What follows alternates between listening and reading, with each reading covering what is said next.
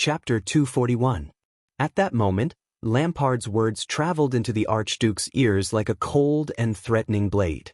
A long time ago, Constellations set up a qualification test, stipulating what kind of person could become a specific official and become the king's right-hand man. They used their titles, privileges, status, and honor to attract low-grade nobles of low status, or commoners who could not be promoted to nobility. They entrusted power to these officials who were born in poverty, allowing them to enter the forbidden zone of the kingdom that only belonged to bloodline and family. Lampard's voice was like a working anvil, ringing in the Archduke's hearts again and again. Just like that, thousands upon thousands of professional officials of different backgrounds, but with clear responsibilities and clear division of labor, stand together to form a suffocating, sturdy carriage, carrying the ancient nation that has been passed down from the ancient empire, speeding forward. What's more terrifying is that in order to obtain such a promotion, many low-grade nobles, merchants, and even rural villagers were willing to become the king's lackeys and loyal subjects. Almost all four archdukes furrowed their brows as they carefully mulled over the meaning behind these words. Lampard's gaze was as cold as steel. First of all, the tax collectors. The merchants and accountants obtained official positions through qualification training and examinations. They made records in Renaissance Palace and became the king's professional and loyal servants. They collected taxes for him in the territories directly under his jurisdiction. They fulfilled their duties and formed a system and routine. Every tax collector was directly responsible to the chief of finance and his subordinates. They strictly abided by the rules, were skilled in calculation, and had sharp eyes and ears. They would not miss a single copper or conceal any accounts. Therefore, the taxes in the king's hands were more and more detailed than when he sent his trusted nobles to collect taxes based on the standards of loyalty, relationships, and relationships. The taxes increased year after year. Did you think that the Jade Star royal family's wealth was so simple because the tyrant increased taxes? Do you know what this means? Lampard added silently in his heart. Short-sighted and dull archdukes. And what about us in Ekstedt? Lampard's tone changed. His eyes, which were as sharp as blades, glared at the four dumbfounded archdukes. In order to ensure that their interests are not harmed and their authority is not shaken, the archdukes and nobles will only send their trusted aides and subordinates as tax collectors. With swords and spears, they will use their connections and relationships with the lords to collect taxes from various castles and villages. They will act like tyrants, deceive their superiors and subordinates, exploit layer by layer, and fill their own pockets. Every year, if the taxes handed over to the lord by the vassals can reach 50% of the planned amount, it can be said that everyone is happy and loyal. Archduke Alcius lowered his head. His expression was solemn, and he did not speak another word. Lampard continued, in many cities in Constellation, there is a position called police officer, which can only be obtained through assessment and training. The police station directly under the garrison officer is in charge of the city's security and order. It is clearly separated from the city defense team, which is the standing private army of the city, and is strictly prohibited from interfering with each other. What about us? The Archduke of Black Sand region gritted his teeth. His expression was horrified. For so many years, Ekstedt has been in a slump in business, and goods are scarce. Other than the filthy Camions, who have ulterior motives, half of the merchants would rather do business in Constellation than in Ekstedt. Is it really because the products in the south are more abundant? No. Lampard's gaze was solemn. That's because all the merchants know that in Constellation, at the very least, the rules and order of transactions are written clearly. At the very least, there are professional officials and departments that they can appeal to. At the very least, the police station and police officers maintain the order of the market on the surface. At the very least, they don't have to wrangle with unreasonable armies or deal with influential people who are connected to them. Lampard remembered something and clenched his fists. And in Ekstedt, a small disciplinary officer in charge of the patrol team can use his connections to engage in large-scale smuggling of weapons and force away merchants who are not pleasing to the eye, as long as the higher-ups turn a blind eye. Archduke Trent Ida pursed his lips. His lively eyes were fixed on one spot, and he only blinked occasionally. Lampard sneered. In the cities of Constellation, all the officials in the city hall, from the clerk to the scribe, from the signer to the judge, are all people who have passed the qualification test. They have a clear division of labor and are familiar with the rules. They convey messages from the top to the bottom, carry out orders, and only recognize warrants and seals. During the bloody year, all of them, from the supreme king to the prince, entered Hell's River.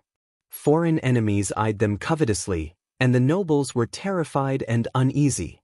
However, relying on the prime minister and the professional officials under him to follow the rules, Eternal Star City, which was in imminent danger, still operated steadily for more than 10 days.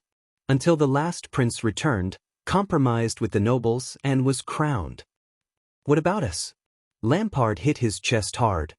Today, it has been less than a few hours since the death of the born king whose might shook Northland.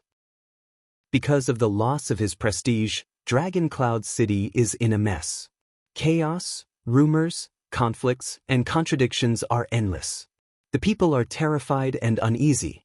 I reckon that Lisban has been hesitating for a long time about whether to overstep his authority and use the patrol team. He is used to asking for Nuven's permission. I led the army and rampaged through the city for a few hours. Only when we took down the first gatehouse, only when I stood here, so close that I could spit at all of you, did the dignified prime minister lead his troops here, confused. Archduke Rockney's expression darkened. He exhaled a long breath, and his gaze was hesitant. Lampard paused for a whole 10 seconds. During this long period of time, no archduke made a sound. Finally, Lampard exhaled a helpless and laborious breath. Fatigue and pain appeared on his face. I know that your territory is far away from Constellation, and that you have only cared about the game with Dragoncloud City over the past few years, but I have already said this much. Can't you feel it? At that moment, Lampard gritted his teeth, clenched his fists, and broke out in cold sweat. It was as if he was facing a terrifying beast that he had never seen before. Some soul-stirring, unprecedented, dreadful changes. It is happening quietly in Constellation, behind the country that is a remnant of the Empire and has been fighting against us for years. The Archduke's expressions changed slightly.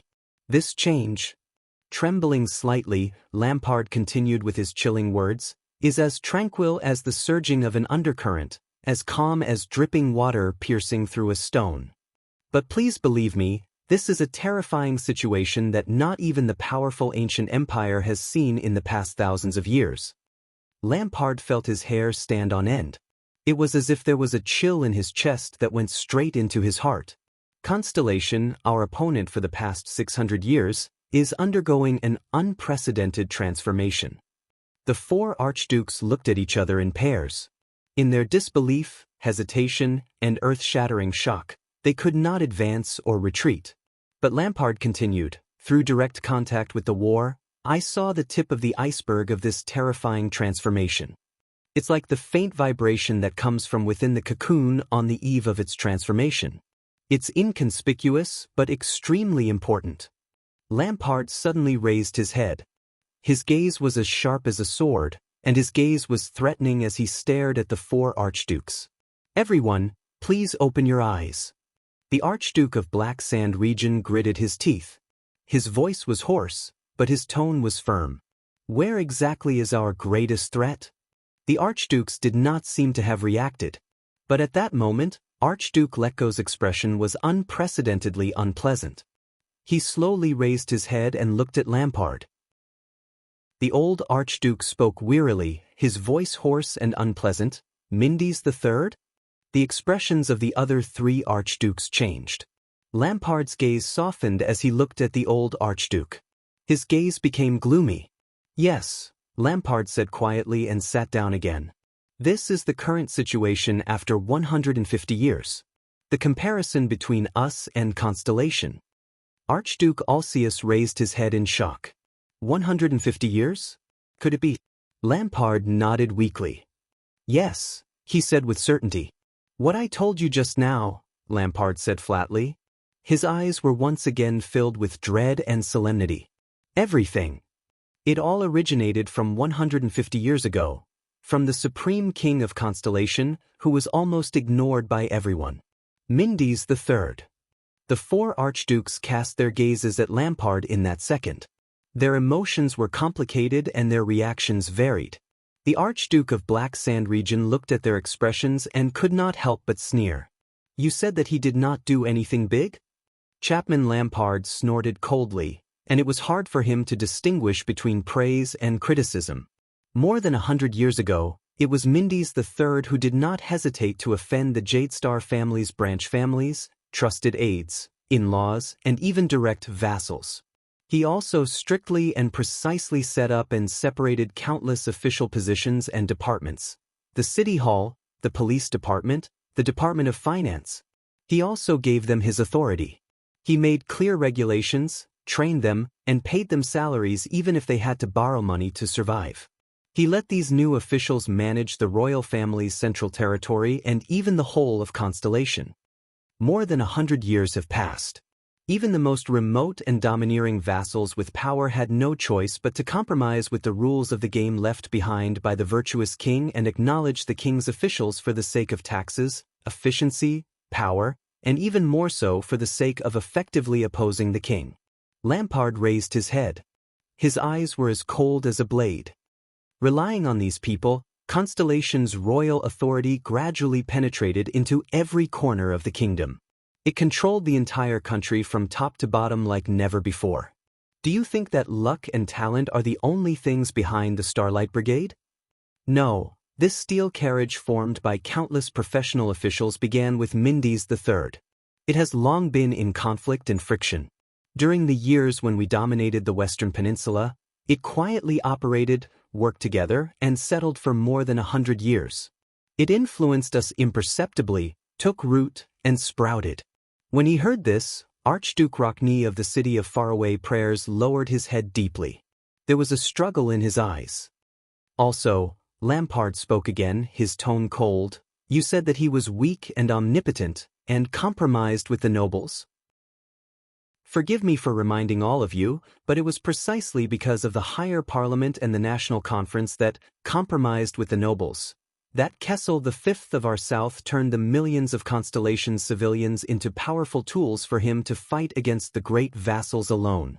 In the past 5 years, he resisted the fierce opposition of almost all the vassals and unquestionably launched a countrywide war. He unstoppably appointed an heir to the royal family. This is his royal authority. For Constellation, this is already the norm.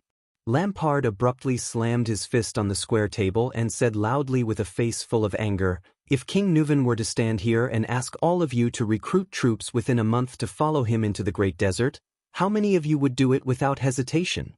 Alceus and Trentitus stared at each other in the air. One of them looked hesitant and shook his head lightly. The other clenched his teeth and breathed rapidly. As for Mindes III, you said that he lived by borrowing money? The Archduke of Black Sand region raised his hand and waved it indifferently. But what's more ironic? Lampard leaned forward and clenched his teeth. His expression was cold. More than 100 years ago, Mindes III, who supported a large number of officials under him, was constantly borrowing money and never got tired of it. So he ordered that all the debtors be gathered in one house, and with the royal franchise and even the next year's taxes as a guarantee, he wrote all the debtors a unified IOU. Today, more than 100 years later, the house where countless merchants come and go has been expanded many times. It imitated the habits of the Camian city-states and changed its name. The Archduke of Black Sand region's expression was unpleasant. His tone was hesitant, as though he wanted to narrate a strange situation that even he did not understand. "It's called the Royal Family Bank." The few archdukes cast doubtful glances at him. Lampard clenched his teeth and shook his head. 5 years ago, King Kessel did not raise taxes or confiscate property. He only wrote an IOU to the so-called Royal Family Bank, which was formed by countless merchants. He took out a large sum of money, raised countless troops, and fought a costly desert war. After he returned, he actually expanded the regular army. Lampard clenched his teeth and shook his head. Can we imagine that when we have to raise taxes every time we go to war? Do all of you still think that this war only relied on the Jade Star royal family's wealth? Silence again. No one spoke. Chapter 242. Lampard heaved a long sigh. Chapter, more than 100 years ago, the first lowly merchant who lent money to King Mindis, the Archduke of Black Sand region, said quietly, his descendant is one of the 13 distinguished families of Constellation today, the wealthy Sunflower family, the Sukater family who holds the title of Count of Forever Island. There was another period of silence, but the air seemed to be much colder than before. Even the color of the flames in the brazier was much weaker. After a while, Archduke Xianxia spoke with difficulty. Constellations are better at currying favor under the table. Just like the ancient empire of the past, this doesn't mean anything. The Archduke with the bowl cut shook his head solemnly, as if trying hard to convince himself. We are still the victors of the war 12 years ago. The other archdukes looked at him. Trent Ida looked hesitant, while Letko remained silent. Currying favor under the table? Lampard's gaze sharpened as he mulled over this sentence. He then snorted coldly. I bet that even if you go back 1,000 years, to the ancient empire's most powerful period, you won't be able to see Constellation's current situation. Moreover, the victors 12 years ago? Lampard straightened his back, his gaze sharp. Really? He said coldly, 12 years ago, Constellation was in a state of civil strife. It could barely fend for itself, and its soldiers and food supplies were depleted. We used the power of the entire country to attack the dying Constellation. The veins on Lampard's hand were bulging. He was almost clawing through his scabbard. The Archduke's expressions became very unpleasant. Lampard's expression was absent-minded, as if he had returned to the battlefield that year. At that time, none of us doubted that the Extet army, known for its ability to conquer and invincible in the Western Peninsula, would wipe out their feudal resistance in a few short months. Just like the past centuries, our cavalry would break through their every formation, the catapults would break through every gate, and the heavy infantry would tear apart every southerner who tried to resist. We would effortlessly conquer the Northern Territory, the Land of Cliffs, and enter Eternal Star City. At the very least, you have to be like Khan Trentida, the great spirit archduke from 400 years ago. You have to drive your army to the foot of Eternal Star City, plunder every village, plunder every bit of wealth, and stick the red dragon flag with a black background in front of Eternal Star City before leaving. Lampard raised his head abruptly as if he had just come back to his senses. What was the result? The Archduke of Black Sand region's expression was extremely pained. His next words seemed to have been squeezed out through gritted teeth. We spent a few months under the fortress. Not only did we suffer heavy casualties, even our pitiful supply line was riddled with holes by that Constellation butcher. It was only when the traitor betrayed Horus Jadestar and paid the price of the death of an archduke that we used his might to take down the fortress. Alcius lowered his head as if remembering something. Lampard took a deep breath, as if he was trying his best to suppress his emotions. It's the start of spring. We're heading south to the Northern Territory. Extet's absolute advantage in military strength is a guarantee of invincibility. Aside from slightly increased casualties, our journey from Cold Castle to Ice River City was smooth. Trentida sighed. Then, Lampard said absent-mindedly, was the Starlight Brigade. Letko snorted softly. His expression was complicated. Although the overall situation of the war was advancing, as the battlefront grew longer, our supplies became more unfavorable, and our military strength became more scattered. We were dragged into a muddy mess by those child soldiers, and it was difficult for us to advance or retreat. This made the bold claim of taking down Eternal Star City within a year seem like a joke. Soon, we had no choice but to dispel the idea of fighting on multiple fronts and launching an all-out invasion. Instead, we concentrated our military strength and charged straight at Central Territory and Eternal Star City in an attempt to subdue the enemy in one strike. Lampard took a deep breath and said solemnly, "We did not succeed. So, we had no choice but to turn into Land of Cliffs region and try to open up another battlefield. Lampard clasped his hands together, the veins on the back of his hands bulging slightly. At the same time, our casualties kept increasing, the pressure on our logistics increased, and the Starlight Brigade became more difficult to deal with each time. At this moment, Archduke Letko added in a hoarse voice, "Not only that, but they were also recruiting locally. As they fought, they replenished their numbers, and as they fought, they replenished their numbers." Lampard nodded with a solemn expression.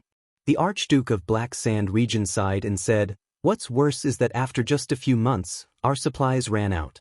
Trentida furrowed his brows. "We've always planned to replenish our supplies on the spot, haven't we?" Lampard snorted angrily. "Forget it. Constellation has been in ruins for a long time. It's impossible for us to replenish our supplies on the spot," he said coldly. "The sowing and grazing of livestock in the spring have been delayed. The country is complaining incessantly, and the vassals are in conflict.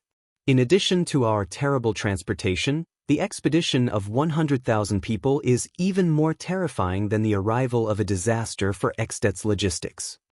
Archduke Alcius clenched his fists tightly.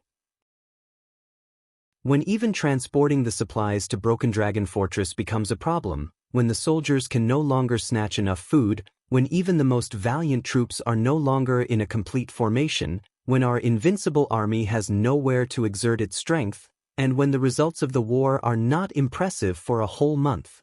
Lampard's expression was extremely gloomy. "That's right. Constellation was the first to propose peace talks. It seems that they're asking for help everywhere, using foreign interference to beg for peace, admit defeat, and beg us to let them go." Trentida of Reformation Tower narrowed his eyes. His Majesty Nuven once said that the threat of the allied forces of the various countries made him suspicious. He was worried that after the annexation of Constellation, our empty and unstable state would become a target for all, the various countries' diplomatic mediation. Lampard punched his scabbard fiercely. "What are those forces of power that are like flies to Extet? Camus Union? We've taught them a lesson countless times in the Golden Passage. Humboldt? They've been defeated by us in 3 peninsular wars. Mane of Night? It takes months for their army to cross the sea. As for the Sacred Tree Kingdom, Steel City, and even the cunning fox of Constellation who came to negotiate?" Lampard clenched his teeth. "With my uncle's temper, when did you think he would ever back down because of diplomatic means outside the battlefield?" Trentida did not speak anymore. Lampard exhaled and said painfully, "Admit it. The reason we're willing to negotiate is because we've already used up all our cards in that war and exhausted our strength. Even if we still have some strength left, we have no confidence in continuing the war. Compared to Constellation, which has suffered countless casualties and is on the verge of collapse, we're only a little better." Listening to all this, Archduke Rockney closed his eyes. "King Nuven is a smart man." Lampard shook his head weakly. "He's fought more wars than anyone else. He knows when to stop is the wisest choice. He can use this as a stepping stone to retreat so that things won't be too ugly in the end." Alcius raised his head and stared blankly at the pattern of the cloud dragon spear above his head. Archduke Letko continued Lampard's words with a sorrowful expression. "That's why there's the Fortress Treaty, and the humiliation we've been cursing for 12 years. Lampard nodded heavily. "But only a few people know." Trembling, Lampard lowered his head. In the darkness where the light from the fire could not reach, he said with difficulty, "The real humiliation. It's our powerful and proud Extet kingdom." Trentida turned his head and no longer looked at them. Faced with the calamity that befell the royal family, the instability of the new king, the constellation that used up the last drop of blood due to internal and external troubles, and the kingdom that trembled in fear, Alcius' expression was gloomy. He remained motionless.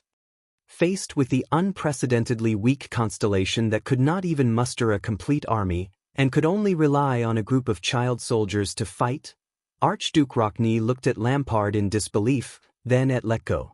Lampard said with a ferocious expression, "We, the 7 archdukes, 100,000 soldiers, and the power of the entire country, led the invincible Extet warriors, but even Shepherd's River, which separated the northern territory and the central territory, We couldn't fight our way through. Everyone was silent for a long time. Only the light from the fire flickered. After a long time, Lampard sighed. I believe that all of you more or less felt it during the war that year. It's just that your pride, your honor, and your arrogance made you afraid, unable, and unwilling to admit it. There's someone else who felt it earlier than all of you. But Lampard glanced at the seat of honor on the long table and clenched his fists. What about the other party? He seemed to ask subconsciously. After the tragedy of the bloody year, Constellation. Lampard frowned. The population was empty, and it was difficult to recover from the heavy losses, but Archduke Rockney raised his head. His eyes flickered. But 5 years ago, Kessel V led the sickly kingdom to fight the Desert War. The Archduke of the city of faraway prayers crossed his arms and trembled slightly. According to the intelligence we sent back from the desert, his military strength was insufficient, and his combat power was not good. Even his main force was almost destroyed in the desert. We mocked him for overestimating himself. Lampard shook his head. His tone was weary. He was reminding us. The Archduke of Black Sand region turned to Rockney. Kulgan Rockney, when you faced the Great Desert, he said faintly, could you lead the army deep into the heart of the desert, maintain supplies and logistics all the way in the harsh desert conditions, and return safely after a series of bloody battles with the orcs and barren bone people? Rockney fell silent. But everyone knew the answer. Forget about you. Lampard's words sounded pained and powerless. That was the great desert that even the powerful ancient empire had a headache over for thousands of years, and their army of 100,000 was helpless. But Constellation did it, the Archduke said softly, seemingly very indignant. No matter the outcome, they did it. They went in and came out with the skulls of countless orcs and barren bone people. Remember one of King Kessel's titles? Lampard said with a desolate expression, Conqueror of the Dragon Skeleton Throne and the Desert God's Altar. Do you still not understand? The 4 archdukes exchanged glances in silence. Wake up, everyone, Lampard said softly, as if he was murmuring beside their ears. Whether you admit it or not. Constellation. It's no longer the same. Under everyone's complicated and subtle gazes, Lampard's expression darkened. He leaned back in his chair, as if he had no strength to get up. During Mendes III's era, almost no one understood his actions. Some even openly opposed him, even until now. The nobles looked down on the king's behavior of losing money and his depraved behavior. The commoners, on the other hand, saw him as a kind and benevolent monarch and fought to take advantage of him.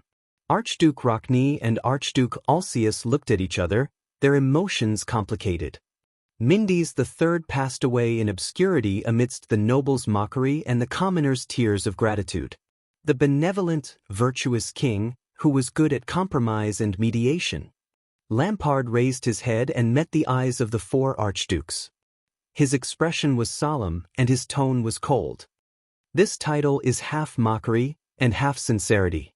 Other than a few artists who were grateful for his kindness and wrote biographies and paintings for him, no one cared about the kind, virtuous king who was praised by the people, but secretly disdained by the nobles, and these minor episodes in history. Lampard narrowed his eyes and gripped his saber tightly. But what about now, more than 100 years later? No one spoke. The atmosphere was very solemn. A few seconds passed. This is the virtuous king, Mendes III. Lampard collected his emotions and said faintly, the more I know about him, the more shocking and terrifying I feel. Archduke Lecco stared at the brazier in the distance in a daze. His gaze did not shift for a long time. Rockney hugged his arms tightly, almost crushing his teeth. Trent Ida furrowed his brows tightly.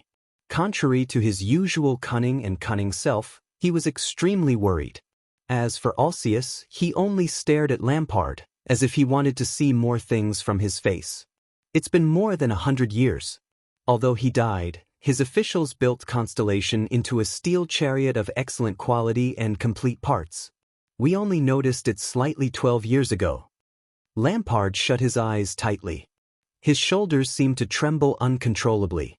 To me, Mindy's Jadestar III is a terrifying chess player rarely seen in the world, he said with difficulty and pain. More than 100 years ago, he placed his chess pieces in a seemingly casual manner. However, the royal power, the vassals, the people, the country, and history were all in his inconspicuous chess game. He used a long-term game of chess that even his own grandson would not be able to see. He made Constellation, which was originally at a disadvantage against us, be reborn.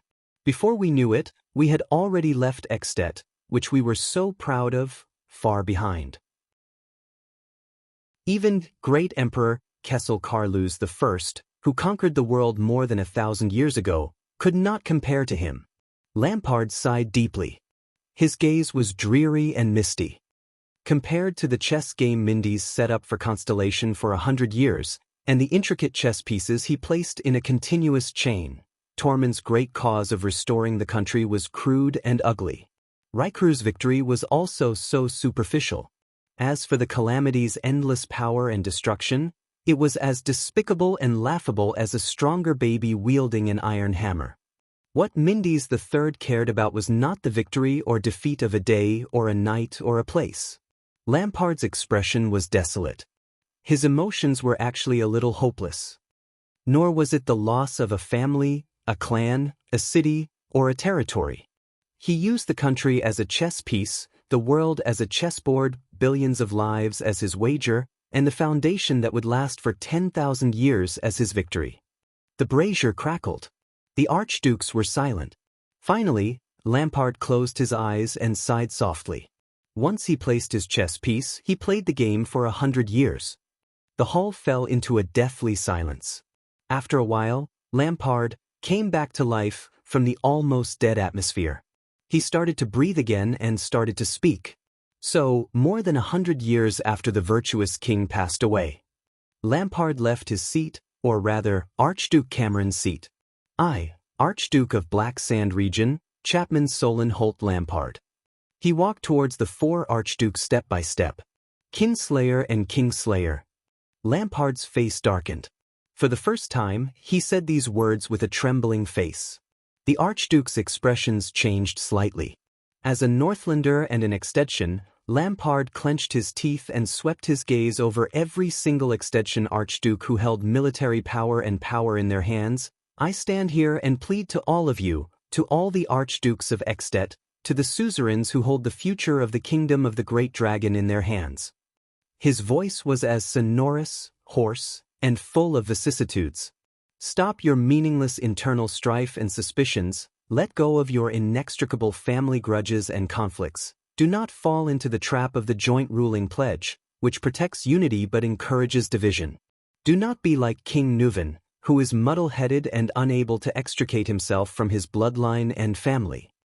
Let us stand together again and face the terrifying chess player from 100 years ago, and face the terrifying Constellation 100 years later. The archdukes responded solemnly. At that moment, even Trentida, the most eloquent of them all, felt extremely heavy. Because in this duel of life and death between us and Constellation, between Northlanders and the Empire, no matter how noble a family is, it will appear lowly. No matter how powerful an army is, it will be extremely thin. No matter how valiant a king is, it will be weak. No matter how vast the land is, it will be empty and poor. Lampard exhaled slowly. And I have a hunch. Under the Archduke's solemn gazes, the Archduke of Black Sand Region narrowed his eyes. It's been more than 600 years. What we are facing now, I'm afraid it will be this duel's. Lampard clenched his fists, his voice desolate. Chapter 243. Cohen stretched lazily and yawned widely. A young girl carrying a piece of cloth passed by and could not help but glance at the tall Cohen. Keep your movements down. An attendant should behave like an attendant. Raphael walked beside Cohen and frowned. We're surrounded by Northlanders. It's inevitable that there are Lampard spies around. Cohen snorted in dissatisfaction, but he still lowered his head obediently and pressed down on his Northland linen cloak. He rubbed his chin and sighed. The dark paint on my face is airless and a little stuffy. The police officer looked at the carriage behind him and frowned. Is this really going to work? Raphael ignored him and only glanced at the carriage behind him before he continued forward. Soon, Raphael saw their destination. He's dreaming. He knows. This time, he knew very clearly that it was a dream. A dream that seemed familiar. In the dream, he was still sitting leisurely and blissfully in the classroom. Paji's book mentioned that on the way from feudalism to absolutism, the hierarchical state, that's a German word. Don't use your English-Chinese dictionary to look it up, is an important springboard that cannot be ignored. The emerging urban groups required a stable and safe political and economic environment. Obviously, this was incompatible with the traditional suzerain-vassal model, which was based on personal relationships. Therefore, for the sake of benefits, these urban groups began to cooperate with the rulers for a short period of time. They began to participate in the governance through hierarchical meetings and other methods. Their appearance in fact weakened the feudal elements, turning the dual feudal system of monarch-vassals into a complicated triangular relationship. But this is far from the centralization of power that we have in mind. This is just the process of achieving this result. These third forces recognized and supported the special status of the rulers, and did not treat the rulers as peers like feudal vassals. Through the implementation of various taxes through hierarchical meetings, the rulers strengthened themselves and strengthened their rule over the territories. The rulers also used this opportunity to grant privileges to the commoners and recruit servants. In this process, a large, professional, prudent, and institutionalized public administration gradually revealed its embryonic form and laid the foundation for the absolutism that followed. Bureaucratic system, bureaucracy, or bureaucratic system, although I don't really like this translation, it gives you some subjective bad impressions. This is a basic concept that you should have come into contact with from the textbooks when you were in university. Students who don't specialize in this field might want to read Weber's original work. Although it's hard to read, it's much more interesting than the second-hand summaries you get from textbooks. Dong. A slight tremor woke Thales up from his deep sleep. What happened? In the camion's carriage, Thales opened his sleepy eyes and wiped the drool from the corners of his mouth in a flurry. He looked at the other people in the carriage in a daze. I fell asleep? Outside the carriages, the Northlanders who came and went looked worried. The white blade guards had already changed their attire and were dressed as ordinary Northlanders. The constellations beside the carriages, including Cohen and Miranda, had changed into camion attire, which matched the two camion carriages that Thales and the others were riding on. The two carriages had the emblem of a dagger on them. Calm down, Your Highness. Putre, who was beside him, turned his head calmly. He politely did not look at the prince's embarrassment while he observed the situation outside the carriage. It looks like we're reaching the first gatehouse soon. As expected, at the end of the road outside the carriage, the silhouette of the gatehouse and heroic spirit palace had already appeared in their field of vision. Many curious commoners wanted to get closer, but they were chased away by the patrols under the gatehouse. When Thales first came to Dragon Cloud City, he had stepped into the first gatehouse. But it was now in the hands of the enemy. Heroic Spirit Palace was right behind it. Thales breathed a sigh of relief. He calmed his pounding heart and chased the dream out of his mind. He cast his gaze at the stern Nicholas opposite him. It's time. The Star Killer raised his head. We'll part ways here. I'll go to the other carriage. We have to leave with Miss Walton. As for you? Nicholas narrowed his eyes. Good luck. Thales exhaled through his nose. Thank you and your brothers. Thank you for bringing us here. The prince looked out the window and at the carriage behind them. He furrowed his brows. Take good care of her. Becoming a Walton is not a good thing in this situation. Leave the rest to us. Nicholas' expression darkened. But he immediately raised his head and looked at the captive beside him, Marquis Shiles. He said with hatred, Be smarter, old friend. Otherwise, I promise you, you won't want to provoke the former commander of the White Blade Guards who is hiding in the dark. Shiles, whose mouth was gagged and hands were tied behind his back, nodded and tried his best to put on a calm and polite smile. Unfortunately, because his mouth was gagged, His smile looked a little awkward. At this moment, the carriage stopped. Everyone in the carriage subconsciously looked out the window. Outside the carriage, a dozen soldiers dressed in patrol uniforms waved at the group of carriages and walked towards them. Behind them, there were at least a few hundred of their colleagues who were moving back and forth in all directions. They seemed to have surrounded the gatehouse and formed a line of defense. Patrol. Thales was shocked. Are they Lampard's men? Ah, not only did they seal the gatehouse, they even set up a cordon so far away. Putre narrowed his eyes. Looks like they're quite strict with their checks. Even though they know that it's fake, it looks like it's real. Get ready, it's about to begin. Thales' heart trembled. He looked at the first gatehouse in the distance and imagined heroic spirit palace behind it, as well as the few figures in the palace. He could not help but clench his fists tightly. His gaze became determined. It's here. My battle. Opposite him, Nicholas' expression tensed. The Star Killer cut the rope on Shiles' body and pulled out the cloth from his mouth. Putre smiled at Shiles. It's time for you to show your negotiation skills, Sir Marquis. Do you know what to do? Only then did Shiles breathe a sigh of relief. He leaned against the carriage. The Lady of Harvest above, of course, but I have to say, in the next moment, the Star Killer's hand instantly grabbed Marquis Shiles' shoulder. The latter immediately bounced off the carriage as if he had been electrocuted. Behave yourself. There was a faint threat in Nicholas' voice. If I find out that you dare to play tricks, Shiles broke out in cold sweat from the pain. Relax, relax, Your Grace. The Camion shook his head awkwardly as he sweated. If you want me to negotiate, you have to at least guarantee my safety, right? I can't guarantee your safety, Nicholas said coldly. But if something happens, I guarantee that you will die before us. In this regard, the considerate Shiles could only express his understanding with a face full of smiles. Thales took a deep breath and gave Putre a reassuring smile. More than 10 patrol members entered the two carriages with the Camion emblem. They looked at the Northlanders and foreigners who surrounded the carriages with hostile expressions. The carriage window was opened. Good day, diligent sir. I am Shiles Bamra from Good Flow City.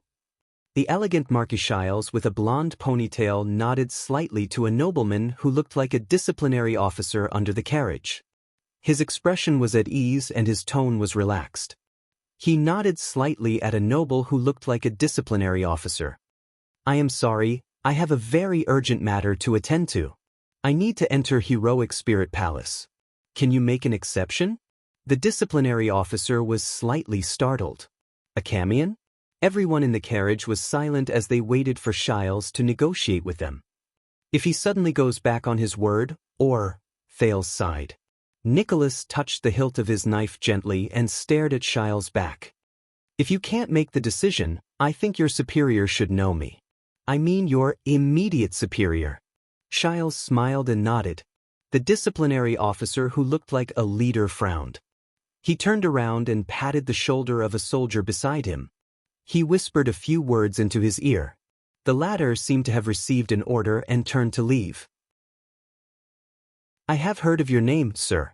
You are one of His Majesty's distinguished guests. The disciplinary officer raised his head and nodded respectfully at Shiles. But I am also very sorry. Every carriage that attempts to enter Heroic Spirit Palace and every noble that attempts to enter Heroic Spirit Palace must be inspected. This is an order from the Prime Minister. The moment he finished speaking, everyone in the carriage was shocked.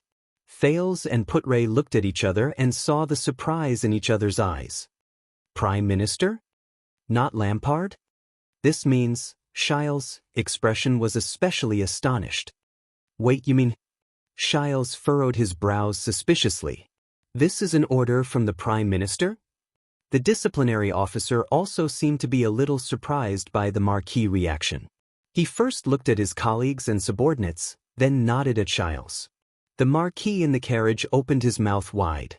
He looked at the patrols around him and asked nervously, You mean, Count Leespan, Prime Minister Leespan?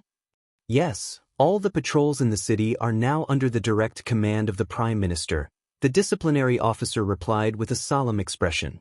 Is there a problem? Shiles stared at him in a daze. Prime Minister? Where is he? In the palace? The disciplinary officer shook his head. No, he's right here. The disciplinary officer pointed at a house guarded by soldiers on the street to his side. He's working in the temporary stronghold behind us. I've already sent someone to invite him over. If you have any questions, you can ask him or ask him directly. Shiles raised his head with a complicated expression. Gatehouse, the first gatehouse. The Marquis looked at the first gatehouse in the distance. He looked at the vague figures on it and asked hesitantly, "It is already past time now. Why is it not open yet? Could it be that something happened to Heroic Spirit Palace?" The disciplinary officer's expression changed. Of course not. The disciplinary officer reacted quickly and shook his head. His expression was solemn and seemed to allow no doubt. You know, the calamity has just descended last night. We will be more cautious during critical times, but please be rest assured that everything is under control. Shiles narrowed his eyes. He took a deep breath and looked at the house where the Prime Minister was. The Marquis asked keenly, "Then why doesn't the Prime Minister enter the palace to keep watch? Instead, he is temporarily stationed in a house? Isn't the patrol on the gatehouse a little too far away from the cordon that you have set up? Could it be that all of you dare not go near the gatehouse?" The disciplinary officer furrowed his brows imperceptibly. "You misunderstand. We deliberately set up the line of defense a little further away from the gatehouse for safety," he answered very seriously, as if to cut off all unnecessary associations from the foreign noble. Before ensuring safety, we have to stop all possible threats outside Heroic Spirit Palace. Of course, we cannot let our guard down even at the gatehouse. Shiles raised his brows. As he spoke, the soldier who delivered the order returned to the disciplinary officer's side and whispered a few words into his ear. "Please follow us in your carriage." The disciplinary officer turned his head and nodded respectfully at the Marquis. "The Prime Minister wishes to see you." Shiles' expression changed. "Oh." He nodded gently, concealing the turmoil in his heart with a smile. "All right, we'll come right away." Shiles first gestured at the coachman. Then, with a calm expression, he smoothly closed the window. The carriage started moving again, moving forward slowly along with the patrol team. He turned his head around to look at the people in the carriage. The moment Shiles turned his head around, his expression had already become tense and solemn. Everyone in the carriage also stared back at him with pale faces. These people, these soldiers. Even though Shiles tried his best to control his emotions, Thales could still hear a hint of unexpected panic in his tone. They are not Lampard's men, nor are they from Black Sand region. Shiles' words became more and more hurried. He did not even care about the hilt of Nicholas' sword that was pressed against his back. He said in exasperation, "They are the real Dragon Cloud City Patrol team, the army. They are directly under the disciplinary hall and the garrison officers. They are not fake. They are the real deal." Thales thought of something and looked at the solemn-looking patrols on both sides. The real deal? In other words, these people are loyal to Dragon Cloud City and the Walton family? What's going on? Putre asked calmly. Did Prime Minister Lispan appear and control the situation? I don't think so. Shiles shook his head. It was obvious that he was also thinking hard about the current situation. I managed to find out. The gatehouse is still in Lampard's hands. Obviously, they are confronting each other and even negotiating. The two carriages, along with the Northlanders and Constellations, were moving forward. The gatehouse was in front of them on the right, and Lispan's house was in front of them on the left. Putre clasped his hands together and narrowed his eyes. It seems that this person is more powerful than we thought. Judging by his posture, he has already noticed that something is wrong in the gatehouse and even in Heroic Spirit Palace. He has led his troops here. Thales sighed softly. He looked at Nicholas with a firm gaze. Now is a good opportunity. You can take advantage of the situation and evacuate with the Waltons, with Miss Walton.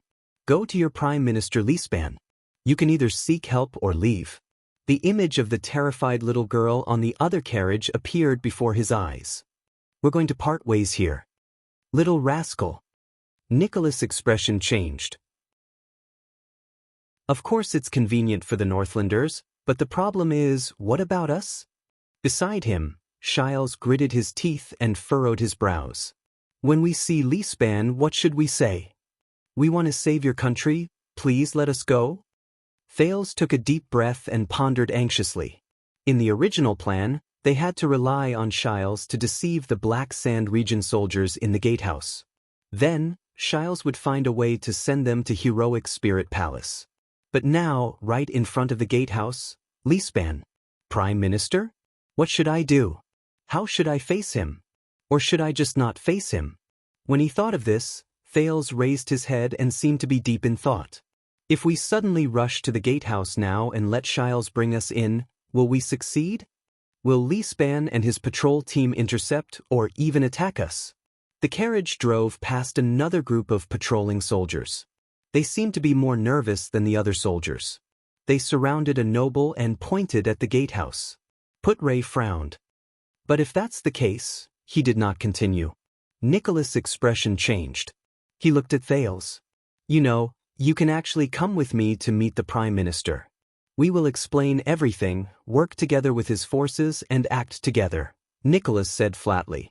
With his cooperation, it will be more convenient for us. As the Star Killer spoke, he glanced at Shiles. His gaze was cold. Anyway, we have a zealous witness from Camus Union regarding the plot to assassinate King Nuvan. The expression of the Marquis of Camus Union changed drastically. Thales thought of something. The prince nodded and asked Nicholas solemnly, if we go to Lispan, is he trustworthy? Nicholas paused for a moment. Count Lispan is the Prime Minister of the kingdom. He has been His Majesty's right-hand man for many years. The Star Killer lowered his head and said softly, and he is a direct vassal of Dragon Cloud City. Thales furrowed his brows. He felt that there was something wrong with Nicholas. Chapter 244. At this moment, of course not. A sonorous voice rang. Thales turned his head in surprise and turned to Shiles along with the others in the carriage. The Marquis shook his head with a serious expression. He looked at Thales and said resolutely, you can't go to Lispan. Shiles first coughed to cover up his loss of composure. Then, he naturally turned the anxiety on his face into worry. I don't recommend you to do this. The Marquis closed his eyes and sighed deeply. Don't forget, Prince Thales, regardless of whether you are the murderer or not, to the Prime Minister, you are a troublesome prince of an enemy kingdom. Shiles shook his head solemnly and spoke in an unprecedented tone of righteousness. And Lispan is only a count under the Archduke of Dragon Cloud City. What can he do? He can't let you fly freely, and he can't pass judgment on you either. Of course, he can only detain you and wait for the Archduke's and suzerain's decision. Believe me, this will only make the situation worse. Nicholas snorted coldly and interrupted him. When did you become so enthusiastic? Shiles smiled in a friendly manner. This is to fulfill the contract between me and the prince. The Marquis nodded sincerely. Putray frowned and helped him finish his sentence. To save your own life. Shiles shrugged and smiled from ear to ear. This is just something I did along the way. Thales sighed and turned to Nicholas. You haven't said whether Lispan is trustworthy or not. Nicholas frowned slightly. A second later, you know, Caslin was once His Majesty's right-hand man. Against Thales' expectations, this strong and callous warrior, the commander of the White Blade Guards, actually lowered his head with a dejected expression. He shook his head and said, so, I can't say. Thales was slightly startled. At this moment, the carriage door was suddenly opened.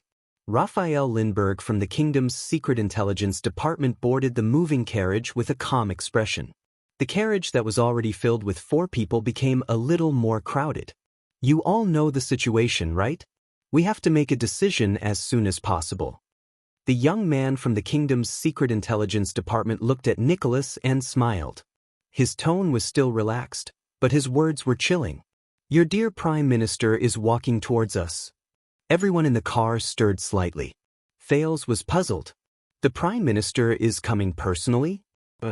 But that's not the worst part, Raphael said calmly.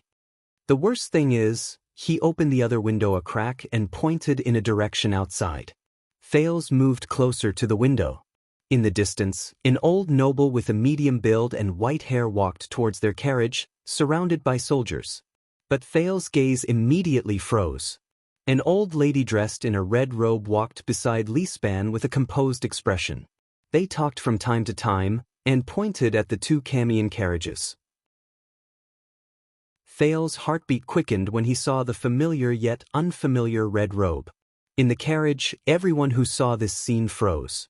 She is everywhere. Putre heaved a long sigh. It is not good. Lispan was getting closer and closer to them. Raphael closed the window without any expression on his face. The atmosphere in the car became very heavy. We have to make a decision as soon as possible. Raphael retracted his head from the window, narrowed his eyes and urged, "It's less than 200 meters away from us." Thales leaned against the carriage abruptly. He furrowed his brows and tried to control his breathing. Lispan's appearance was a little unexpected, and that person's appearance together with him could only be said to be a surprise. He had no information at all. He was not even the slightest bit prepared. Do you have any suggestions? The second prince gritted his teeth and asked fiercely, "What is the situation now?" No one answered. Nicholas clenched his weapon tightly, his face full of disbelief. Shile's eyes darted around, as if he was deep in thought. Putre rubbed his unlit pipe, his lips moving slightly. Prime Minister Lispan and the Red Witch are on the left, and Lampard and the Archdukes are on the right. Raphael stared at Thales expressionlessly. We have to choose. This is the situation. Choose? Thales swallowed with difficulty and looked at Raphael. What identity did the Red Witch appear with? Raphael smiled faintly. I don't know. Thales frowned and turned to Shiles.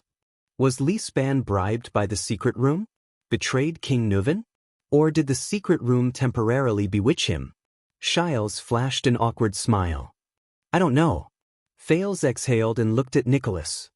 What is the relationship between the secret room and the Prime Minister?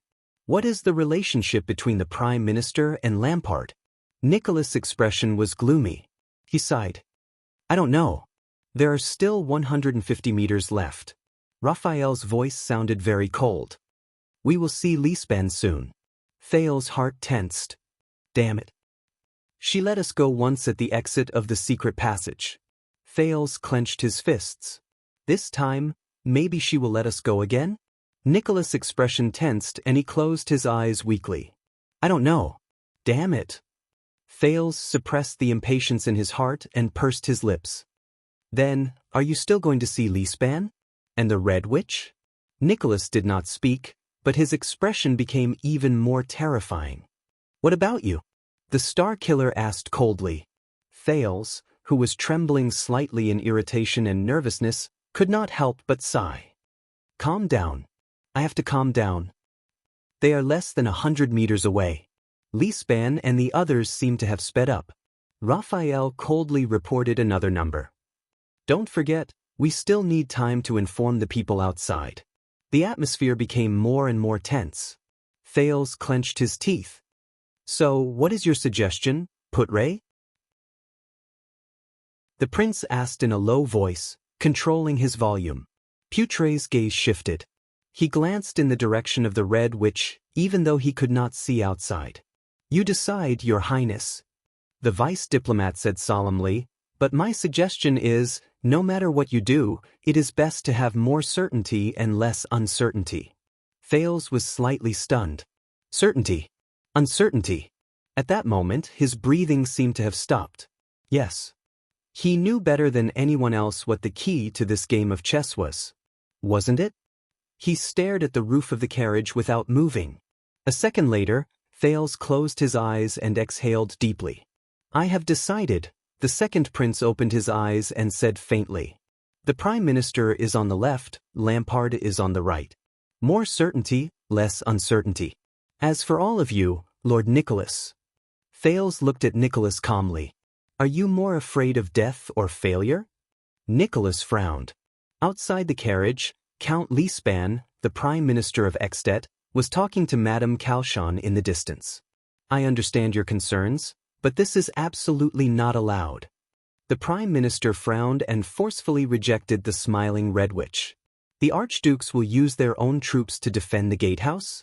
There has never been such a precedent, but his words were quickly interrupted. Prime Minister.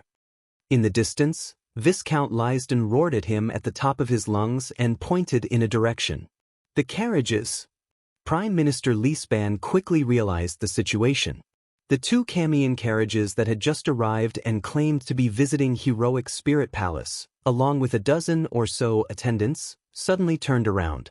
They dashed towards the gatehouse. The coachman whipped the horses as if they did not care about their lives.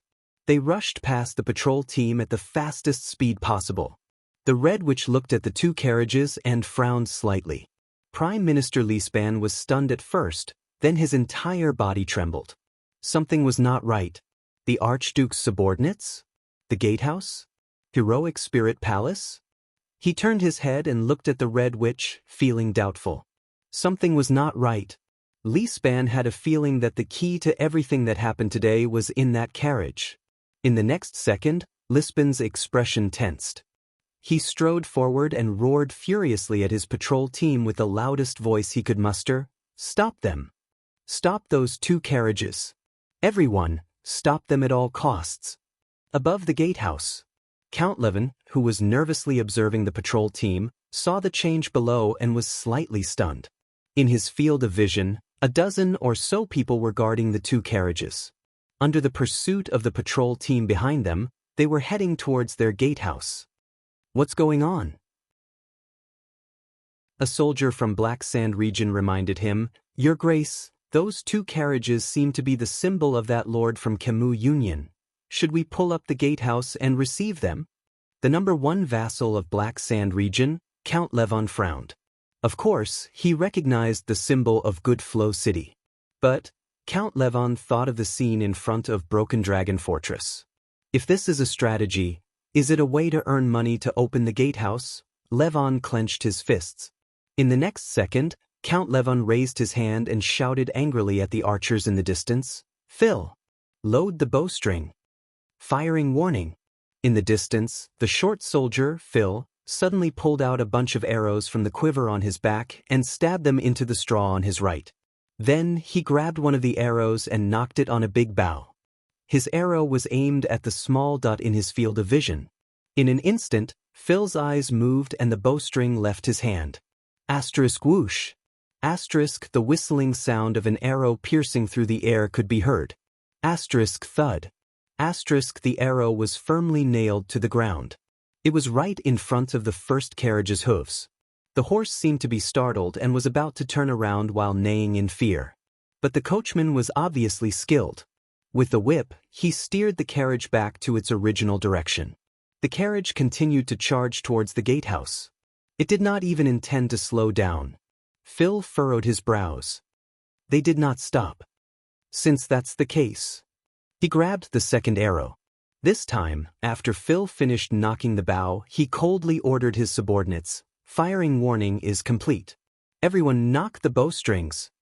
Behind him, more than 100 Northland archers from Black Sand region stood in their positions. They knocked their arrows, lowered their waists, and expanded their chests. Then, they steadily drew their powerful arms apart. The sounds of the bowstrings and the archers' arms groaned together. Under the gatehouse, the silhouettes of the two carriages became clearer. Phil's expression turned cold. Prepare to shoot at the same time. Everyone tensed their muscles. Their expressions were stern, and their bowstrings were pressed against their cheeks. They adjusted their angles at their targets, the carriages and people who were charging towards them under the gatehouse.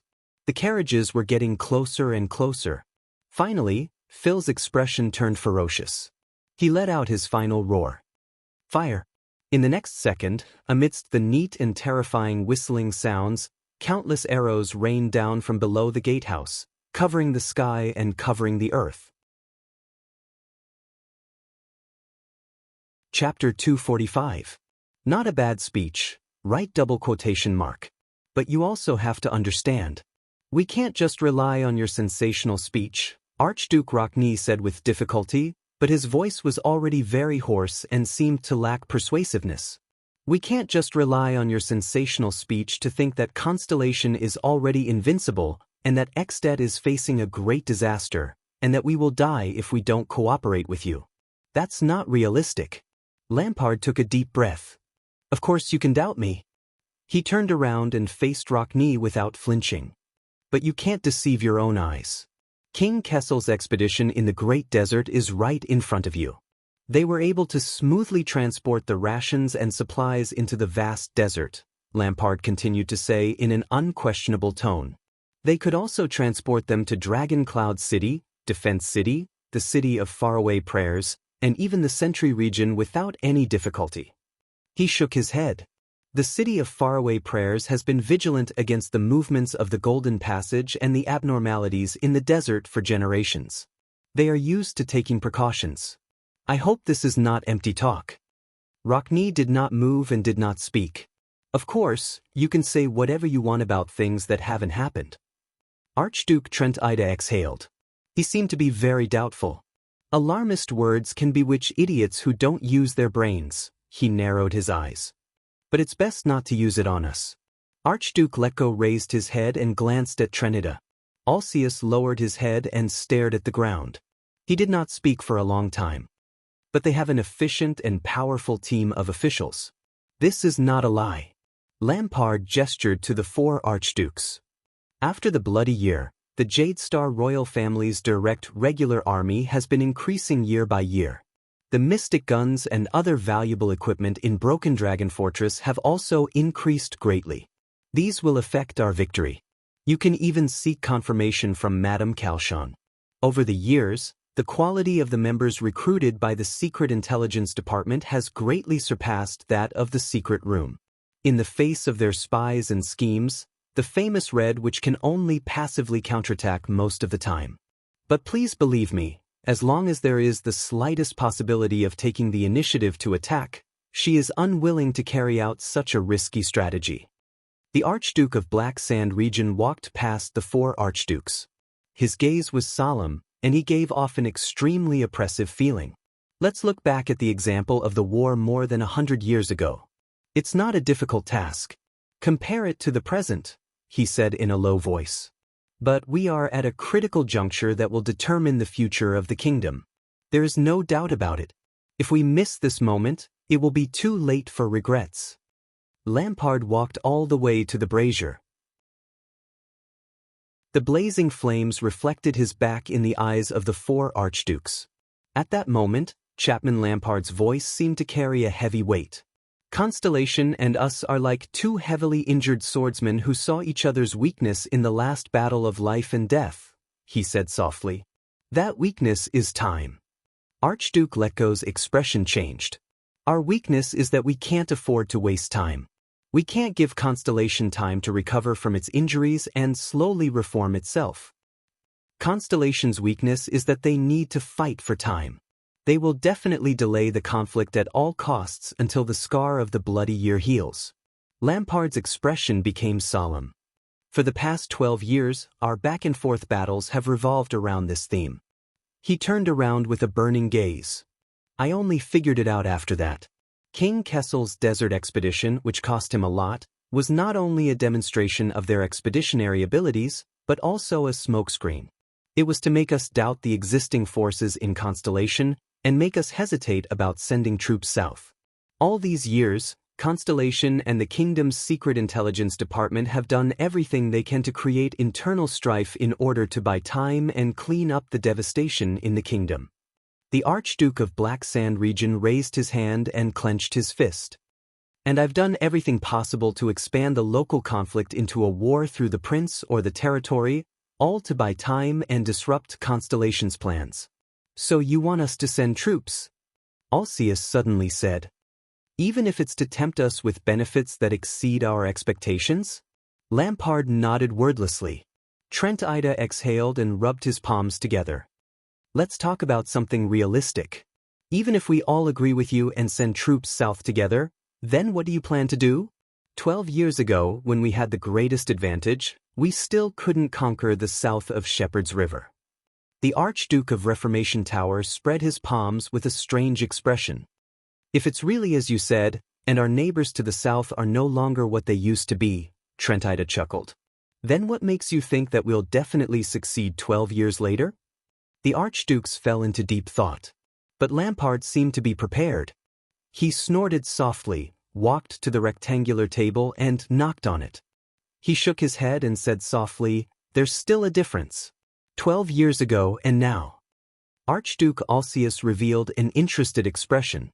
12 years ago, we were too arrogant. When we sent troops, our strategy was to destroy the country.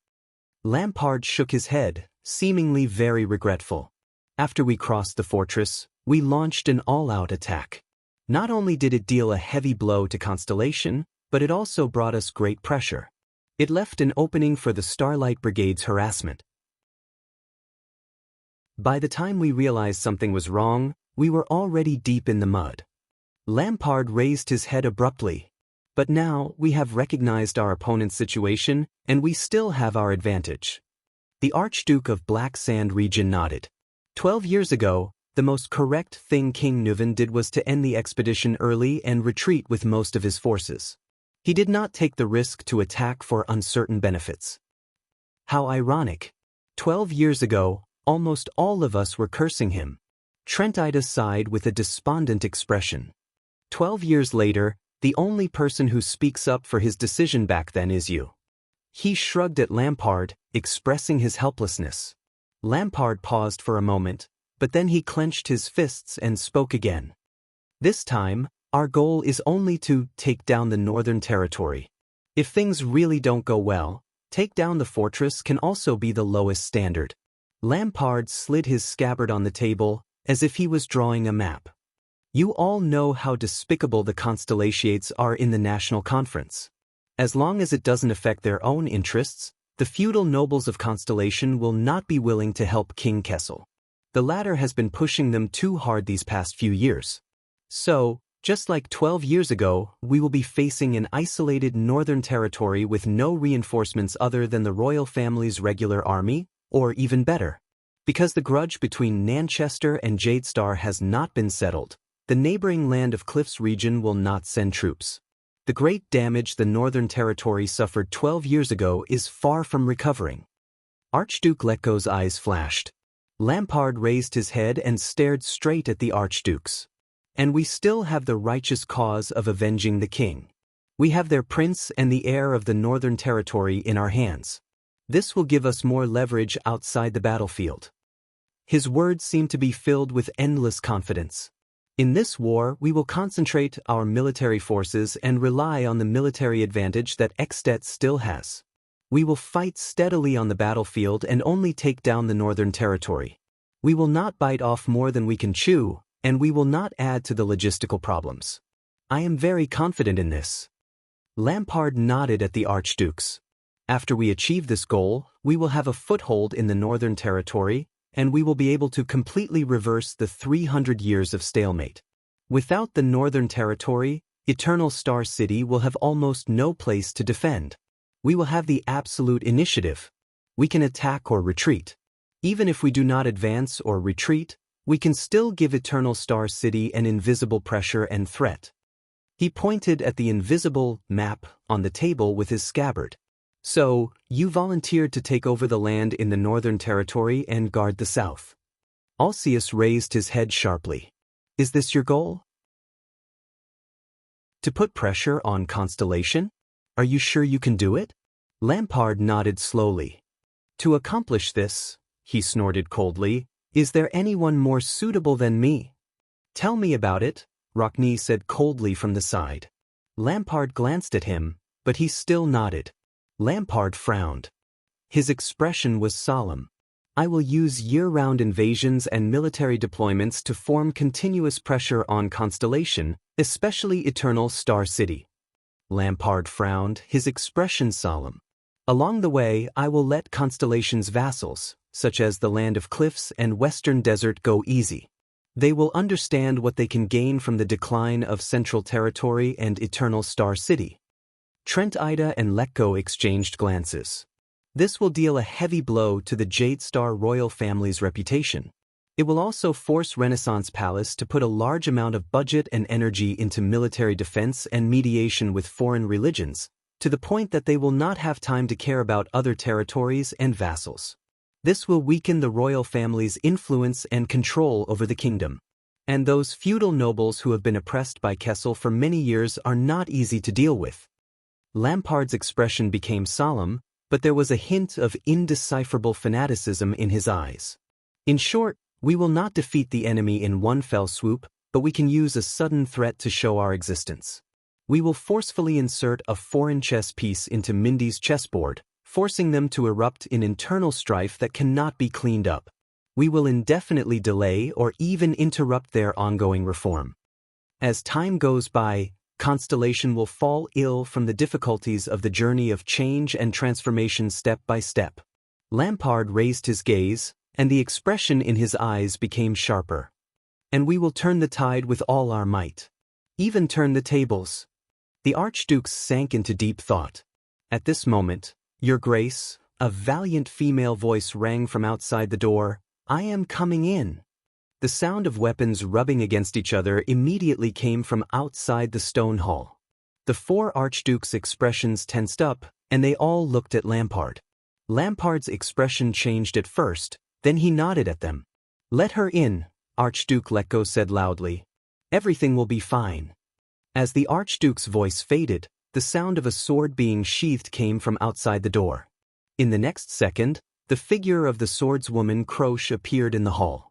This female warrior, which was rarely seen in Extet, respectfully came before Lampard. With a solemn expression, she whispered a few words into the Archduke's ear. At that moment, Archduke Trentida sharply noticed that Lampard's eye sockets had suddenly widened. Something is happening. Trentida quietly said, It seems to be related to the situation at hand. Asterisk bang. Asterisk like a swarm of insects, the arrows rained down on the ground from above the gatehouse. Asterisk thud. Clang. Clang. Asterisk a short and piercing sound of nails piercing rang. But the scene they imagined did not appear. The two carriages with the emblem of Good Flow City were not nailed into hedgehogs by the arrows, nor did they slow down or stop. They still charged towards the gatehouse at the same speed. Instead, the three patrol squads chasing after them stopped in their tracks. Their scalps were numb, and they looked in front of them in shock and bewilderment. Countless arrows were nailed to the ground in a densely packed manner, just a few meters in front of them. They were firmly separated from the two carriages. If they took another step forward, one of the arrows might land on their heads. With this thought in mind, the patrol squads raised their heads to look at the gatehouse with shock, anger, and confusion. Above the gatehouse, Phil the archer put away his bow and arrows. He watched with satisfaction as the patrol squads were intercepted by his troops on the road. Phil turned around and gestured to Count Levon. The Count gave him a thumbs up. The two carriages, together with attendants, who were lagging behind them, all ran towards the gatehouse's gate. What's going on? Outside the gatehouse, as the nominal commander of the patrol squads, Garrison Officer Viscount Lysden was already jumping with rage. How many years had it been since he saw his troops stopped under the gatehouse by a warning shot? And in Dragon Cloud City? Sir, madam, you saw it. How dare they? With two equally enraged guards, Lysden pointed at the gatehouse and roared furiously at Prime Minister Leespan and the Red Witch, Kalshan. Attack my troops? In Dragon Cloud City, attack the patrol squads guarding Dragon Cloud City, attack the king's regular army. He clenched his fists and roared, no matter who they are, if CK their whole families. Boom. With a loud bang, the temporary gate in the middle of the gatehouse was slowly pulled up with the sound of metal rubbing against each other. The two carriages then slowed down and passed through the first gatehouse with the people around them. They entered the highest part of the inner city, Heroic Spirit Palace. Count Leespan frowned slightly. He first glanced at the carriages that broke through the encirclement and rushed into the gatehouse. Then he quietly observed the situation above the gatehouse. His white hair swayed slightly in the wind. Calm down, Your Grace, the Prime Minister said faintly. Everything happens for a reason. Only then did Viscount Lysden stop talking.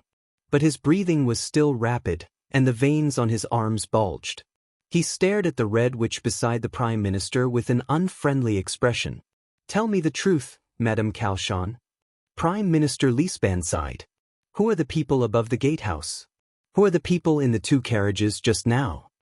Who is in Heroic Spirit Palace?" "Forget it." Lispan shook his head. "I recognize that archery skill.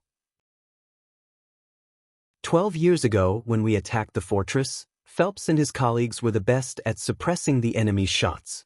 This was also thanks to Black Sand Region's years of fighting against the fortress." The Red Witch frowned slightly. She seemed to be a little surprised, but then her expression turned into one of regret. "As expected of you, Lispan," she said slowly. Lispan took in her expression. From the patrol team's uniform to the inexplicable increase in the number of soldiers, and the letter from Heroic Spirit Palace urging me to go. The Prime Minister shook his head. He looked exhausted. "And your sudden appearance?" "I am." Madame Calchon narrowed her eyes and did not answer. But Lispan did not want her to answer. "I've had enough of everything." The white-haired Prime Minister raised his head and looked straight into Madame Calchon's eyes. He said coldly, "I've also had enough of my incompetence and hesitation." The Red Witch sighed. "Prime Minister, believe me, everything is far from that simple." But Lispan ignored her. With a cold expression, he ordered, "Someone, invite Madame Calchon to my temporary office. Give her a sealed and isolated room. Remember to be polite." Viscount Lysden's anger had yet to subside. He waved his hand. In the distance, a group of patrol soldiers walked over with angry expressions. "Without my order," the Prime Minister said solemnly, "she probably won't want to leave." Calchon stared at him in a daze. Lispan turned his head again and looked at the patrol behind him. "Lysden, get your men ready," the Prime Minister ordered coldly. Viscount Lysden was slightly startled. "Ready?"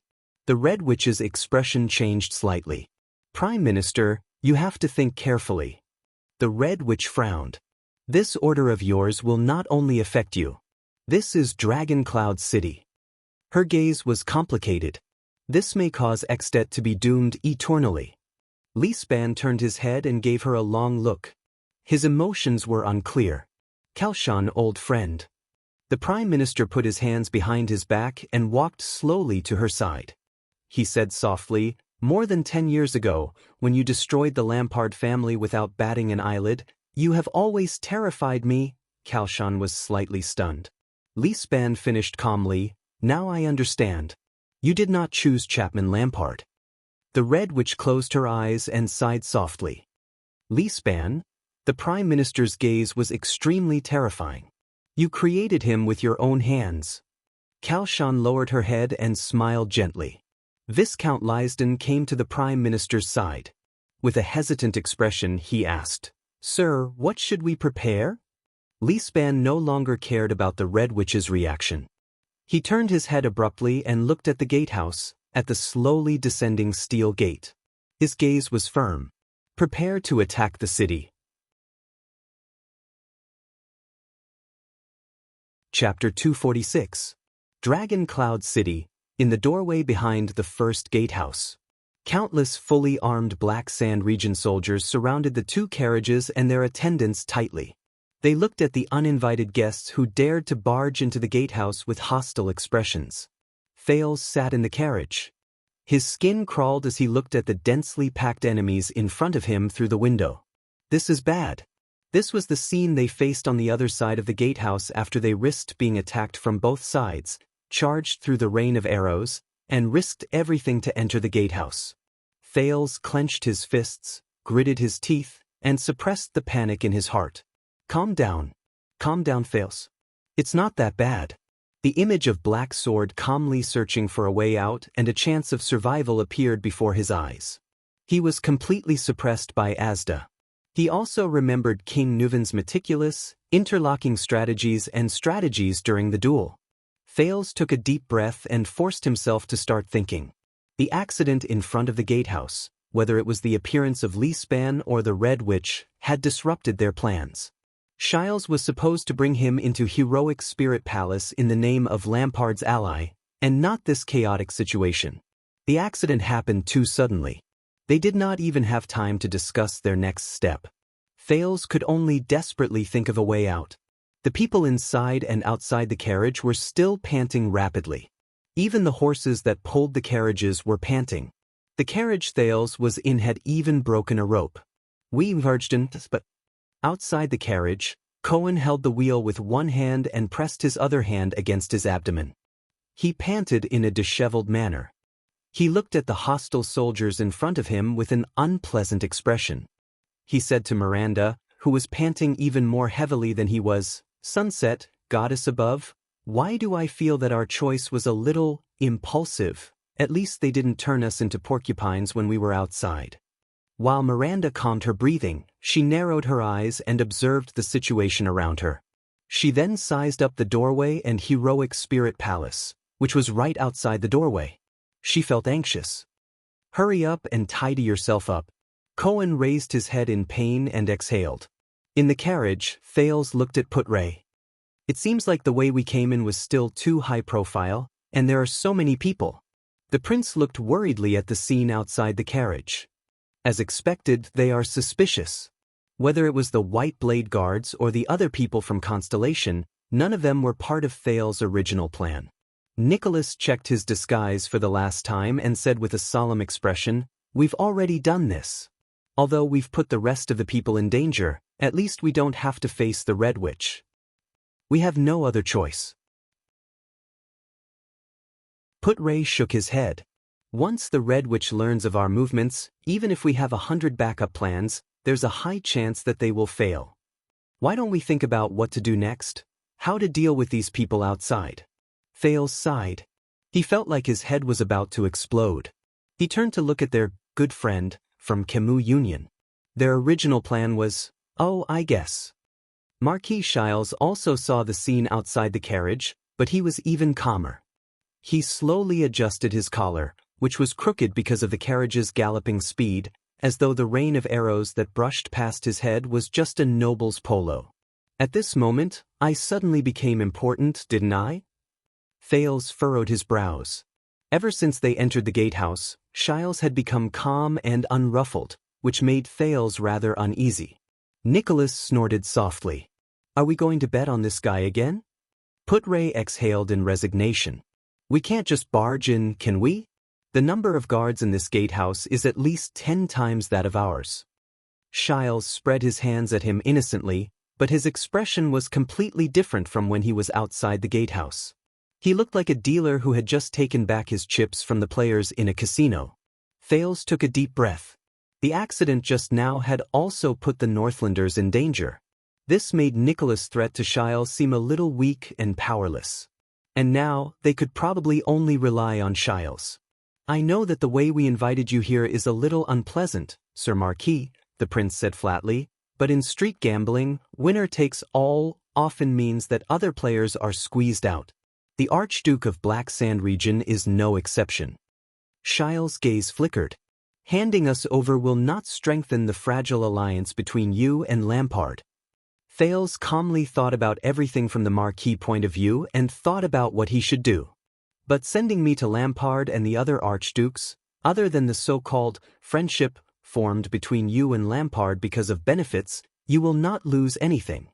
Thales narrowed his eyes. "On the contrary, you may have an unexpected gain." Shiles' eyes brightened. "Is this a promise from the heir of Constellation's royal family?" Thales shook his head firmly. "Based on my experience, promises are very fragile, even if they are the suzerains of a land or the dukes of a country. But as you said, when doing business, we can't just look at numbers and profits, we also have to build our reputation and connections." Putray raised his eyebrows. Shiles narrowed his eyes and met Thales' gaze. Outside the carriage, a rebuke from Black Sand region could be heard. Someone had already knocked on their carriage door. The prince nodded. There was an unquestionable tone in his voice. "Aside from Lampard, please use us as your backup." Shiles stared at the prince with great interest.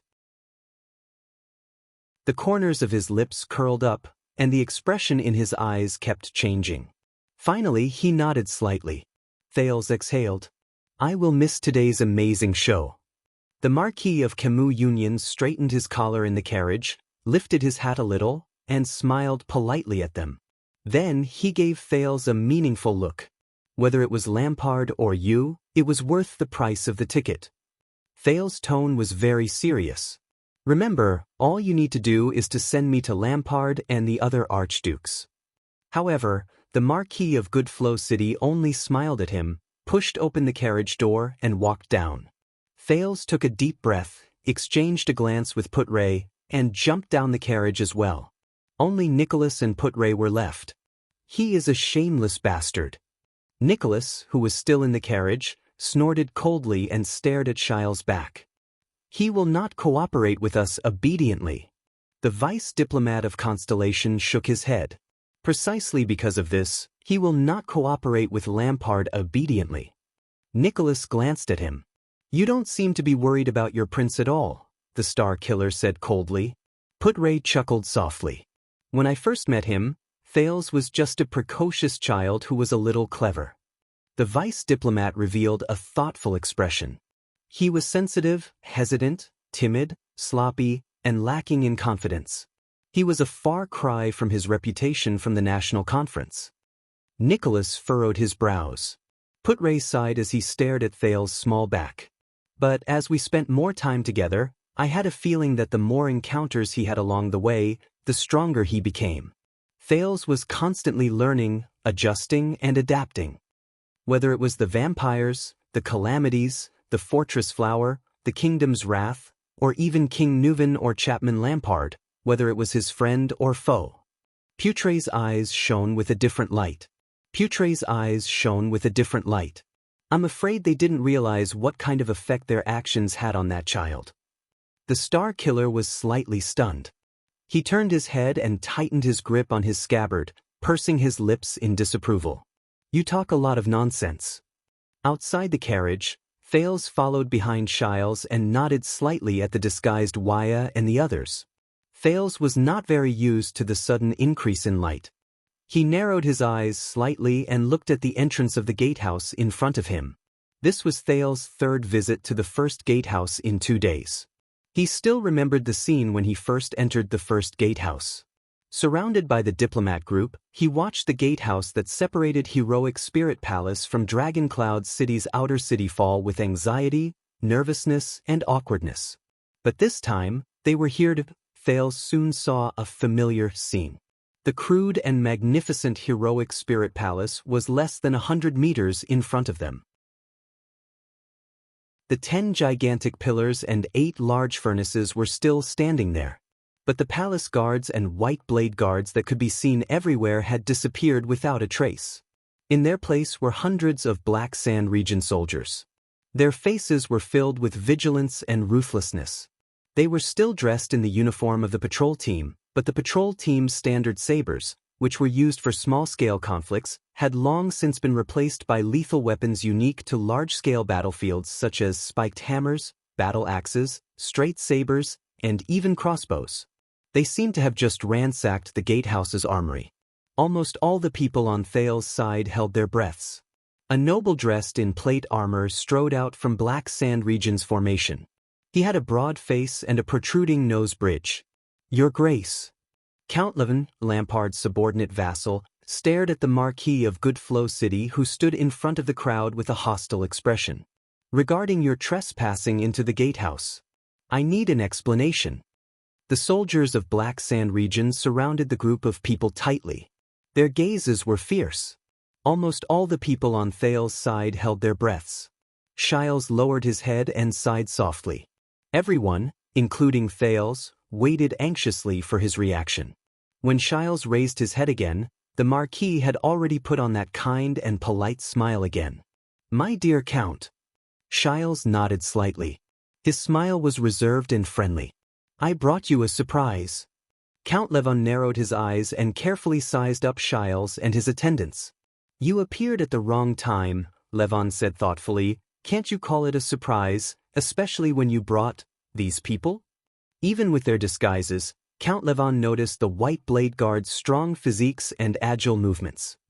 He could not help but have a strange expression appear on his face. Thales's heart immediately skipped a beat. However, Marquis Shiles smiled faintly and raised his hands confidently. "I heard that your prisoners in the gatehouse made a small mistake," he said softly to Levon, as if he was watching a good show. Levon's expression changed. He was a little uneasy. "Mistake? You misunderstood." With an expression that said, "I knew it," Shiles raised his index finger and pointed at Levon from afar. He clicked his tongue and shook his head. "Oh, by the looks of it, His Grace still doesn't know about your mistake?" Levon was immediately rendered speechless. Looking at Levon's expression, Shiles laughed out loud and made way for the boy behind him. "Let me introduce you. This is your Archduke's missing guest. He is also the Honorable Prince Thales Jadestar, the only heir to the throne of Constellation. Under my escort he returned." Count Levon's expression froze on his face. Thales took a deep breath and walked forward slowly with an indignant look on his face. Shiles sighed. He looked as if he was trying his best to restrain himself but could not help but show off. He walked slowly to Count Levon and patted his shoulder. "Take it easy. This is a surprise that I managed to smuggle in right under the Prime Minister's nose." Shiles raised his eyebrows and waved at Merc, who was in front. "Look, if it weren't for this group of strong mercenaries that I hired from the western border of the desert, I'm afraid we wouldn't have been able to capture him." Levon's expression changed. The hostility in his eyes when he looked at the white blade guards and constellations had diminished quite a bit. Mercenaries? Merc, who had put on makeup, had a high nose bridge and a tanned face. He flashed an exaggerated smile and nodded at Count Levon. "Some of us are from the city of faraway prayers. We are Northlanders." "Some of us are from other places, my lord," Merc said in a gruff voice. "We look for food in the desert. If you have any requests, we only need 6 gold coins to kill someone." The white blade guards flashed honest, silly smiles in unison. It gave Count Levon a shock. They're really good at acting. Thales rolled his eyes in his heart, as expected of the omnipotent white blade guards. Levon looked at these people, then at Thales, who was surrounded by them. He furrowed his eyebrows. Shiles still had a smile on his face. Everyone was waiting for Count Levon's decision. Finally, after thinking deeply for a while, Levon relaxed his eyebrows and waved at the soldiers behind him. "Everyone, return to your posts. Halson, Jason, both of your squads stay behind." Following his order, the densely packed Black Sand region soldiers turned around with rustling footsteps and returned to the gatehouse through the stairs on both sides. Most of the people in the field immediately dispersed.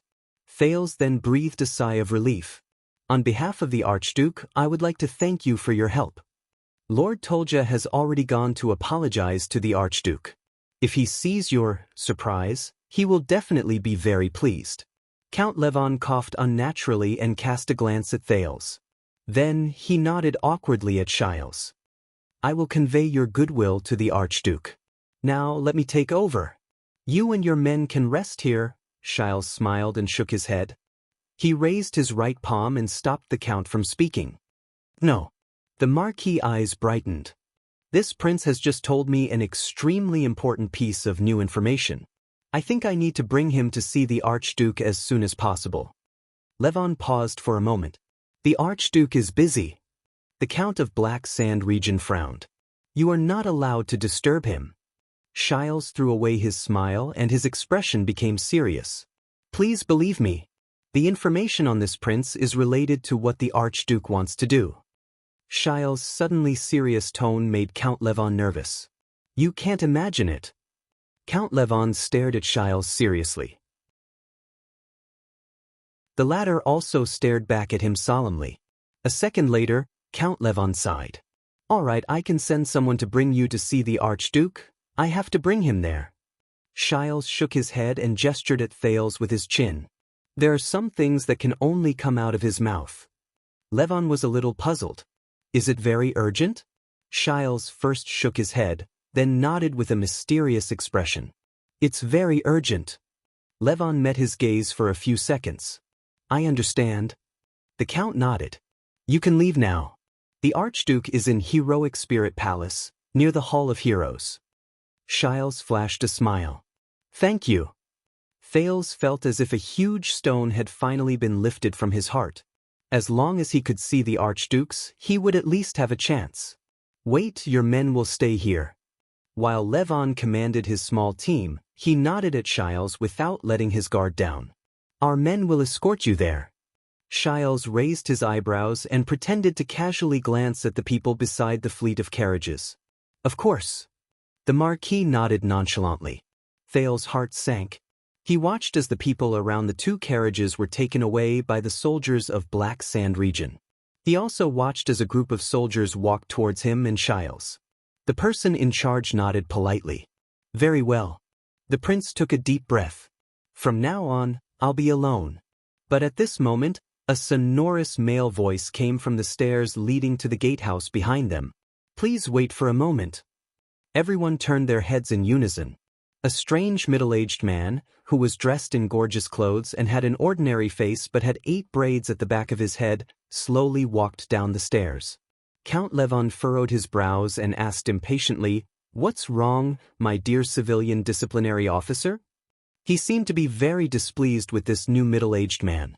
In the crowd, Merk and Nicholas frowned at the same time and lowered their heads. They recognized the newcomer. The middle-aged man shook his head, completely unbothered by Levon's tone towards him. Mercenaries, right? The middle-aged man walked to the side of the two carriages and sized up the group of people. He flashed a reserved smile and his gaze stopped on Miranda. I didn't know that there were female mercenaries among you? Cohen and Raphael exchanged glances. Unease surged in their hearts. But Miranda was expressionless. She raised her head with her dark face, which had been crudely smeared with paint. I come from the land of thorns, my lord, the swordswoman replied in an uncouth manner, sticking her tongue out. There are female mercenaries everywhere. Cohen narrowed his eyes. Good acting. The middle-aged man raised his eyebrows slightly. I see. He nodded slightly, his 8 braids swaying slightly. May I see your sword? I'm very curious about how heavy the female mercenary's sword is. Miranda was slightly startled. Enough, Vlad, Count Levon said in annoyance. Perhaps the Archduke can tolerate your rudeness, but this place is... Please wait a moment, my lord. The man named Vlad turned his head and interrupted him loudly. There was a profound meaning in his words. You don't want to commit another grave mistake, do you? Levon instantly froze. Thales could not help but feel puzzled. What's wrong? This middle-aged man. If I remember correctly, he should be one of the underground forces of Dragoncloud's city that Cohen and the others mentioned. Vlad turned his head and smiled at Miranda again. May I? Miranda took the sword without a word and handed it to the man in front of her. Phew. Vlad tested the weight of the sword in his hand and could not help but sigh. It's really not light. Miranda smiled. I think so too. Vlad sighed and pulled out a section of the blade. By the way, let me introduce myself. My name is Child Vlad. The middle-aged man shook his head and lowered his head to size up the sword in his hand from various angles. 12 years ago, I was in charge of collecting taxes in 12 small villages in the suburbs of Cold Castle. Miranda furrowed her eyebrows slightly. Cold Castle? She laughed gruffly. Are you from Constellation? Vlad smiled faintly. Beside them, Count Levon shook his head in disdain. Yes, in theory, we are employed by the tax department of Cold Castle. Vlad flipped the sword in his hand over and said calmly, the reason why they employ us is because they need us to argue with the tax collectors from Central Territory, who are of a higher rank, so that it will be easier for them to pay less taxes to the king. Miranda and Raphael, who had been paying attention to the conversation, were slightly startled. Why did he say all this? But we have never seen the lords of Cold Castle even once. Vlad sighed. They would only send their vassals, the idiots from the Sangris family, to audit the accounts and take away a huge amount of money from the tax items. Then, they would make us bear the blame, whether it was to the tax collectors at the top or to the villagers at the bottom. They have eyes and ears everywhere, and they are the in-laws of the suzerain's family. We have no way to complain, and can only swallow our anger year after year. That's why you came to Extet. Miranda shrugged and snorted nonchalantly. It's understandable. No! Vlad suddenly raised his head and raised his voice. Everyone was startled. You don't understand. Vlad sheathed the sword in his hand. His expression was gloomy. Finally, one year, Cold Castle sent a young master to collect taxes. He was of noble status, young and promising. We thought that things had changed. We no longer had to be bullied and bullied. The former tax collector of Constellation sighed softly. There was a nostalgic look in his eyes. I remember the name of that noble young master very clearly, Nolaner Arund. Miranda's expression did not change. But there was already a huge storm raging in her heart. Raphael and Cohen looked at each other. Their uneasiness grew. Thales looked around and felt that the situation was getting more and more out of hand. What's going on? He mentioned the Arund family to Miranda. Did he recognize something? Nolaner told us that Cold Castle finally discovered an abnormality in the tax items, Vlad said softly. He also said, at that moment, pain appeared in Vlad's eyes. He said that we, the petty tax collectors, have been sued by the Sangreese family for embezzling taxes all year round, Vlad said in a mocking and hateful tone. We, the victims, have been sued. We embezzled taxes and filled our own pockets. Beside him, Count Levon frowned. He felt that something was not right. Vlad might be of lowly birth, but he had a malicious mind. But he was not a fool, nor was he a lunatic. On the contrary, he was very smart. Beside him, Marquis Shiles wanted to say something in embarrassment, but Count Levon raised his hand and stopped him. No matter how we begged, Vlad shook his head with great difficulty as though, that year, the just Nuranor personally beheaded 8 of my colleagues, including my teacher, amidst the cheers of the villagers. 8 innocent people, Vlad said dejectedly. His expression immediately turned into one of hatred. I'll never forget Nolaner Arund, that stupid noble young master. I can't forget the feeling of kneeling before the execution platform. I can't forget the look of disdain everyone gave us. His eyes were filled with resentment and hatred, and his 8 braids swayed slightly. Go F***ck the Arund family. Vlad gritted his teeth and let out a low, beast-like howl. Miranda took a deep breath and raised her head. I still remember the disgusting, righteous expression on that brat's face before the execution. There was coldness in Vlad's eyes. He imitated that person's tone and spoke in agony. In the name of the suzerain of Cold Castle, Duke Arund, you shall die under the blade of Soaring Eagle to atone for your sins and restore justice. He only said it once, then beheaded one of them. Vlad said hatefully, I was the 9th person. I heard him repeat this sentence 8 times, and I also saw him brandishing this sword 8 times. Until Cold Castle sent an order to summon him back urgently. Miranda felt an endless chill run down her spine. She snatched her saber back. Her face was pale and she frowned. Vlad did not stop her. He only sneered sarcastically. Of course. Vlad stared at the sword in her hand with a terrifying expression. I will never forget the style of this sword even when I die. His saber that shines with a cold light. He said coldly, Soaring Eagle, that belongs to Nolaner Arund. Is that so? Vlad said faintly. There was deep hatred and anger hidden in his eyes.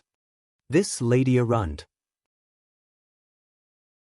Everyone on Thales' side felt their hearts tremble at the same time. The thing they were most worried about had finally happened. With a pale face, Shiles looked at the person in charge here, Count Lin. The Count sighed and glanced at the stiff Vlad with a complicated expression. They are not from Kemu Union. Count Levon turned to Shiles and Thales with a hostile expression. They are people with ulterior motives. The Count waved his hand and coldly ordered his soldiers. Take them down. All of them.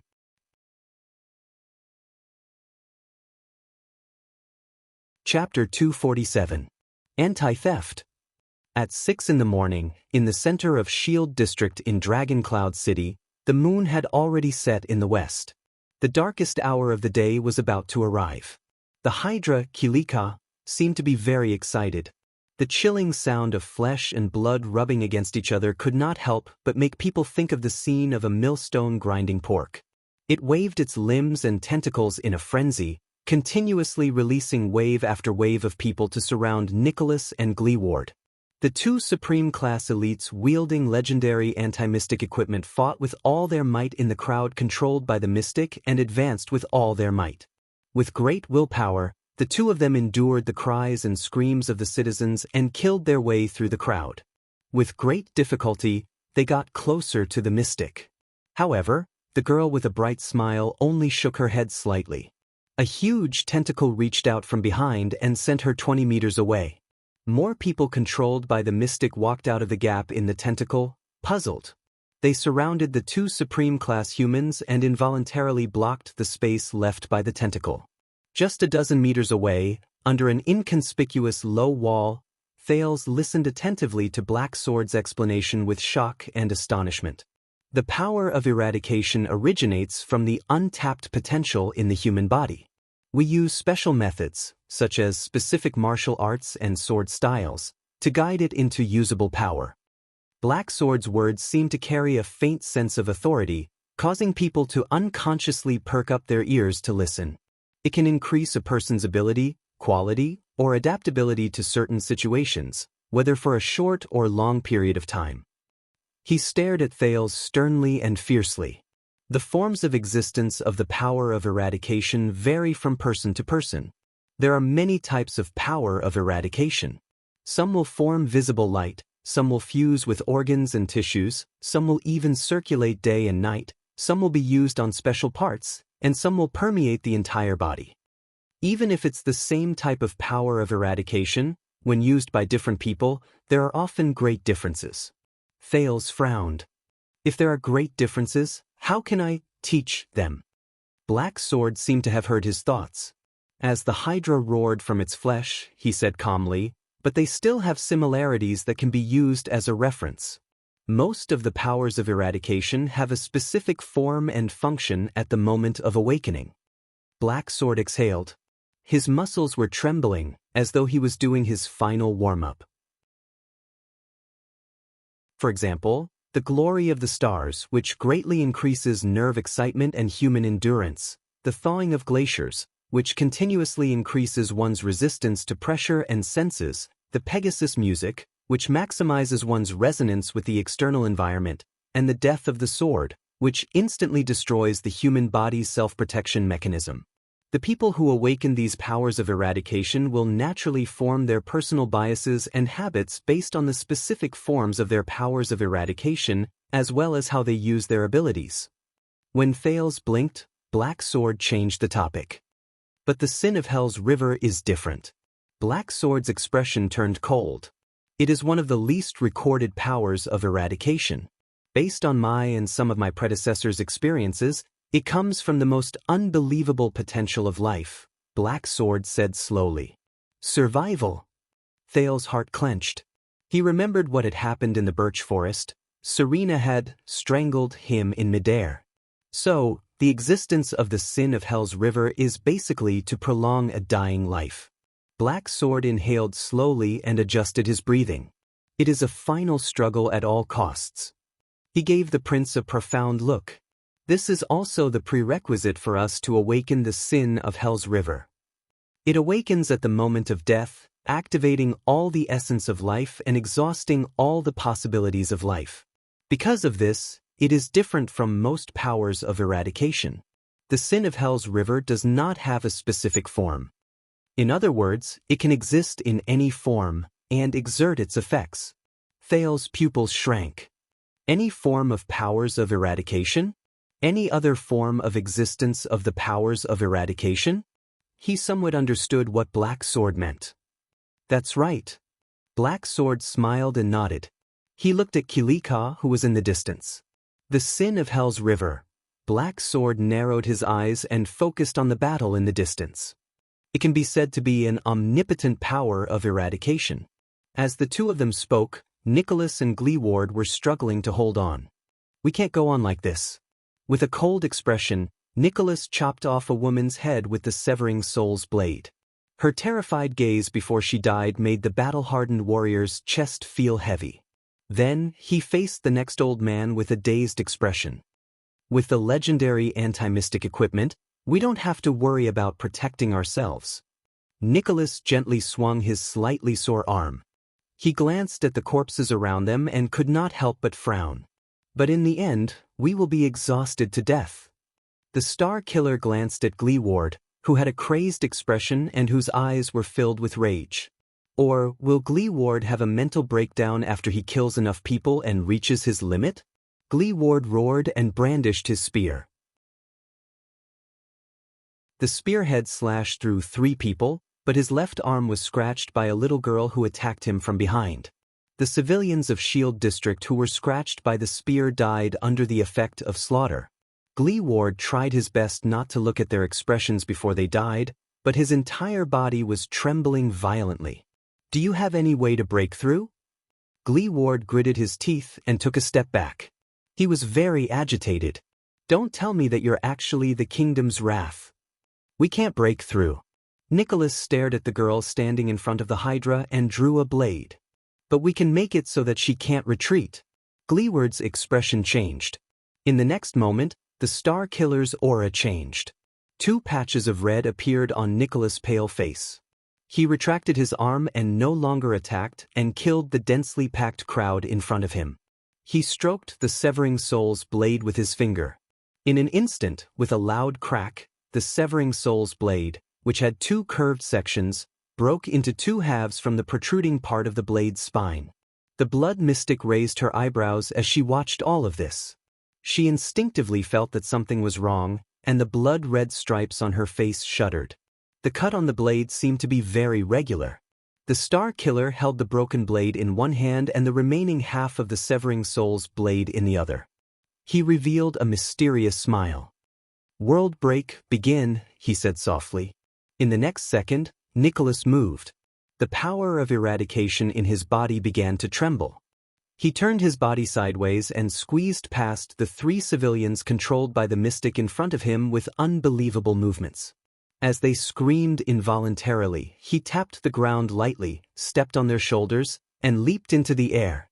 If Ida was here, she would immediately recognize that this was the same movement Nicholas displayed when they first met. It was the kind of footwork that allowed him to weave through the crowd perfectly, yet it was impossible to dodge. Giza's expression changed slightly. Immediately, a few controlled civilians bent their knees and jumped like monsters, pouncing towards Nicholas in the air. But at that moment, Gleeward's Soul Slayer pike drew a circle in the air, which was rarely seen. Asterisk bearing the injuries on his shoulders and back from the encirclement, Gleeward roared and swept away all the civilians who tried to stop Nicholas, turning them into lifeless corpses. Nicholas leaped into the air without any obstruction. In that second, he cast a profound glance at Giza in the distance. Separated by dozens of densely packed people, the Star Killer shook his arm. The broken blade whistled through the air and went straight for the mystic's face. Giza's expression changed drastically. Amid the piercing sound of the wind, she cautiously extended 2 tentacles from her body, struck the ground, and pushed herself backwards. Asterisk thud. Asterisk the blade stabbed into the ground, only a few meters away from the blood mystic. Nicholas' expression did not change. He descended from the air and used the broken blade to block an enemy who was about to ambush him from behind. Giza narrowed her eyes and stared at the broken blade on the ground. She did not say a word. However, just a second later, Nicholas swung the blade lightly. His eyes shone brilliantly and he said coldly, "World break completed." The mystic's expression did not change. He did not even look puzzled. But at that moment, Nicholas suddenly roared with the greatest emotional fluctuation since the start of the battle, "Charge!" As if he had received a supreme order, Gleeward opened his mouth and brandished the trembling pike with a ferocious expression. He pierced through the 2 innocent enemies in front of him and charged forward with tears in his eyes. "Oh!" As Gleeward roared, Nicholas did not show any signs of weakness. The half-broken blade in his hand shone with a glint so bright that it was difficult to see with the naked eye.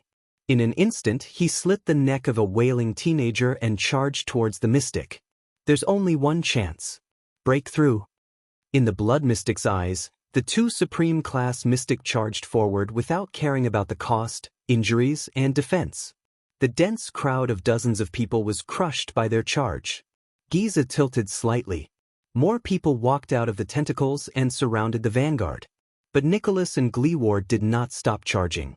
Both of them were covered in scratches and cuts, but they burst forth with their most ferocious forms and charged at the mystic. They were getting closer and closer to the mystic. In the end, Giza still closed her eyes. Soon, Keely Ka extended a giant tentacle from behind her, grabbed her waist, and swept her away. But an accident happened at that moment. The mystic on the tentacles was no more than 10 meters away when the severing soul's blade stabbed into the ground suddenly shone brightly. The broken blade shone with the most dazzling yellow light. The tentacles protecting Giza continued to drag her backward, but a yellow light that was identical to the one on the blade suddenly appeared behind Giza. Giza's expression changed. The tentacles were still retreating, but Giza seemed to be held back by an invisible hand from behind. She was forced to a stop in front of a barrier formed by the yellow light. No matter how hard the tentacles tried, they could not drag Giza out of the area of the yellow light. It was as if it had been stuck by something. Giza raised her head abruptly and looked at the broken blade of the severing soul's blade on the ground in front of her. It's that broken blade. There's something wrong with it. Giza did not have much time to think, because in an instant, the two supreme-class elites broke through the dense crowd. Covered in blood, they charged fiercely towards the mystic, who could not retreat even an inch. 10 meters, 5 meters, 4 meters, 3 meters. The two of them were getting closer to Giza. Attack! Nicholas roared and elbowed an enemy to his left. Then, he turned around and swung his blade decisively. As blood splattered, he cut down 3 or 4 people, protecting Gleeward at all costs. With tears still on his face and a heart full of anger, Gleeward swung the fatal Soul Slayer pike and stepped within 3 meters of the mystic. Then he thrust the pike forward. The yellow light behind the blood mystic flashed faster and faster. It still obstructed her. She could not retreat or dodge. The tip of the pike approached the spot between Giza's eyes. Asterisk thud. Asterisk at that critical moment. The body of the Soul Slayer pike was once again gripped tightly by the veteran Big Leather Belt, who suddenly appeared beside Giza. The pike tip was only an inch away from Giza's face. But unlike before, this time, the air behind Giza was flashing with a strange light. She could not retreat even an inch. She could only be stuck between the Soul Slayer pike and the light. She could not advance or retreat. It was extremely thrilling. Chief Gleeward. Big Leather Belt held the Soul Slayer pike with a face full of tears. I'm sorry. Nicholas' figure flashed again. The broken sword flew, and metal clanked. Within a short period of time, Gleeward was completely protected. It's nothing. Gleeward gritted his teeth and glared resentfully at Big Leather Belt, who was forced to stand between the mystic and the Soul Slayer pike. It's just another unlucky battle. The three of them were in a stalemate. The crowd surrounding the two seemed to have received some sort of order. They stopped abruptly. As the controlled people howled in fear, they all retreated.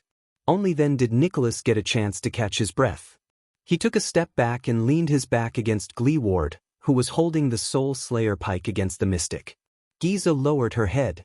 Her lips moved slightly, and her voice rang in the ears of the two supreme-class individuals. What is this? The mystic asked flatly. The ability of the severing soul's blade. Nicholas clutched his chest. He glanced at the blade on the ground, then at Big Leather Belt, who was blocking the Soul Slayer pike. His expression was unpleasant. With the separated blade as the center, it can temporarily isolate an area that is completely isolated from the outside world. Only in, no out. Nicholas exhaled a visible breath of hot air. Gleeward gritted his teeth. His eyes were full of hatred. It's enough to trap you here, them. Giza narrowed her eyes. The yellow light behind her was still firmly blocking her path of retreat, but she did not seem to care. She barely moved her lips as she said, "How rare. It's another equipment I've never seen before. Come to think of it, it's funny. This ability has a terrible name." Nicholas' face twitched. In the end, he took a deep breath and said stiffly, "It's called, You Can't Escape." A cold wind blew.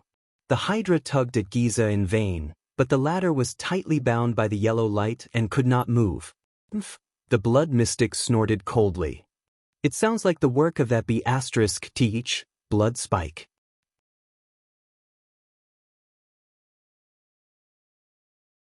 Chapter 248. Anti-theft, Anti-theft. It was night.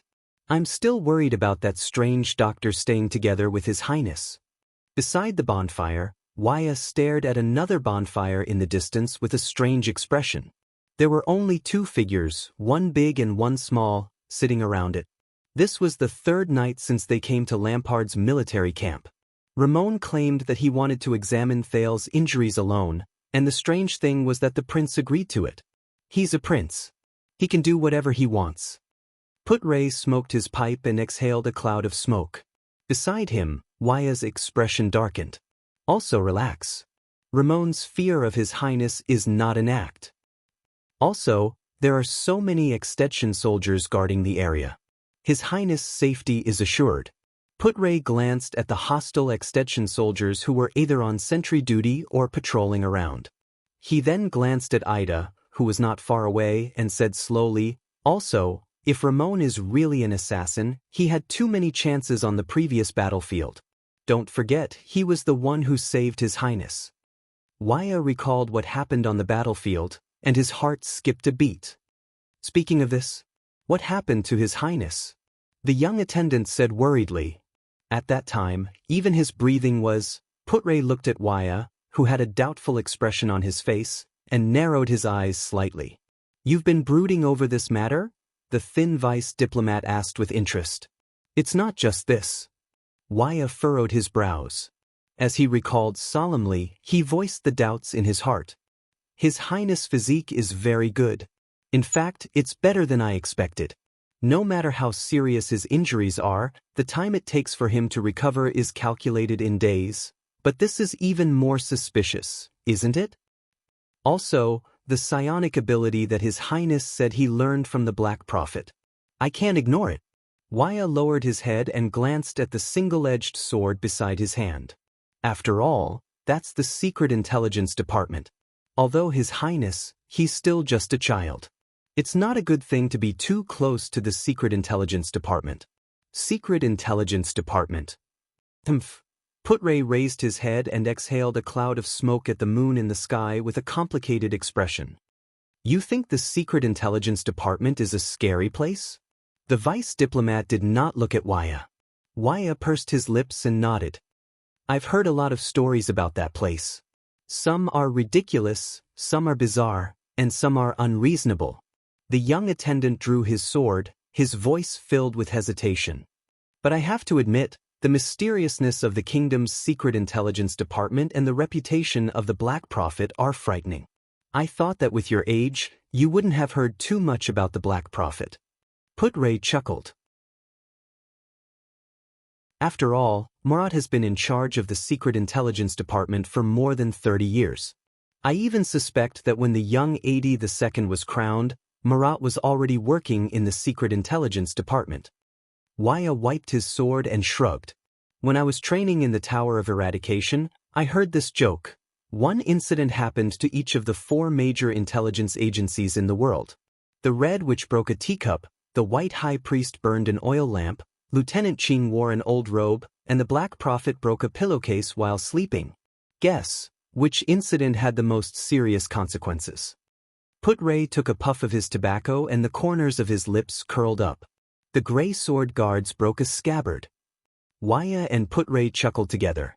"Master Shao isn't as heartless and terrifying as the rumors say. It's just that as the Tower Master of the Tower of Eradication, he's more level-headed and prudent." Waya revealed a nostalgic expression and nodded. "Besides, other than his beard, There's no place on him that's gray.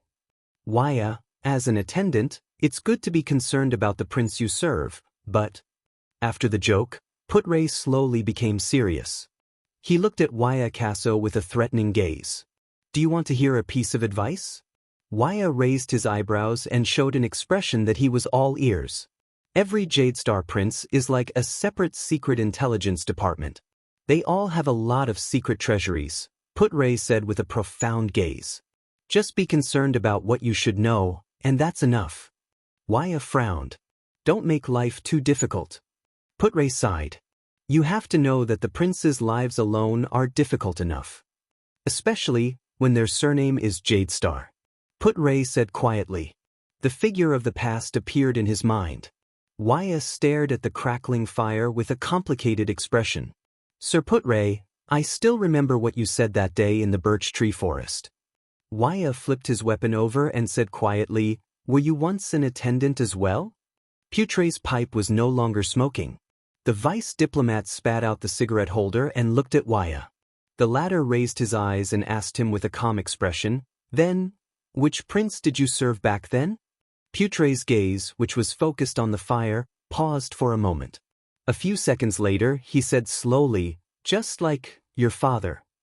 But I was more experienced and left the prince's side earlier. Waya stared straight at him. He stopped wiping his weapon without realizing it. Is that so, attendant? The young attendant's expression was complicated, but his gaze was profound. Then, do you have a family? Putre turned his head and gave Waya a profound look. How funny.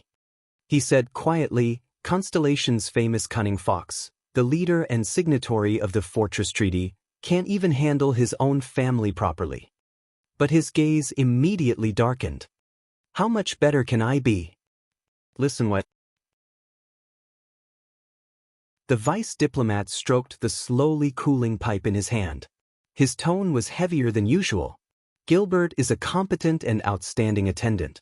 He is orderly, meticulous, and loyal to his ideals and goals from the beginning to the end. He has his own principles. Waya gently tightened his grip on the tip of his sword. Even if sometimes those principles are so callous, the young attendant said faintly. Callous. Putre snorted softly. Sometimes, you have to make a choice, no matter how difficult it is. Before Waya could respond, a discordant voice interrupted their conversation out of nowhere. Good evening, Constellation's two esteemed guests.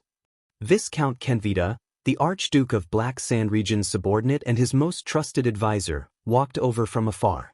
He was dressed in a thick military uniform unique to Northland. I hope I did not disturb you. Kentvita smiled and sat down opposite Putre, whose gaze was contemplative, and Waya, whose expression was unpleasant. You did indeed disturb us. Waya stared at Kentvita with an unfriendly gaze. He flicked the sword in his hand lightly, and a clear, crisp sound rang. Very well, that means that I have attracted your attention. Kentvita nonchalantly took off his gloves and warmed himself by the fire. Why don't you stay in the tent? The weather is very cold, and this is Northland. We like the open wilderness, Putre replied coldly as he poured out the ashes from his pipe. His thin face flashed in the firelight. The scenery is beautiful, and the field of vision is wide. Do not worry. Kentvita chuckled softly, seeing through their thoughts. You are in Extet, and Extensions do not have the habit of eavesdropping on tent corners. He turned his head and looked at the Prince of Constellation and his doctor in the distance. The prince is very safe here. Kentvita narrowed his eyes. He is truly a special prince, isn't he? Otherwise, the Archduke would not have given such an evaluation. Waya snorted in disdain. Putre furrowed his brows. They are starting to pay attention to the prince. The child probably said something strange in Lampard's tent a few days ago. This is not a good sign. The vice diplomat pulled out his tobacco pouch, grabbed a handful of tobacco, and said flatly, Looks like we will have to depart tomorrow. Waya raised his eyebrows. Kenvita's expression froze. He looked at Putre warily. You know about it? It's written all over your face, and the soldiers who go back and forth through the night. Besides, Put Ray nonchalantly picked up a burning branch from the fire and lit his pipe again. Isn't this the purpose of your visit? To convey your lord's will? There was silence. Kent Vida stared at Put Ray seriously, as though he wanted to observe him again. Yes, the Viscount of Black Sand Region said calmly. We will depart tomorrow. I will lead a troop of 2,000 men, including 500 cavaliers and the Fire Knight, Lord Tolja. We will escort Prince Thales straight to Dragon Cloud City. On the way, we will not rest in any of the suzerain's castles or towns. At most, we will set up camp in the wild. 2,000 men, and detour around the castles? To ensure that no one will find an opportunity to plot against them? Put Ray chuckled softly. I am really worried for your lord. It seems that Lampard is also at his wit's end. He has no clue about the mastermind who is plotting against him. Kent Vida's expression changed slightly. And here I thought that keeping promises and being absolutely loyal was the glorious and proud tradition of Northland. Put Ray said softly as he puffed out a cloud of smoke. But look at this military camp right now. There's the smell of conspiracies and schemes everywhere. Who else can you completely trust? Kent Vida's expression gradually stiffened. Do you know what this is called? Put Ray snorted softly. Even a crooked beam will have a crooked shadow, whether it's King Nuven or your lord. Kent Vida grabbed a handful of snow from the ground, gently scattered it, and watched as it fell between his fingers.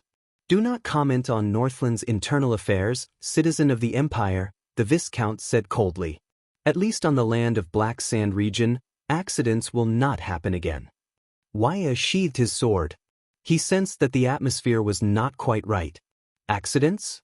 That mystic gun trainer might have a different opinion. Put Ray put down his pipe and laughed. Let me give you a suggestion, Your Grace, clueless Viscount. Kent Vida's gaze flickered. What do you know? Stop investigating Officer Hardy's connection with the Archdukes and suzerains. Your efforts are destined to be in vain. Frowning, Put Ray tested the temperature of his pipe to make sure that it did not burn well. Why don't you look for his business offline and start investigating the discarded mystic guns sold on the black market? Kent Vida looked puzzled. Black market? Ah, Northlanders who look down on mystic guns. Put Ray sneered. Compared to buying them directly from the Imperial Kingdom, the training of mystic guns is the most expensive. The completeness of the core and the freshness of the spare parts are inversely proportional to the soldier's proficiency in operating the mystic guns. Kent Vida revealed a contemplative expression. Beside him, Waya was baffled. The Archduke of Black Sand Region's mystic gun troops are very proficient. Their aim during volleys is also very good. Put Ray glanced at Kent Vida and flicked the metal rod of his pipe. Based on my experience, unless Archduke Lampard is willing to dismiss half of his knights and heavy cavaliers and allocate a large amount of gold coins every month to support the mystic gun training, he will definitely not be able to train such a troop within 3 years. Kent Vida seemed to be deep in thought. He must find a sufficient source of income and maintain such a troop with a large amount of training. Only then can they be of use during critical moments. Fortunately, it's only 3 years, and there's only one training officer. Put Ray added a bit of tobacco and mocked. After 3 years, those troops would probably be able to carry out orders like, turn around and attack the Archduke's location, meticulously, wouldn't they? Kent Vida ignored Putre's mockery. He continued to speak word by word, so he must find a way to the black market. For example, he can use the mystic guns that have already been scrapped and should have been destroyed according to the agreement to exchange them for money, damaged parts, eternal oil, or even bribe the purchasing officers who go to the Imperial Kingdom to purchase mystic core cores. Put Ray shrugged and lit his pipe again. I guarantee that his contact in the black market knows him a lot better than that group of soldiers. Kent Vida exhaled and immediately asked, why can't the mastermind and financial backer behind him directly provide him with financial support? Kent Vida exhaled and immediately asked, if that's the case, all of you would have found clues about his dealings with other forces a long time ago. Why would you have to drag it out until now? Put Ray said disdainfully. Kent Vida's face turned red. For the past few days, he had been so troubled by this matter that even his basic judgment was affected. Why frowned? He did not quite understand the conversation between the two. There was silence. Lord Putre, the secret room provided you with information, Viscount Kentvita said slowly, having figured something out. I'm starting to believe their words. What an honor. With an intoxicated look on his face, Putre took a deep puff of his tobacco. What did the secret room say about me? They only have information about you before you left the palace, but it's already interesting enough. Kentvita's eyes shone with great interest. Putre Nimain, the weaver of the web within the palace walls, the mastermind who keeps his composure. Waya looked at Putre with a surprised and bewildered gaze. This guy, huh? Putre turned his head and smiled. The Red Witch's subordinates really think highly of me. Kentvita had a contemplative look on his face. No, instead, I think that it's time for their information to be updated. Viscount Kentvita curled up the corners of his lips and put on his gloves again. The people within the palace walls might be good at observing people's words and expressions and coming up with strategies. But some wisdom must be accumulated through experience and knowledge. Putre made 2 trilling sounds through his nose and puffed out a puff of smoke. By the way, Lord Putre Nimain, Constellation's former viscount, Kentvita stood up and smiled from ear to ear. Your decision to charge in the opposite direction on the battlefield was both brave and decisive. Very well. Putre cast a deep glance at Thales and Ramon in the distance. Compared to you, they like me more now.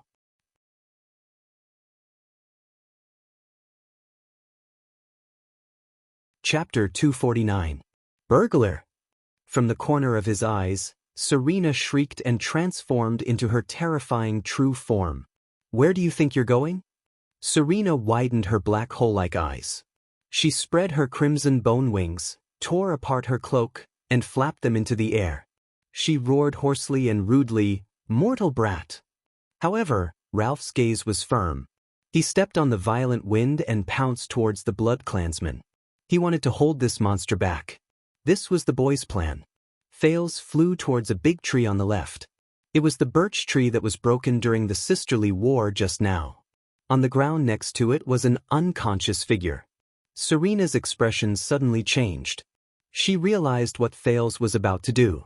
However, in the next moment, the sound of wind whistled behind the patricide.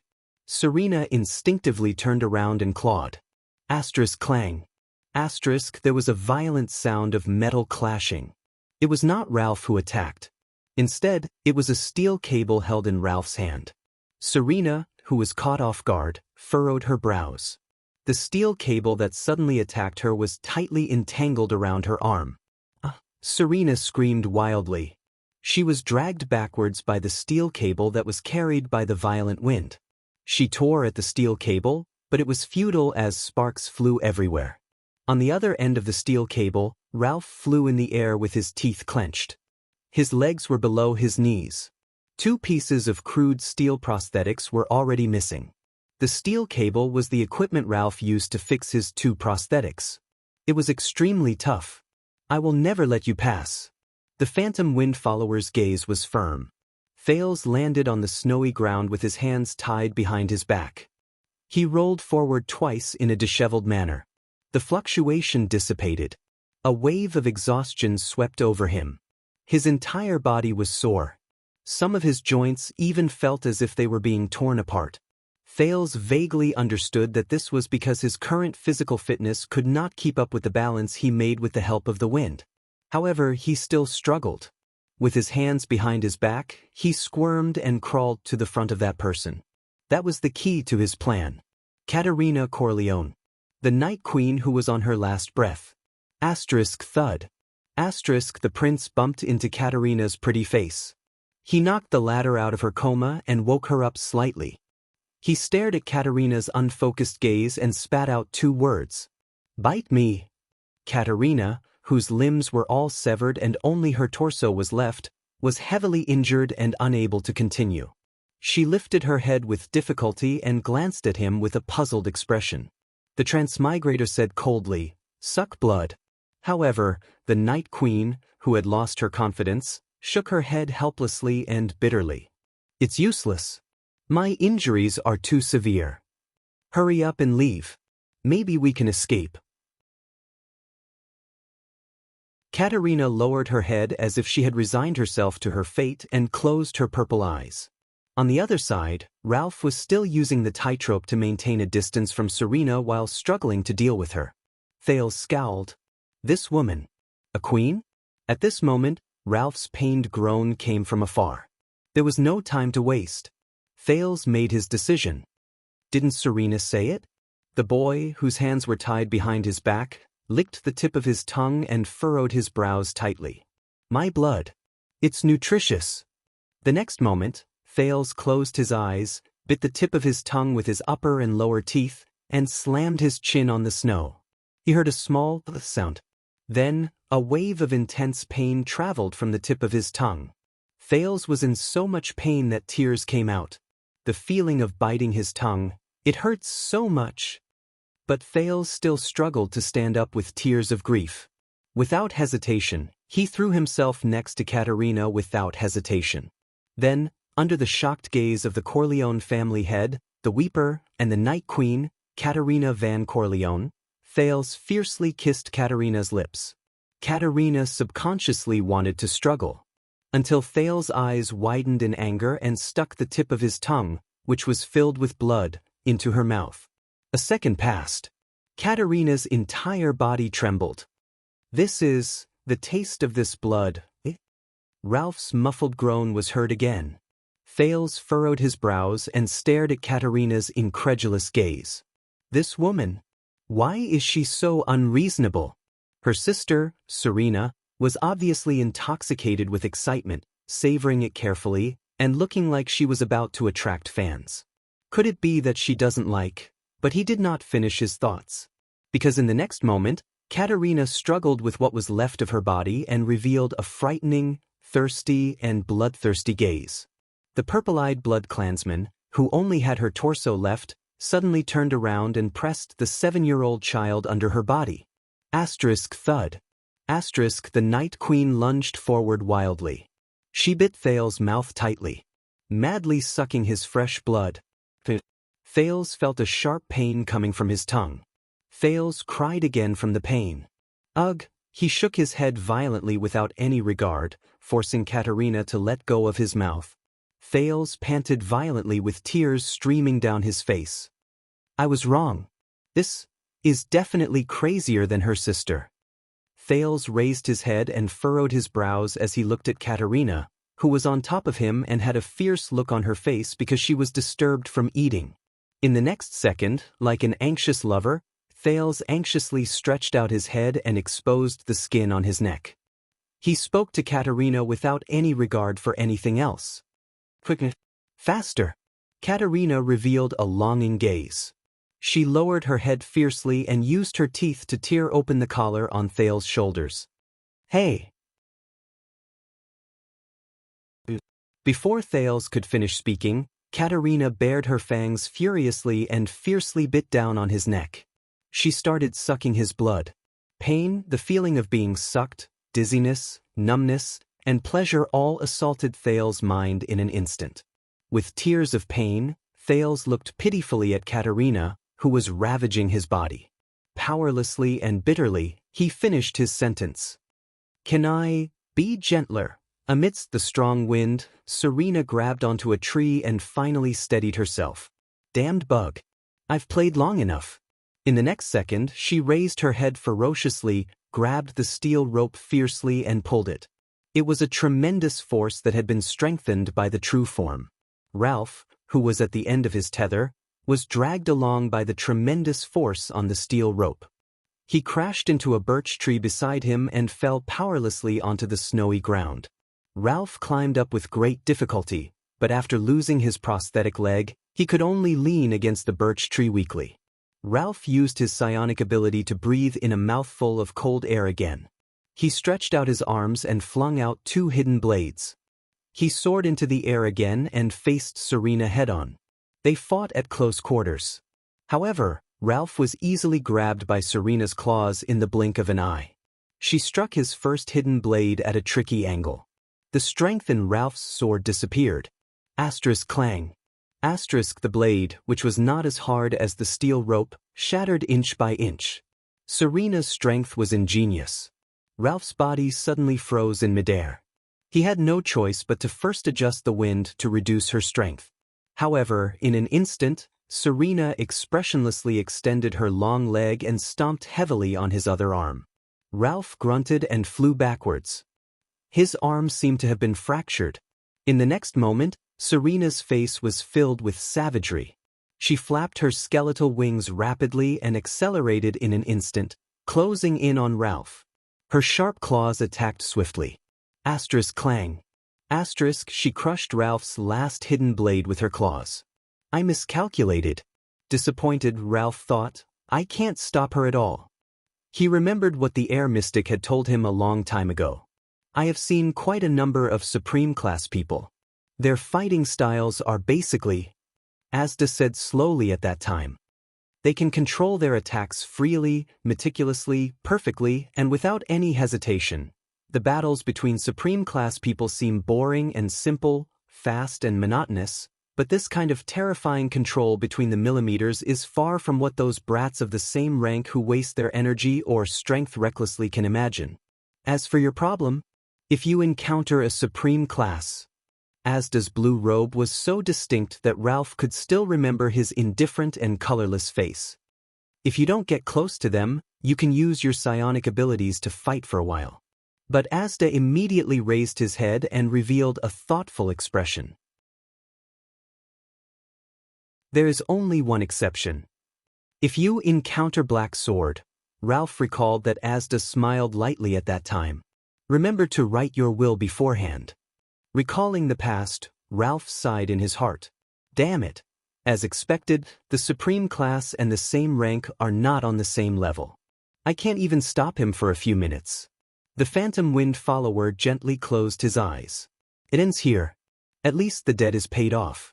But in the next moment, the sound of violent wind and the sound of hands clashing could be heard. Until the last sound. Asterisk splat. Asterisk Ralph opened his eyes in surprise. Damn it. Serena covered her left shoulder and flapped her wings. She screamed and retreated madly, until she was a few meters away. A few seconds later, the patricide raised his head and looked at the person opposite him with a hateful gaze. That pure white true form blood clansman. My dear sister. The cold and elegant Caterina Corleone stood coldly in front of her. Her limbs were complete and powerful. Her wings could expand and contract at will. Her purple eyes were cold and fierce. It was as if she had never been injured. In the queen's left arm was Thales, who was groaning and gasping for breath. Serena looked at her younger sister ferociously and resentfully and let out an indignant roar. The Night Queen took a step forward and casually threw Serena's bloody left arm, which she had just torn off, onto the snowy ground. Her expression immediately turned fierce. The second round. Tower of Eradication, Sharp Blade Valley, Underground Secret Chamber. Xiao stroked his long white beard and walked in slowly. He lit the everlasting lamp in the corner of the room. It was a strange circular room. There were no objects at all. There were only thick stone walls. The stone walls were full of scratches of various colors. Some were deep, some were shallow, and their lengths varied. It was as if they were scratched randomly. Xiao turned around and looked at the other side of the room. It was a curled-up figure, trembling continuously in the corner of the room. Xiao looked at that person for a while and sighed slowly. It's getting worse? The figure shuddered continuously and only said after a long while, It's devouring me. Xiao's expression was solemn. Devouring? You mean it's corroding your body? The figure trembled and raised its head to laugh bitterly. More than that. This power, it's as if it's going to happen to me. It's alive. Xiao frowned. What's going on? The figure continued to tremble, as if it had seen the deepest fear. It has its own consciousness. Like the devil in my heart, it's urging me, threatening me, scaring me, go and risk your life. Go and fight. Go and kill. I can't stop, until death greets me, or death will reject me again. I can't stop. Xiao closed his eyes and remained silent for a long time. When he opened them again, his eyes were already red. Xiao, the respected Far East successor of the Tower of Eradication, slowly sat down cross-legged beside the figure.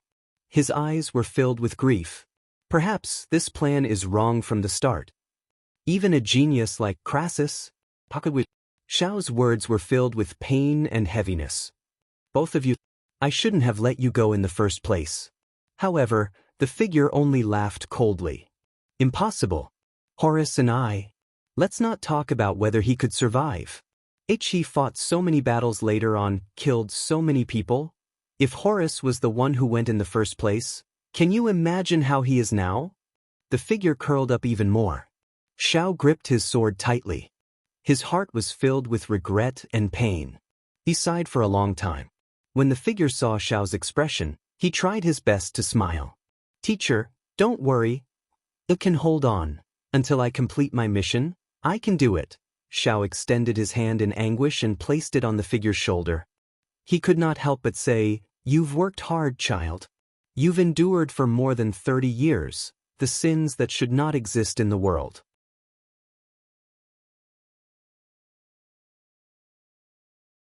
Chapter 250. In the West Corridor of Heroic Spirit Palace. Damn it, I almost stabbed you too. Waya panted as he pulled his single-edged sword out of the last enemy's corpse. He patted the wound on his left side, which seemed to have split open. How did they arrange this strange grouping? The corpse was flipped over. Cohen Caribbean crawled out from under it in a disheveled manner.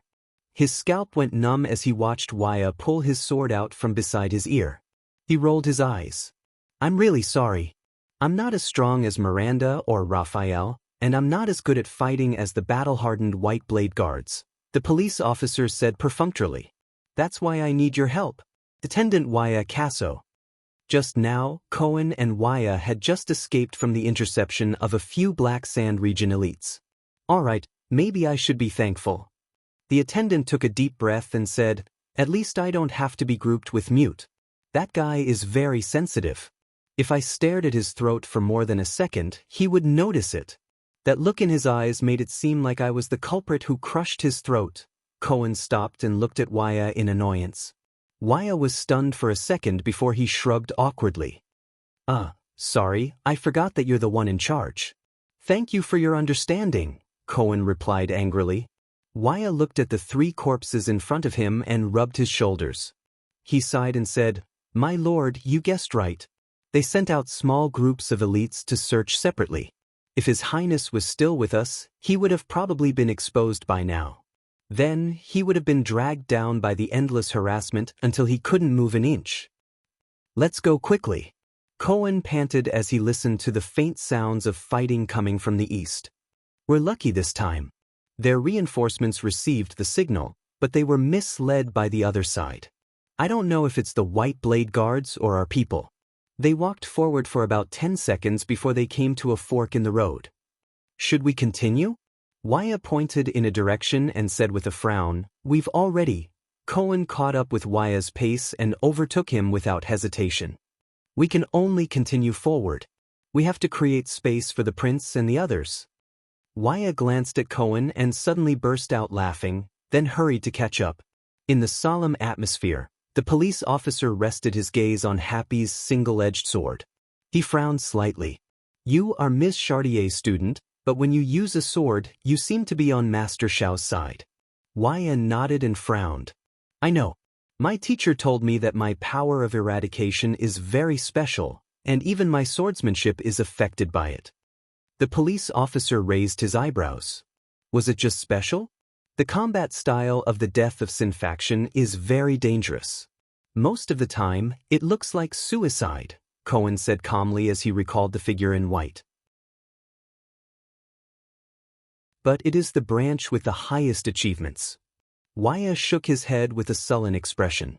Many famous swordsmen or elites come from there. Cohen nodded slowly. Since you just graduated, how did you manage to become an attendant? Good family background or good swordsmanship? Waya shook his head and continued to walk forward. But the prince is still young. They need someone who can grow up with the prince and be his right-hand man in the future. Newbies who have just left the tower are clean and are the most suitable for this job. Waya shook his head and continued to walk forward. Otherwise, the Casso family is neither a local Rudalian noble family with a long pedigree, nor is it a noble descendant of the empire like you Caribbean. For generations ago, we were just a small local squire. 100 years ago, we couldn't even be squires, let alone attendants. Cohen nodded in understanding. And because of this, Cohen said quietly, the king is at ease in letting you become attendants. So, what does it feel like to be born in one of the 13 distinguished families? Waya suddenly turned his head and asked. Not everyone has a family that has been passed down for 1,000 years. Cohen's expression froze. A family that has been passed down for 1,000 years? Cohen was stunned and then fell into deep thought. That dark and mysterious forbidden door, those ancient castles of various sizes, you have a lot, but you have even more burdens that you can't let go. Cohen's expression darkened slightly. That's the feeling. Waya looked at his expression and shrugged. The heir of a conferred count is willing to lower his status and become a small police officer in the capital. The attendant shook his head. This isn't common. What's this? Cohen thought disdainfully in his heart. When I was in Bladefang's dune, I was still, I'm getting used to the Western dialect, arm wrestling with the orcs in the desert. My old man said that times are changing. It's not a bad thing to learn to adapt. Cohen shrugged. The era when Count Caribbean was directly appointed as the chief of intelligence is over. An heir of a conferred count becoming a police officer can be considered a form of training to see how the kingdom operates. It's indeed not a bad thing. Waya shrugged. That's why we, Casso and Caribbean, have the chance to fight side by side here, right? Cohen chuckled. Remember to tell this story to your grandchildren. Exactly. Waya spread his hands and shook his head as he laughed. Your grandfather was once in Dragon Cloud City. He went on an adventure with the future conferred count of the kingdom, risking his life for the future supreme king. In the next moment, both of their expressions changed at the same time. Asterisk clang. Asterisk the two of them unsheathed their swords as quickly as they could. Their knees bent slightly, they widened their footsteps and looked nervously at the stairs opposite them. An armored figure appeared there. The Fire Knight, Tolja, slowly walked down the stairs step by step. He looked at them with a solemn expression. The police officer exhaled a long breath and lamented his luck. Waya narrowed his eyes, feeling anxious. Come on, big guy. I haven't forgotten that time in the prison cell. The police officer clenched his teeth and put on a sword stance. It's time to pay back the debt. In front of them, Tolja pressed his golden saber with an expressionless face. It's him again. Waya stared at Tolja nervously. He recalled the scene in the prison cell and said to Cohen solemnly, Are you sure you want to fight? Are you sure you want to fight? If we escape now, we might still have a chance to shake him off. There's no other choice. Cohen frowned. We'll do our best. Waya took a deep breath and raised his single-edged sword. He shook his head. All right then. Tolja curled up the corner of his lips and walked towards them slowly like a small hill. You've sent almost all of your men. Tolja listened to the sounds of fighting in his ears. His gaze was sharp as he said, You've even scattered your men and used interceptions to fight against our interceptions at all costs. I don't think you're trying to assassinate the Archduke. Where's the Star Killer? He asked in a low voice that was like thunder. Cohen and Thales frowned. Where's your prince? Cohen and Waya were both stunned. You seem to be very concerned about the prince. Waya snorted coldly. Tolja narrowed his eyes. I can feel it. The Fire Knight seemed very relaxed. The Fire Knight slowly unsheathed his saber, making Cohen and Thales even more nervous. Your men are very scattered. They're almost in a semicircle, and they're gradually approaching the Hall of Heroes. Cohen let out a deep breath. This is bad. What did this guy use to sense it? You're not here to break through, but to act as scouts and sentries, Tolja said coldly. To hide someone's position and conceal his intentions, isn't it? Cohen and Waya looked at each other and saw the hesitation in each other's eyes. Kent Vida thinks that the middle-aged lord and the star killer are the greatest threats. He waved his saber lightly. But ever since we met in the snow and I saw his gaze when he looked at Nicholas, I had a hunch, Tolja said solemnly, that seemingly harmless prince is the most dangerous. Where is your prince? Tolja's expression changed and he continued to interrogate, what are you planning to do? Cohen and Thales did not say a word. They were just anxiously thinking about what to do next. But in the next moment, Tolja took a step forward and brandished his saber to attack. The tensed Waya felt a jolt in his heart. He immediately drew his single-edged sword and went straight for Tolja's face. Cohen's expression changed. The police officer shouted angrily. He grabbed Waya's left arm forcefully and pulled him back. Waya's single-edged sword and Tolja's golden saber clashed in the air. The temperature in the air rose sharply. Asterisk sizzle. Asterisk the strange sizzling sound rang again. Asterisk clang. Asterisk the clear sound of metal falling to the ground rang out. Waya was pulled back 5 whole steps by the police officer until he sat on the ground. But he had no time to worry about Cohen anymore. Waya stared at the single-edged sword in his hand in a daze. The front edge of the sword had been broken. The cut was smooth, and the blade was red and emitting a faint heat. It was as if it had been fused in an instant. The broken blade swayed continuously on the ground. Opposite them, Tolja snorted softly as expected. He casually swung the golden saber in his hand, and strange sparks splashed in the air. Cohen and Waya watched as the Fire Knight raised his saber and stabbed it into the wall beside him without any resistance. He waved his arm slowly and the saber slashed across the wall. Sparks flew everywhere it went, and only charred marks were left. As the sizzling sound rang out, the air was filled with an unpleasant burnt smell. Ever since it lost its corresponding prey, the importance of this saber has been greatly reduced. Tolja pulled his saber out of the wall, as if he was pulling it out of water. He narrowed his eyes and looked at the 2 people on the ground. But it is still an effective weapon. Cohen supported Waya and stared in shock at the saber in Tolja's hand. He remembered the old book he read in his family's ancient castle. Cohen remembered Tolja's nickname again. This is just a warning. Tolja's expression was solemn. I respect your spirit, so I promise it will be over soon. How can it be? Waya muttered as he looked at the cut on his weapon. This is steel refined in the tower. He looked at Tolja's saber again and was extremely shocked. What kind of weapon is that? It can actually cut through metal without any obstruction, without any effort? Cohen took a deep breath. A legendary anti-mystic equipment, Cohen answered solemnly and stared at the golden saber used for horse battles. The Rising Sun Saber. It is said to be a blazing blade that can cut through everything. Cohen smelled the burnt smell in the air, felt the rising temperature, and gritted his teeth. It is also known as Hell's Breath. Waya was slightly stunned. Good knowledge. Tolja nodded approvingly and looked at his own weapon. The sharpest blade in the world. Has a temperature. The faces of the 2 from Constellation turned extremely ugly. What do we do now? Waya frowned. His saber, yes. Cohen clenched his teeth. He watched as Tolja raised the Rising Sun saber and slowly approached him. The police officer shook his head solemnly and awkwardly, as if he was talking to himself. Faced with a weapon that can cut through almost all weapons and armor, what should we do? In another room in Heroic Spirit Palace. Little Rascal leaned against the wall in a daze. Thales clenched his fists and said nothing. Footsteps were heard. The vice diplomat of Constellation came to their side.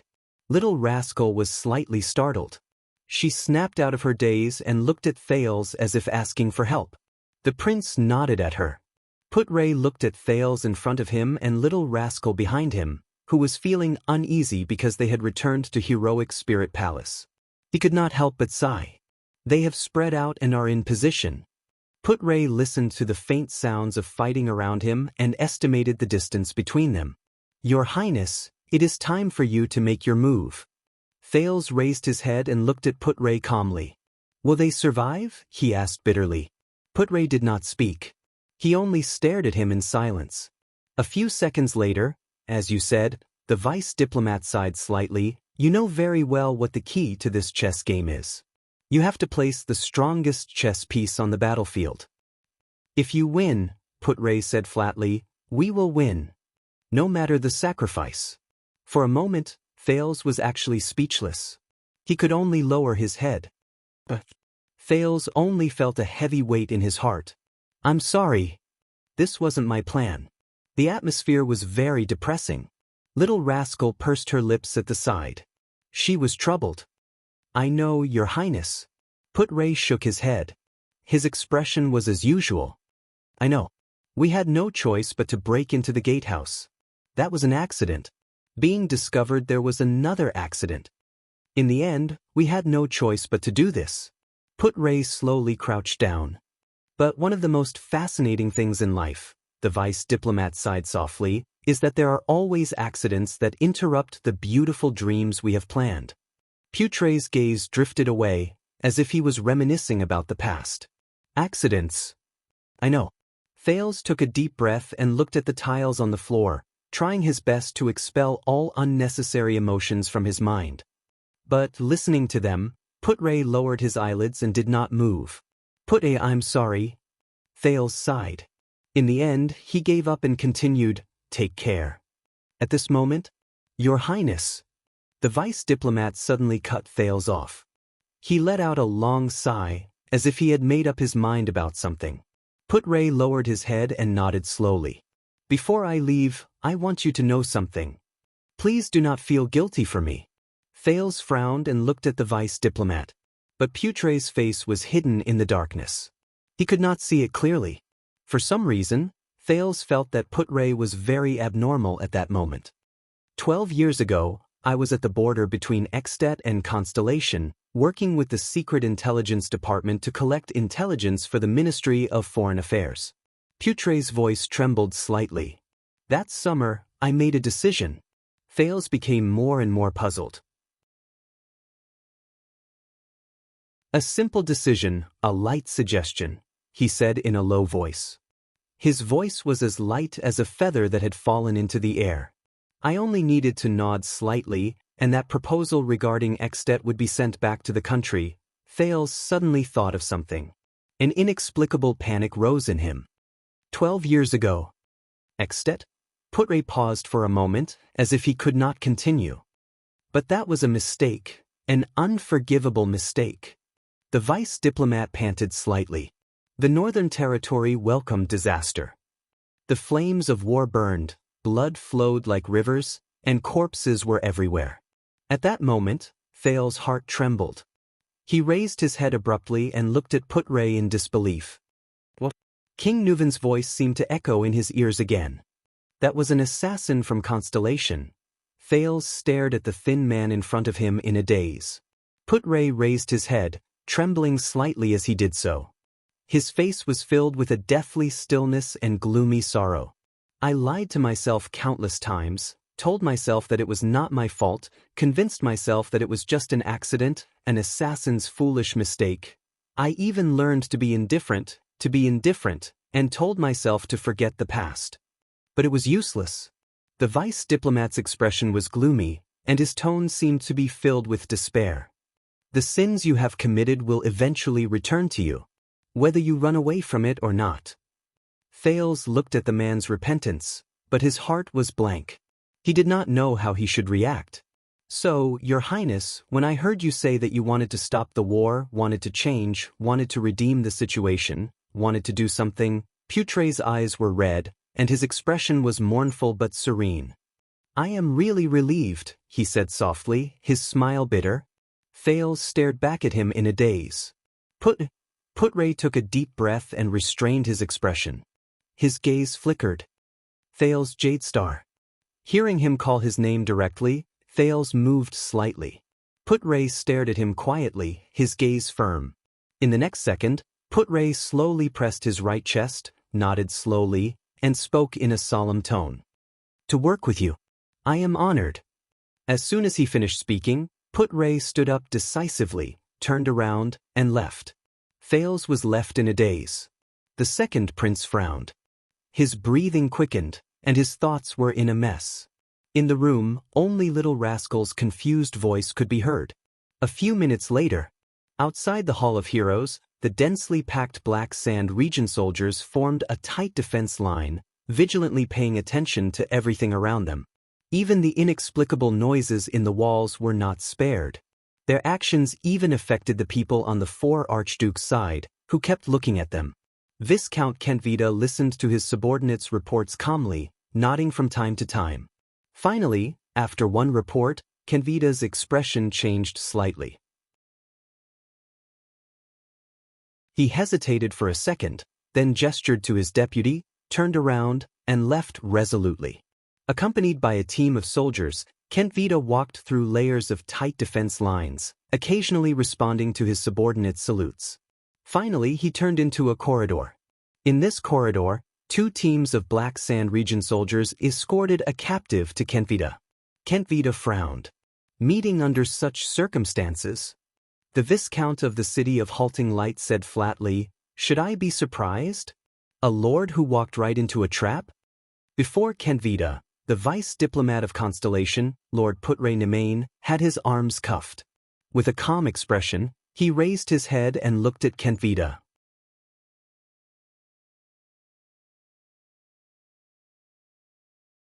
Chapter 251.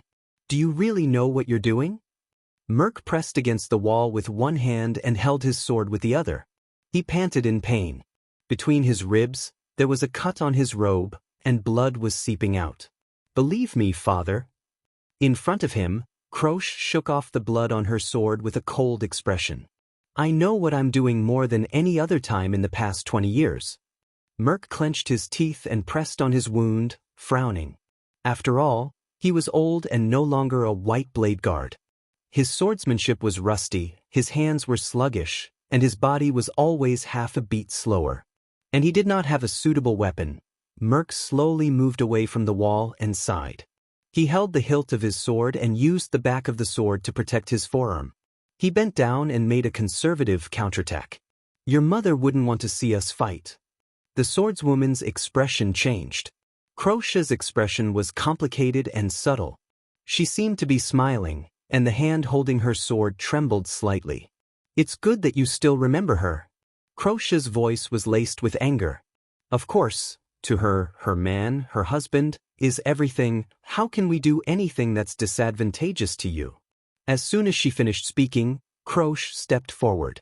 Her long sword was like a venomous snake, mercilessly piercing through the air. Merc instinctively raised his hand and pushed the tip of the sword away from his head. "I know I'm not a good father, and I know you're very competitive. But if this is revenge..." Merc blocked the tip of Croche's sword and gritted his teeth. "It's not worth it." Croche seemed to have heard the funniest joke. She snorted and said softly, "Don't be too arrogant, father. You're not that important." The next moment, Croche slashed down with her sword without hesitation, aiming for Merc's thigh. Merc took a step back with difficulty, only to receive another stab at his ribs. His face, thighs, ribs, and wrists. Croche's every attack seemed to have predicted the next attack point. She constantly adjusted Merc's movements for the effective prelude to the next attack, saving the time, moment, and angle of her sword. Merc knew that he had once again fallen into his opponent's rhythm. Unless there was an unexpected change of tactics, he would lose if he continued to defend. As expected, in the next second, Croche's sword cut through Merc's left shoulder. Blood gushed out. Merc rolled to avoid the next strike and retreated 5 steps away. He was in a sorry state. Croche nodded. "What a pity. Originally, the next sword could have easily gone for the throat. Should I say, as expected of the former White Blade Guards?" Merc's ferocious face was bathed in blood.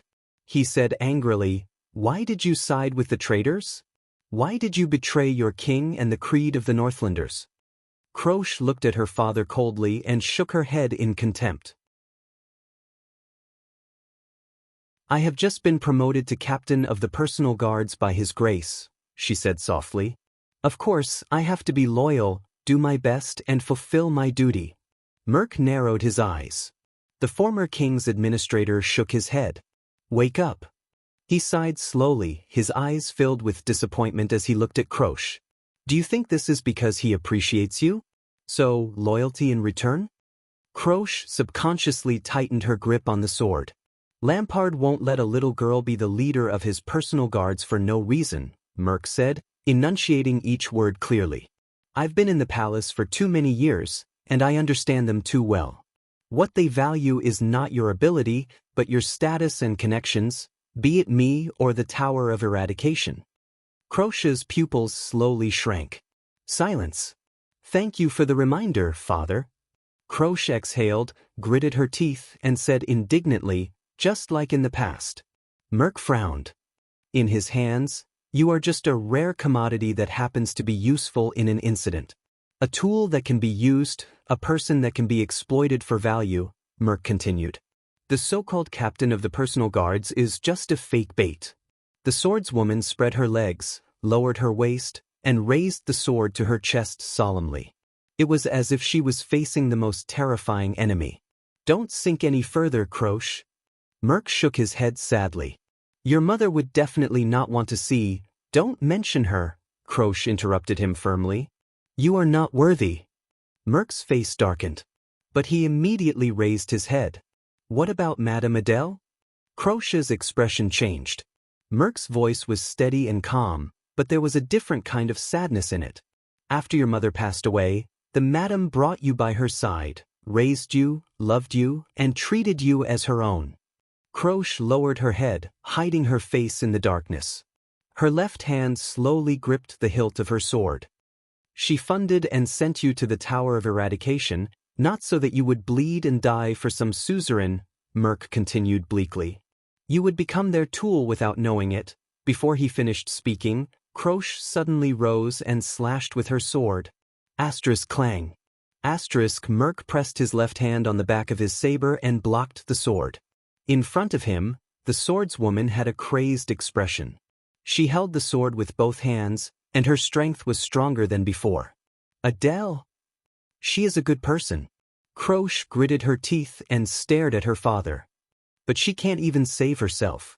Merc, who was wrestling with his daughter, suddenly felt a pang in his heart. Merc also gritted his teeth, and his hands began to tremble.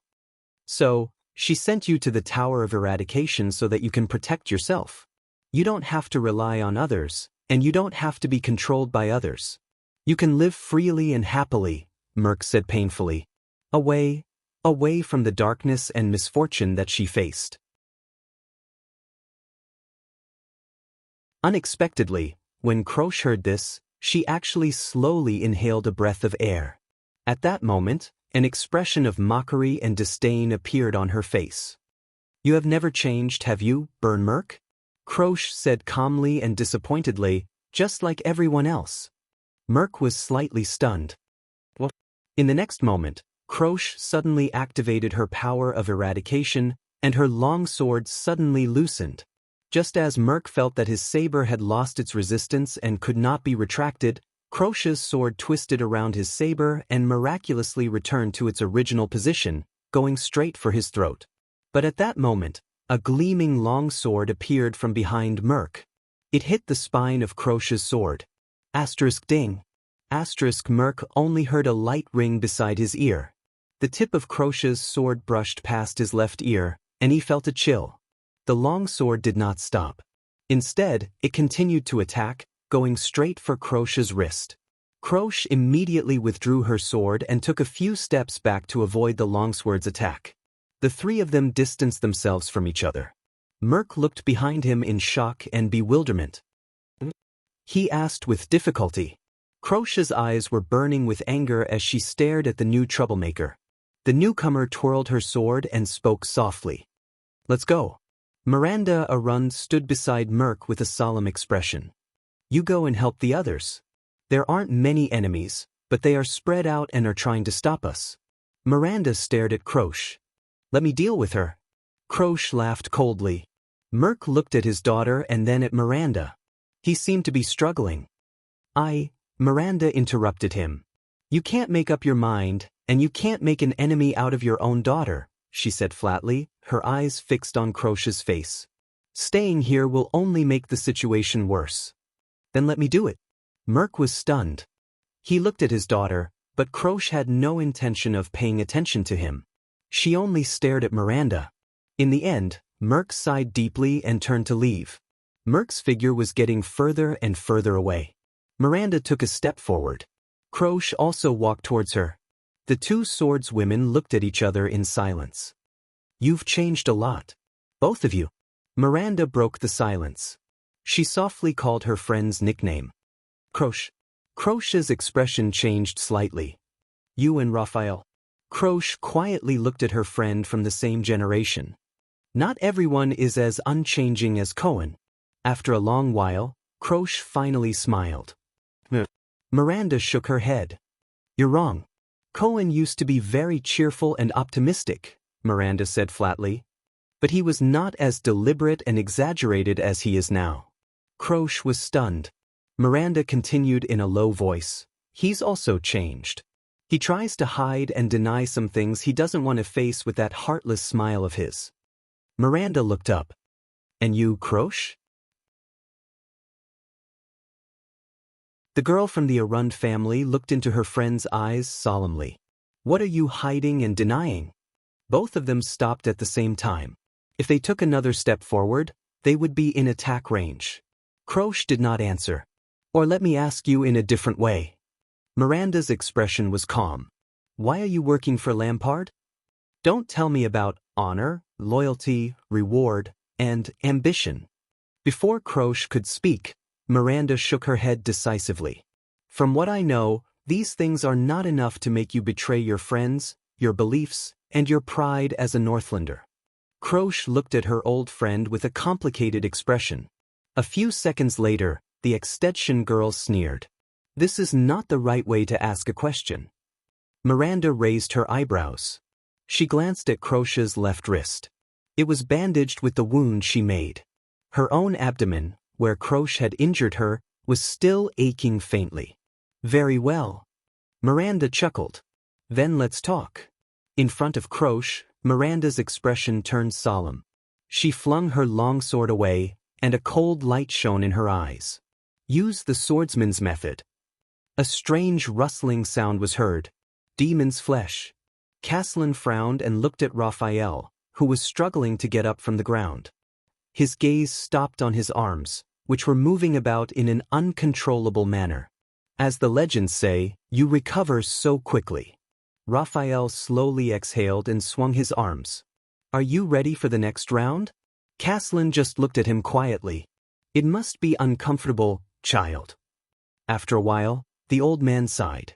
There is always a price to pay for sharing a body with limbs that don't belong to you.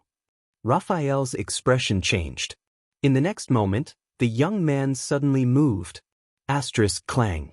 Asterisk a metallic sound was heard. The long sword was unsheathed. It was so fast that it was almost impossible to react. But Caslin did not touch his soul slayer pike at all. He let it lean against the wall and watched coldly as the tip of his enemy's sword got closer and closer to his face. In the next moment, the old man suddenly tilted his head and his body to one side, dodging the trajectory of the incoming sword. Raphael snorted coldly in his heart. In that moment, the power of eradication in his body and that thing were stimulated at the same time, and an unusual strength and speed burst forth.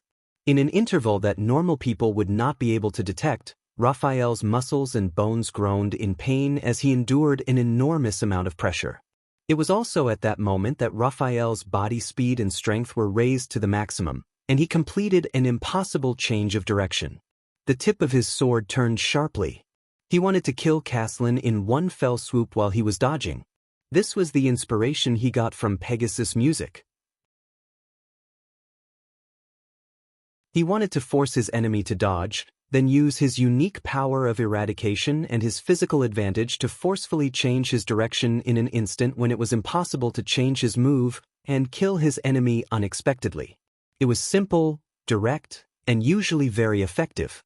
But in the next second, Caslin moved his feet slightly with an expressionless face and kicked the Soul Slayer pike on the wall. The Soul Slayer pike shook and slid down. As it fell, it rotated slowly with 2/3 of the pike as its axis. Raphael's expression changed drastically. There was no other reason. The Soul Slayer pike's blade had fallen right in the path of his change of direction. Based on this trajectory, Raphael was inexplicably terrified. Before he could kill Caslin, he would be hit by the pike's blade because he could not stop his momentum. That was the Soul Slayer pike. In that instant, Raphael's power of eradication, which had already been activated, turned around again and forcefully collided with the thing in his body. Raphael took 2 painful steps forward and forcibly stopped his body from changing direction. Inertia tortured his bones, and Raphael almost spat out a mouthful of blood. The pike's blade sliced through his sleeve.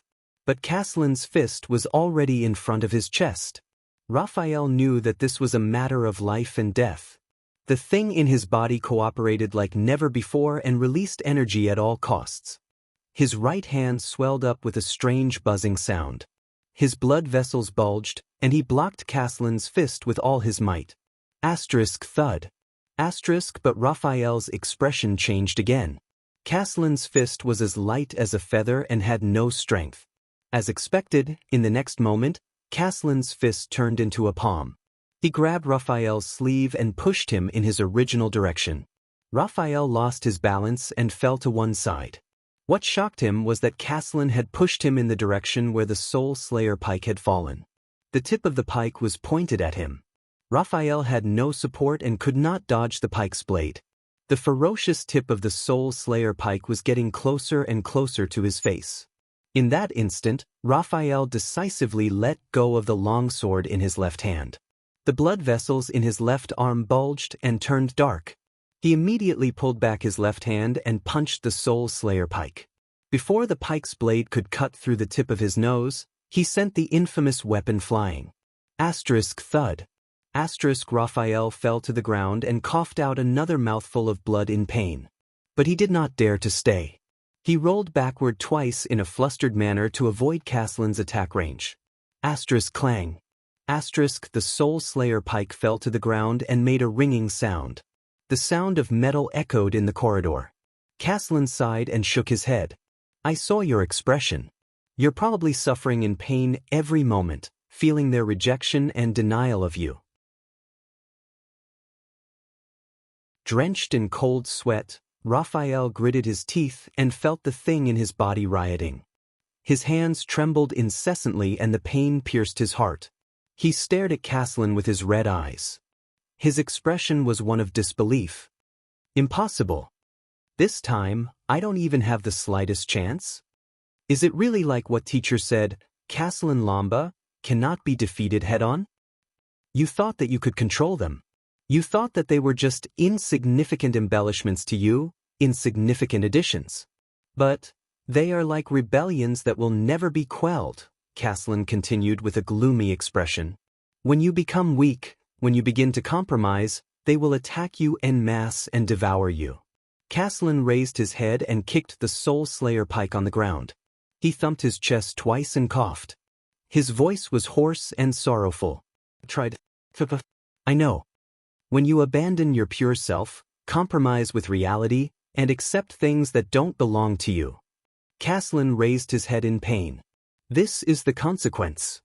Sooner or later, you will become an inhuman that even you can't recognize. The old man watched Raphael struggle and moan on the ground. He said sorrowfully, I apologize to you on behalf of Shao and the Tower of Eradication, child. Raphael's expression changed. Apologize to me? He clenched his teeth silently. You self-righteous old man. Raphael trembled and forced himself to raise his head. He was drenched in cold sweat, but he could not stop sneering. What does an ignorant person like you know? Caslin sighed and shook his head. Anosha. He is a good person who always wants to bear the consequences of others' mistakes and make up for his mistakes. Caslin looked at his opponent dejectedly and coughed. But most of the time, the cruelest decisions are made by good people. Raphael stared at the old man in a daze. Don't worry. Caslin caught his breath. He pulled up the spearhead and approached Raphael step by step. His tone was apologetic. You won't have to suffer anymore. The old man raised the Soul Slayer pike and aimed it at Raphael on the ground. At that moment, thud. Thud. Hurried footsteps came from behind Caslin. They were getting closer and closer. Whoosh. What followed was the sound of a sharp blade slicing through the air. Caslin's expression was calm. He turned around abruptly and swung his pike rapidly. Bang. The pike hit the wall beside him, and shattered stones flew everywhere. Caslin frowned. He did not focus on the enemy. The ambusher had already raised his head and slid to his side, avoiding the Soul Slayer pike's sweeping radius. The old man, who had been through hundreds of battles, immediately turned solemn. He quickly retreated and avoided the two gleaming blades on the ground. After the enemy forced Caslin to retreat, he did not continue to attack. He half knelt on the ground and slowly stood up. Raphael saw the person's face clearly and widened his eyes. Caslin also saw the person. The old man's expression was complicated. His throat bobbed. The person swung the blade in his hand. I can tell that you haven't been on the battlefield many times, the person said to Raphael coldly. His blunt words made Raphael unhappy. You don't even know how to kill. Also, you're welcome. Raphael sighed. Trembling, he supported himself on the ground and stood up. Can't you talk nicely? The young man from the Secret Intelligence Department said unhappily. The person snorted and turned to face Caslin. Get lost, Baron Bone Boy. Raphael raised his eyebrows. Obviously, this guy has no intention of talking nicely. Star Killer, Nicholas, the commander of the White Blade Guards who was supposed to be blocking the pursuers at the palace gate, stood proudly in front of Caslin. His eyes were full of anger and hatred. From now on, this is the internal affair of the White Blade Guards. Caslin and Nicholas looked at each other. One was complicated and subtle, while the other was cold and resentful. It was as if they wanted to see something in each other's eyes. Raphael picked up his long sword and frowned slightly. You can handle him alone? This guy is very difficult. That's enough. Nicholas snorted impatiently and interrupted him. A lousy old man in his 60s or 70s who will die at any moment. Under Raphael's strange expression, the Star Killer said disdainfully, those who would lose to him are probably idiots. In a corner of Dragoncloud's palace, a short man wearing a cloak sneezed loudly while biting a drumstick. Listening to the other party's deliberate sarcasm, Raphael's frown deepened. Caslin watched their interaction and flashed a bitter smile. That guy. He's asking for a beating as always. Raphael coughed. My guess is, he reminded Nicholas without batting an eyelid, and at the same time, struck back cleverly, before the young and valiant Archduke Pofrit duel with the old and frail King Nuven, that's what I thought too. Nicholas turned his head around. What followed was a murderous glare. All right then. Raphael raised his hands and took 2 steps back. He raised his eyebrows. You can continue chatting. I won't disturb you. The young man from the Secret Intelligence Department disappeared around the corner of the corridor. Only Caslin and Nicholas were left in the corridor. Faint sounds of fighting could be heard. Nicholas turned around silently and looked at Caslin. He opened his mouth, wanting to speak, but in the end he shut it tightly. At the same time, Caslin also wanted to say something but stopped. The two commanders of the White Blade Guards confronted each other in this strange and tense atmosphere. Finally, Nicholas clenched his teeth. Long time no see, the Star Killer was the first to speak.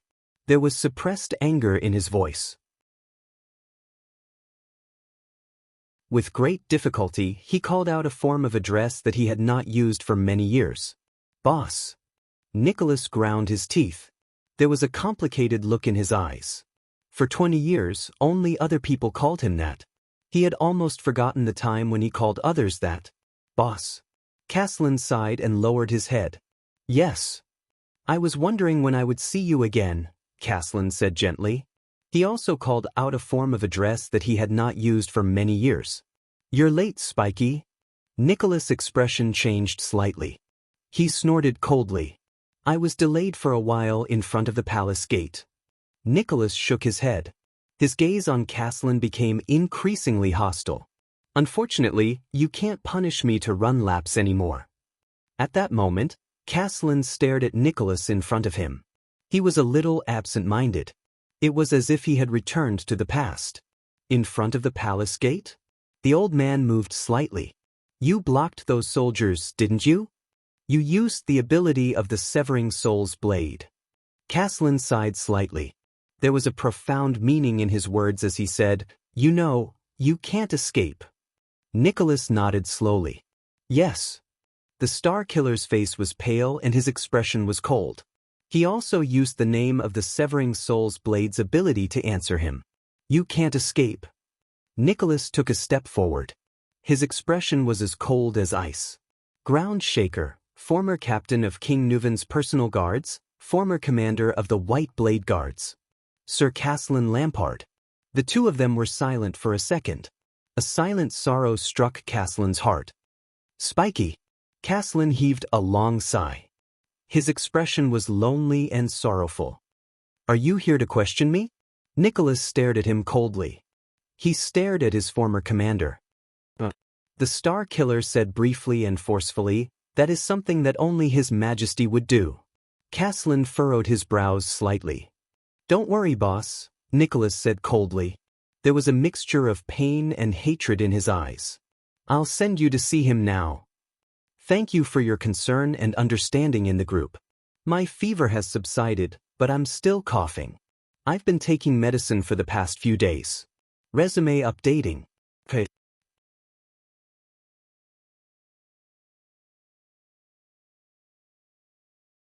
Chapter 252. In the Hall of Heroes of Heroic Spirit Palace, the four archdukes looked at each other. He's in trouble. Otherwise, he wouldn't be in such a hurry. Watching Chapman Lampard walk out of the hall alone, Archduke Rockney furrowed his brows. It's probably Prime Minister Leespan. Archduke Trentida snorted softly. His hurried rubbing of his hands revealed his emotions. He exhaled harshly. That's not the problem right now. The Archduke of Reformation Tower's voice was as sharp and strange as ever. Trentida gestured at Lampard's retreating back with his chin. You know what I mean, how to choose? He looked at the other archdukes with a serious expression. Rockney sighed. His expression was full of doubt. Do you believe what he said? The constellations are already different? Rockney subconsciously clenched his fists. The archdukes did not speak. Only Archduke Alcius stood by the brazier and shook his head. I don't know, Colgan. I really don't know. The bearded archduke looked worried. But I think there's one thing we all know. The three archdukes looked at him. Rabian Alcius raised his head and slowly walked up to them. At that moment, his heart was extremely heavy. The Archduke of Prestige Orchid's voice was filled with an inexplicable force. In the 10 years or so that we are in turmoil because of the king's death, Constellation's enlistment age population will return to its pre-war level. Whether it's farming or trade, they will recover their vitality. The archdukes moved slightly. In the past, it would just be another fight. But what Lampard said just now? Alcius shook his head slowly. His gaze was solemn. You all heard it. Trentida's eyes brightened. He snapped his fingers. So? Archduke Rockney's soft snort came from the side and interrupted them. I don't know if all of you have noticed. The lanky Archduke Rockney glanced at the other three archdukes. But it seems that after Lampard finished telling his story, all of you have forgotten Eksted's pride and creed, and even the fact that he killed the king. He shook his head lightly. This isn't what we agreed on. Archduke Letko, who had not spoken for a long time, tapped the table lightly. Please believe me, Colgan. Believe in my respect for Eksted. The old Archduke raised his head. He spoke slowly but seriously, but if even 1% of what Chapman Lampard said is true, I am also not willing to take the risk. The three archdukes tensed up. Punishing Lampard is to maintain the balance and tacit understanding in Eksted, and to ensure that the rights of our families are not infringed upon, Letko said flatly. But if there comes a day when Eksted is no longer as strong as before, and foreign enemies can easily tear through our defenses and set foot on our territory. He slowly frowned, his hands clasped tighter and tighter. The family that we worked so hard to protect and maintain, the bloodline that we did our best to continue and glorify, the descendants and grandchildren that I've tried my best to cultivate, and the territories that I've tried my best to manage. And what will happen to them? All the archdukes fell silent. Trent Ida snorted softly. Do you still expect the Constellations to be like their ancestors of the Empire, to retain our rights and identities, and to let us continue to rule this land as suzerains? Rockne did not speak. In any case, it won't be Alcius, Archduke Alcius added coldly. A few hundred years ago, Tormund almost killed us all. Then he built Constellation on the Alcius family's land and corpses. There was another silence. But everyone knew that they had to make a decision. Let me put it this way, I'm starting to consider Lampard's suggestion. Trent Ida turned around, spread his hands, raised his eyebrows, and said tentatively, but after I'm done thinking about it, just in case, I'm saying just in case.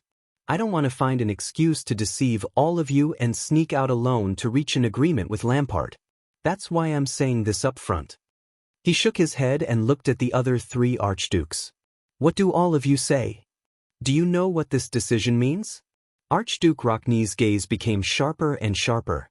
He said coldly, where do you place our common elected king? I don't know, but I'm certain that his soul and body are not together. Trent Ida shrugged and frowned. Come on, all of you have to admit that Lampard's suggestion is very tempting. Rockne looked at him disdainfully. A part of the land or a part of Constellation?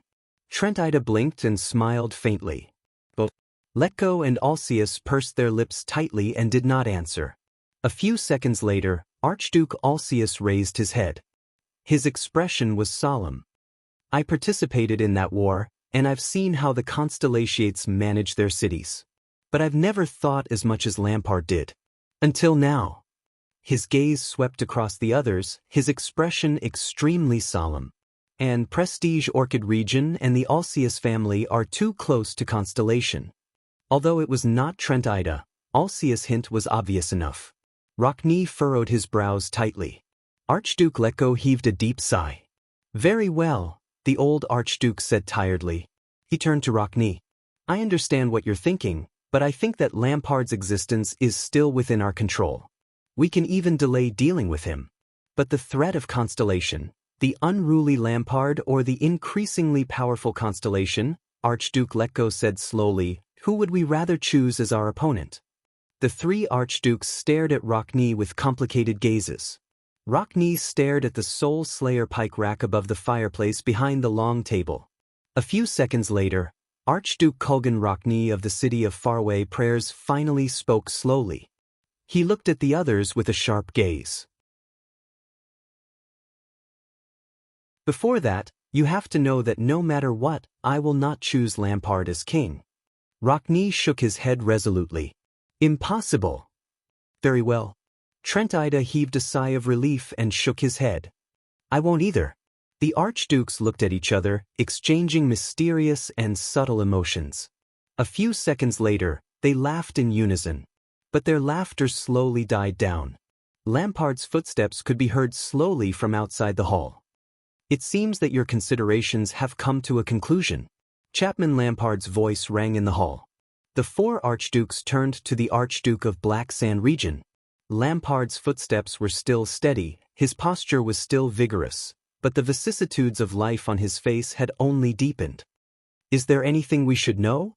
Archduke Letko narrowed his eyes. Lampard came before the long table, looked at his colleagues, and nodded slowly. Leespan exceeded my expectations. The Archduke of Black Sand region sighed. His men have already begun attacking the gatehouse. The Archduke's expressions tensed up. If it were before, this news would have been like a welcome rain from the sky. But now, though, Lampard's gaze became extremely sharp. We must make a decision now. He stared coldly at the 4 archdukes, but this time his aura was unprecedentedly powerful and oppressive. Lampard clenched his teeth. Do you want to fight with me here, where both sides will suffer? Or do you want to forge a new foundation in Dragon Cloud City with me and save Extet? Silence. A suffocating silence that lasted much longer than usual. The Archduke's gazes met countless times in the air. Finally, Archduke Letko nodded slightly. Chapman. The old Archduke turned to Lampard, trembling. Wisdom and vigilance flashed in his eyes. First, you have to understand something. Lampard narrowed his eyes. The other Archduke stared coldly at Lampard. Archduke Letko stood up slowly and paced to the center of the hall. The old Archduke slowly extended his hand and raised his palm sideways in front of his chest. He said flatly, "This is for Extet." Rogers, Letko, Archduke Letko said flatly. Lampard stared at Letko, and a ripple instantly appeared in his eyes. But his left hand pressed on the saber at his waist, and the ripple immediately turned into determination and cruelty. Of course. Chapman Lampard's expression was solemn as he strode forward. Chapman Lampard. The Archduke of Black Sand Region extended his right hand and clasped Archduke Letko's palm. His tone was unquestionable. For Extet. As the two Archdukes' gazes met, their tightly clasped palms shook forcefully in the air. According to the ancient Northland etiquette, they formed an alliance with a palm oath. Archduke Trentida raised his eyebrows slightly and walked between them. Porpheus Trentida. For Dragon Cloud City, the others furrowed their brows. Trentida smiled softly, blinked, and added, "And Extet." He pressed his palm against the two archdukes' tightly clasped hands. Lampard sneered.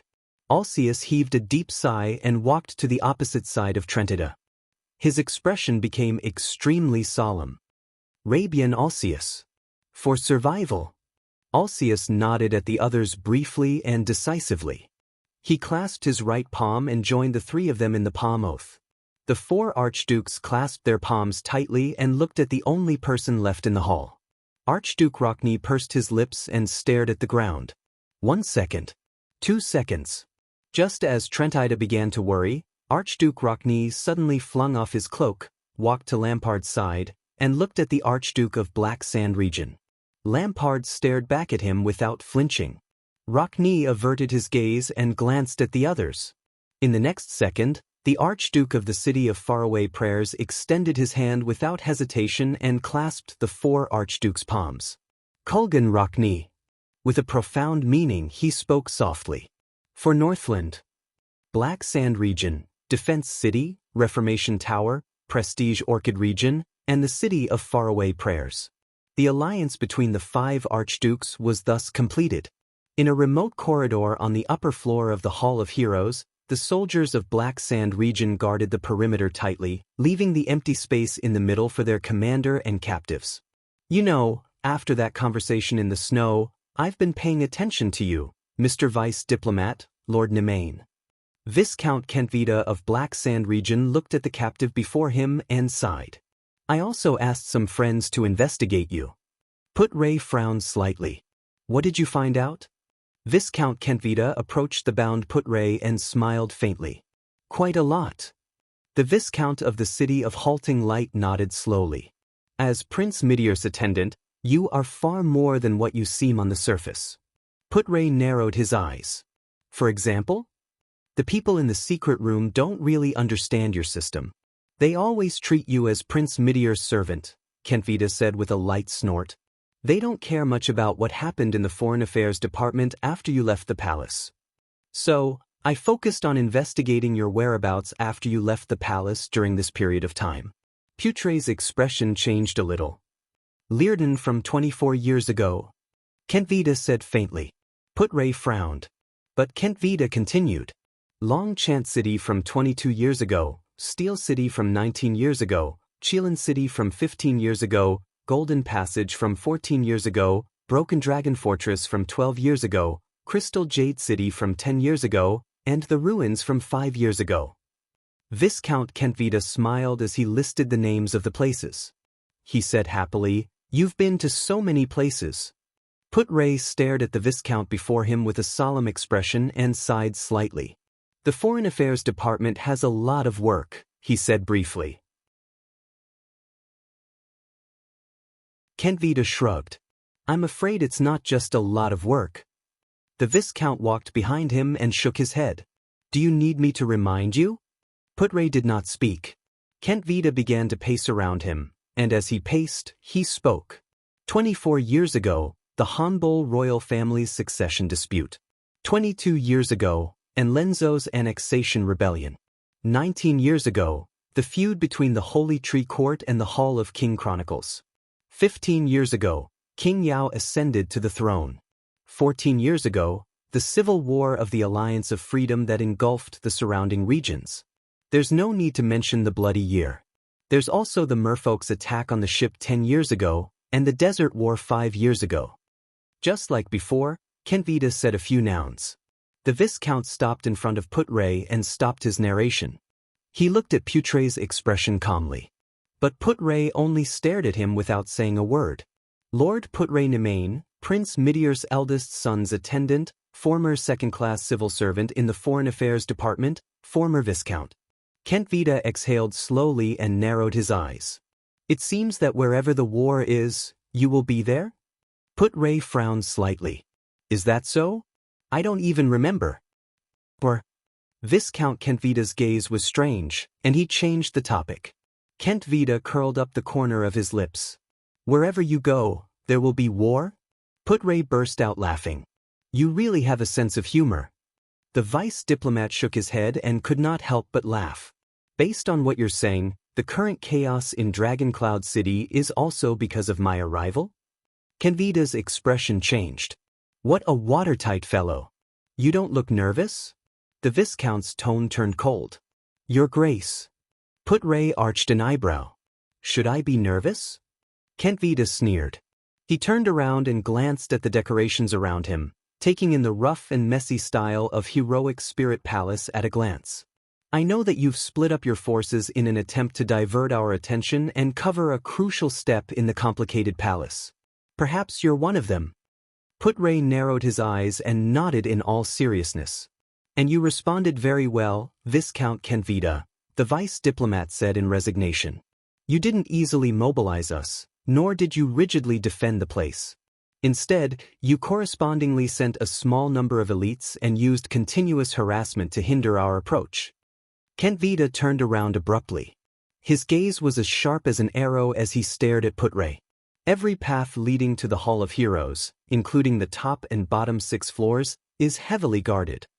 Kent Vida's tone became cold and resolute. We know every secret passage in heroic Spirit Palace. Even the windows and the observation tower are being watched. I know that you have a psionic who can fly. Believe me, our archers will leave a deep impression on him outside the window. Kent Vida asserted coldly. It doesn't matter if it's Nicholas or anyone else, even if the kingdom's wrath is here, you won't be able to get close to the hall and harm the Archduke. Putray met his eyes. There was a thought-provoking look in his eyes. Really? Kent Vida furrowed his brows. But why is he still so confident? Kent Vida gritted his teeth and asked the biggest question in his heart. Why did you walk right into our trap? Putray heaved a long sigh. Because I'm worried, the vice diplomat said flatly. I want to make a final confirmation, especially here. Kent Vida thought of something. Confirm what? Putray winked, a sly expression on his face. Confirm that you're not afraid of the cold and that you didn't transport firewood inside. Kent Vida's expression changed.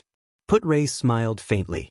In the next second, Kent Vida's face became extremely pale. He turned around abruptly and asked one of his subordinates, Have you checked the fireplace in the Hall of Heroes and the chimney leading to the top floor? Putray raised his eyebrows. Oh, you're really quick to react. Kent Vida's subordinate came before him and frowned. We've checked them all. To guard against assassins, there's a metal grid on every floor of the chimney in Heroic Spirit Palace. Normal people can't pass through it all. He shook his head. If they tried to sneak into the hall from there, they would have to break through at least 6 of the grids. Their movements would definitely be detected by us. At that moment, Kent Vida felt as if he was struck by lightning. Grids? Normal people can't pass through? Kenvita turned to Putray with difficulty. His expression was unpleasant. That prince, that boy, where is he? In the Hall of Heroes, the 5 archdukes held each other's hands tightly. They looked into each other's eyes and nodded slightly. Very well. Lampard's gaze was firm as he looked at the other 4 archdukes. This is the first step in our sincere unity. It's time to explain the truth of the king's death to our prime minister. From today onwards, Extet will open a new chapter. The 4 archdukes' expressions froze. At that moment, thud.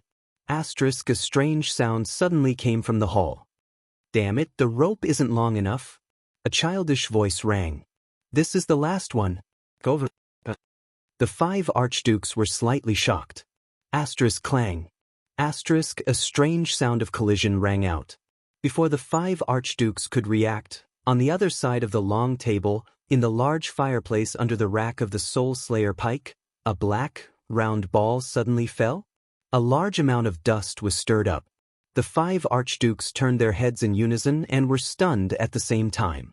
Amidst the stirring dust, the small, charcoal-like ball stretched out its limbs and climbed up abruptly.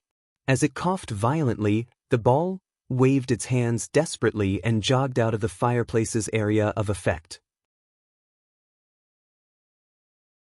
Cough, cough.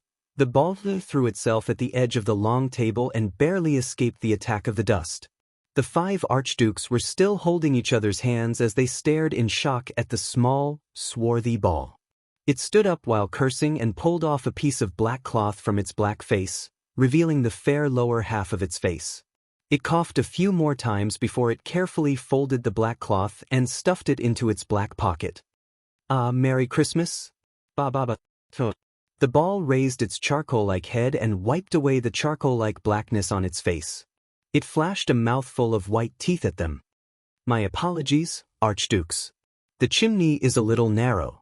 The 5 archdukes slowly let go of each other's hands and stared in disbelief at the small, uninvited guest. There was suppressed anger on Lampard's face. Alcius was extremely shocked. Trinita looked pensive, Lekko furrowed his brows tightly, and Rocknee's gaze was cold. Do you mind if I join? The boy, whose face was covered in dust and was so black that the bottom could not be seen, flashed a smile at the 5 dumbfounded archdukes. As he wiped away the charcoal on his face, he imitated them and extended his right palm. Thales Jade Star. For Extet.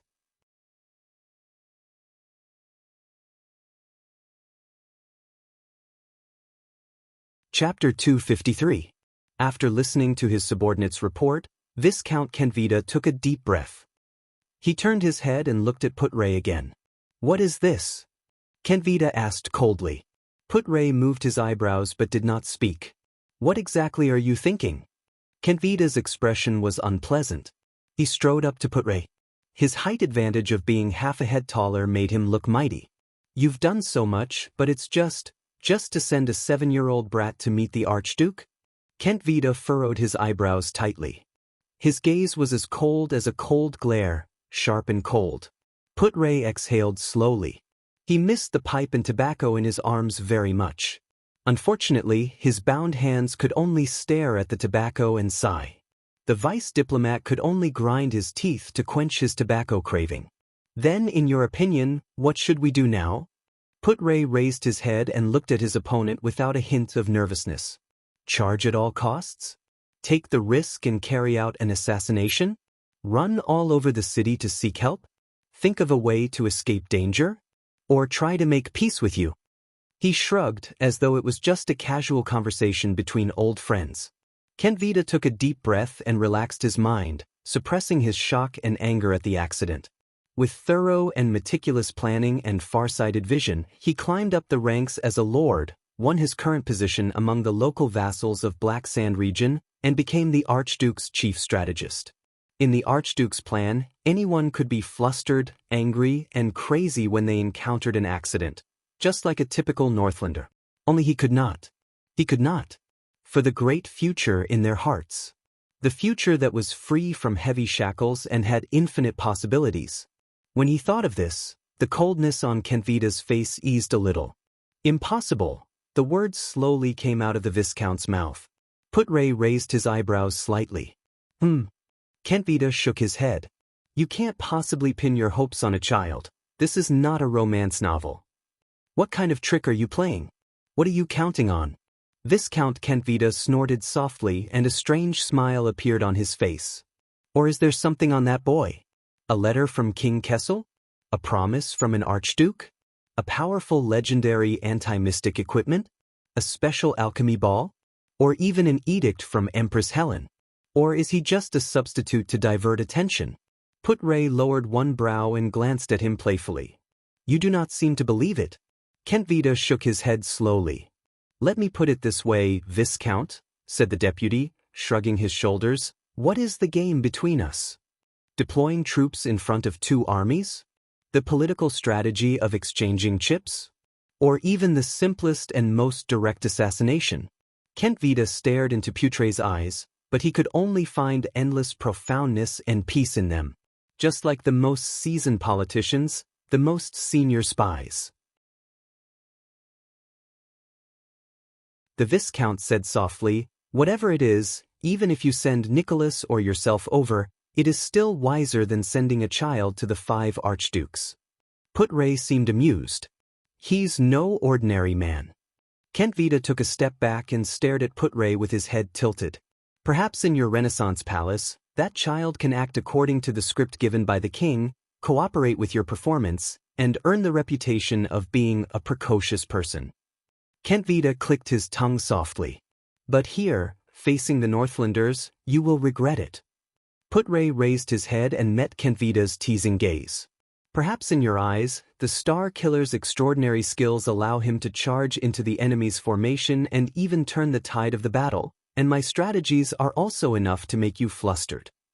But in fact, we all know very well in our hearts, the Constellatiate vice diplomat said slowly, the key to this game of chess has never been these edges and corners, nor the minor details.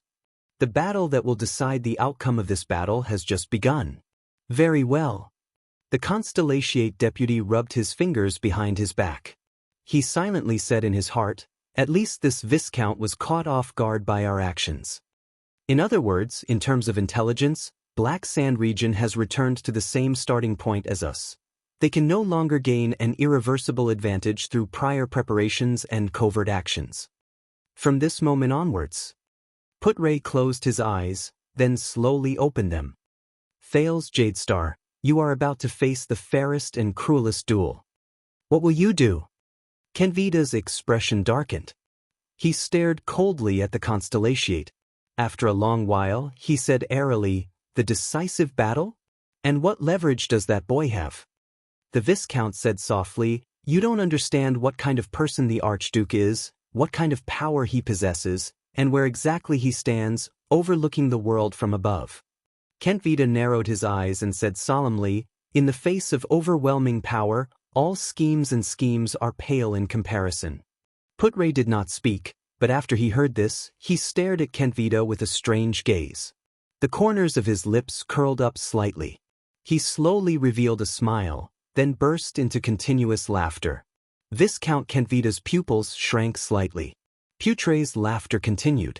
You're laughing, Kentvita said flatly. You don't agree? Putray's laughter lasted for a few seconds before he inhaled deeply. His muscles stopped twitching, and a strange expression appeared on his face. I thought that even if we're scheming for others at our level, we would more or less have some understanding of it. He stared at Kentvita's expression and shook his head slightly. Overwhelming power? Putray sneered disapprovingly. Most people who say this are weaklings who know nothing about power, or pitiful people who pursue power but fail. Kentvita's expression slowly stiffened. Putray raised his eyebrows slightly and continued, precisely because they have never understood power, they can only use their poor imagination and self-deceiving assumptions to describe things they have never obtained. They endlessly exaggerate the omnipotence of power to fill the emptiness in their hearts and absolve themselves of their failures. Just like how weak mortals are used to describing gods that they have never seen before as omnipotent beings. Kentvita stared at him expressionlessly. However, Only powerful people who truly possess power and have experienced it will know. Put-Ray blinked and raised his head to look at the ceiling. So-called overwhelming power. Put-Ray sighed slowly. There was a rare look of nostalgia and regret in his eyes. It has never existed. Kentvita was deep in thought. He did not move. A few seconds later, as expected of someone who once stayed in Dragon Kiss Academy, the Viscount said softly, "Your eloquence and sophistry is really good." Put-Ray smiled faintly. "Thank you." "He's just a child." Kentvita shook his head slowly and revealed a ruminating smile. "With the Archduke around, he can't do anything." "He's not just a child," Put-Ray quickly replied. There was an infinite brilliance in the vice diplomat's eyes. "He's Thales's Jadestar." Kentvita laughed in a mocking manner. "That's the fairest battlefield. Whether it's the Imperial family or the Jadestar bloodline, they won't bring him any help." Put-Ray snorted softly. "Yes, the fairest battlefield." Put-Ray narrowed his eyes and nodded slightly. "With Lesa Kentvita. Why do you follow the Archduke of Black Sand region?" Kentvita was slightly startled. "Is it because of the legitimate bloodline of the Lampard family? Is it because of Black Sand region's powerful foundation? Is it because of the Archduke's status? Or is it because you were coincidentally born in Black Sand region?" Put-Ray shook his head and closed his eyes. "It's the same, Your Grace. A king is not respected by his bloodline." Put-Ray took a deep breath and slowly opened his eyes. That child's greatest bargaining chip has never been his bloodline or birth. There was silence. Their gazes met like blades clashing. Kentvita furrowed his brows. "Damn it. This guy, I can't get anything out of him." Kentvita quietly clenched his fists. "How much do they actually know about our plans and methods?" "No," Kentvita suddenly thought of something. "It's not like we don't know anything. At least, judging by his behavior, they don't care about the Archduke's power at all. But what's more terrifying is that they don't even care about their own power. Because," Kentvita's eyes brightened. He abruptly turned his head around and hurriedly said to his subordinate behind him, "Send a message to His Grace." Put-Ray frowned slightly. "Their target is not us." Kentvita took a deep breath and tried his best to remain calm as he said, "Instead, they are using the other Archduke's fear to turn them into our enemies." Put-Ray's expression changed slightly. Kentvita's subordinate received the order and left. "What a deep impression." Put-Ray raised his eyebrows slightly. There was an unconcealable surprise in his tone. "Viscount Kentvita." Kentvita turned his head around and stared at his opponent with a solemn expression. "The same goes for you, Lord Nimain." The 5 archdukes stared at him without blinking, until he cleared away the black ash on his face so that his face could be seen clearly. Awkward. This was the only adjective Thales could find for this moment. "Can someone explain it to me?" Archduke Trentida whistled and looked at Thales with a subtle expression. He then turned to the other archdukes, as though he was seeking help. "The story about a prince of Constellation who mysteriously crawled out of the fireplace in Heroic Spirit Palace?" As I said, Archduke Rockney tilted his head and snorted coldly at Lampard. Surprises are never too late. Lampard stared expressionlessly at the disheveled Thales. His eyes were filled with endless chilliness that almost overflowed. Under the gazes of the 5 archdukes, Thales could not help but take a deep breath. He did not know if it was because of the chimney or because he was nervous. Calm down, Thales."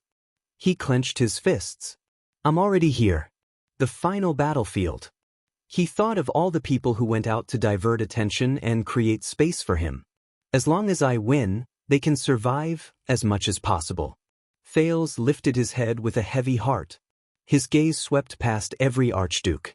"First, I want to start a conversation. Believe me, if it wasn't for our Archduke Lampard using a large number of soldiers to seal off almost every path from the gatehouse to this place, and locking all of you in a small cage that is isolated from the outside world." Thales tried his best to control his voice to make it sound relaxed and cozy. At the same time, he tried his best to remind every archduke of their situation. "Actually, I would prefer to meet all of you in the guest room, dressed neatly." Archduke Rockne narrowed his eyes and let out a lukewarm chuckle. Alcius looked at him with a solemn expression. I admire your courage, child, Rockne said softly, but you came to the wrong place. You broke into the Hall of Heroes, the place where the 5 archdukes of Extet hold a solemn meeting.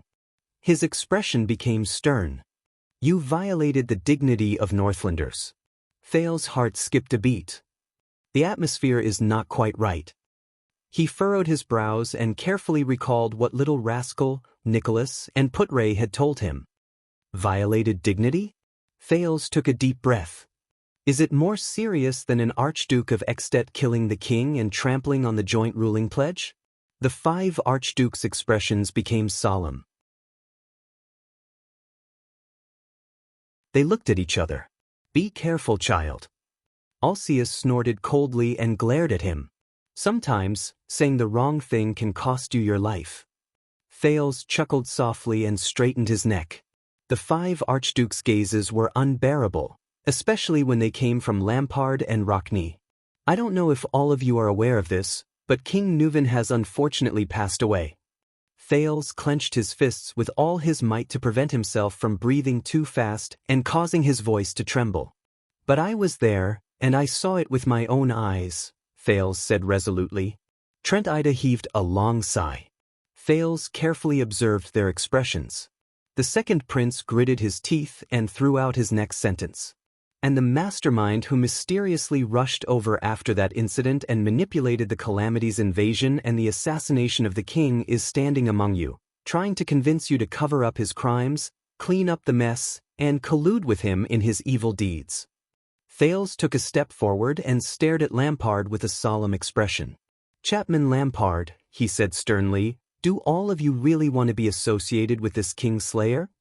Even if he broke your iron law? And become the most unstable factor among the archdukes?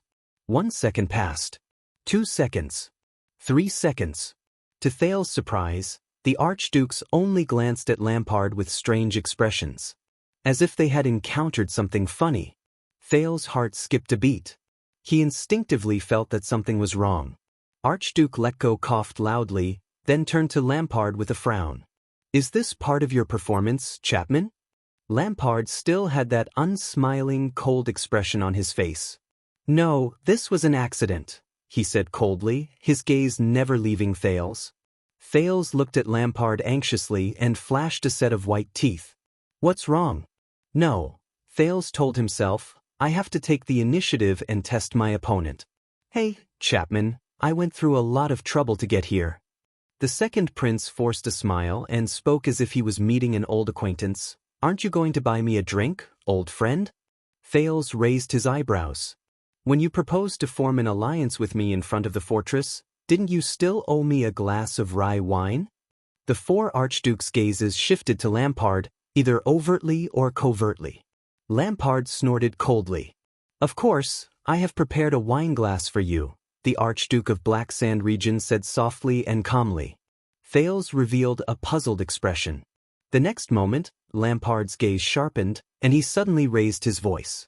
Guards, 2 people are coming in. His voice faded away. Thales' expression froze. A question came from outside the hall. Archduke Letko? Do as Chapman says. The bald old Archduke exhaled and shook his head. He looked at Thales with a mocking gaze. Send one of our guests out. Thales' expression changed drastically. What's going on? I can't even initiate a conversation. Why isn't he playing by the rules? Wait. The second prince hurriedly raised his hands and said to the other 4 archdukes, at least listen to what I have to say about the Kingslayer, about how he wants to use Extet to strengthen himself. However, to his surprise, he was interrupted. Oh, the Kingslayer, Chapman Lampard. Trent Ida revealed a malicious smile. I heard that King Nuven's death was a bit of a pity. Thank you, we got it. His Highness of Constellation. At that moment, Thales felt a chill in his heart.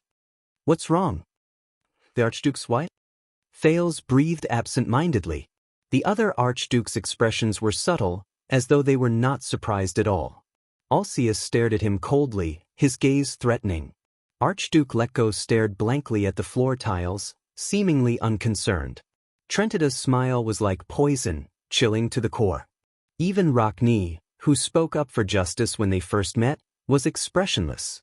Lampard was the only one who flashed him a terrifying sneer, like a gambler who had already won. The footsteps of the guards came from outside the hall. In that second, Thales gulped with a pale face. No, they shouldn't have reacted this way.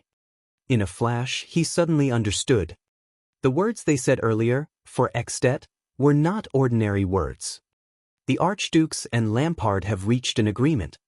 What did Lampard say to the Archdukes? Promise? Threat? Conspiracy? Even make them disregard the great crime of king-slaying and disregard Extet's tradition and stability? Make them turn a blind eye to Lampard's actions of gathering troops to force the abdication and choose to be in cahoots with a dangerous murderer? The footsteps outside the hall were getting closer. They were the people who came to escort him out. Thales looked at the Archdukes in disbelief. They were still sneering faintly. It was as though the dumbfounded Thales was just a clown at that moment. At that moment, Thales, who was standing in the Hall of Heroes, suddenly realized how difficult the task he had to face was. This chapter is very tiring to write. I changed the draft 3 times. I'll correct the typos later.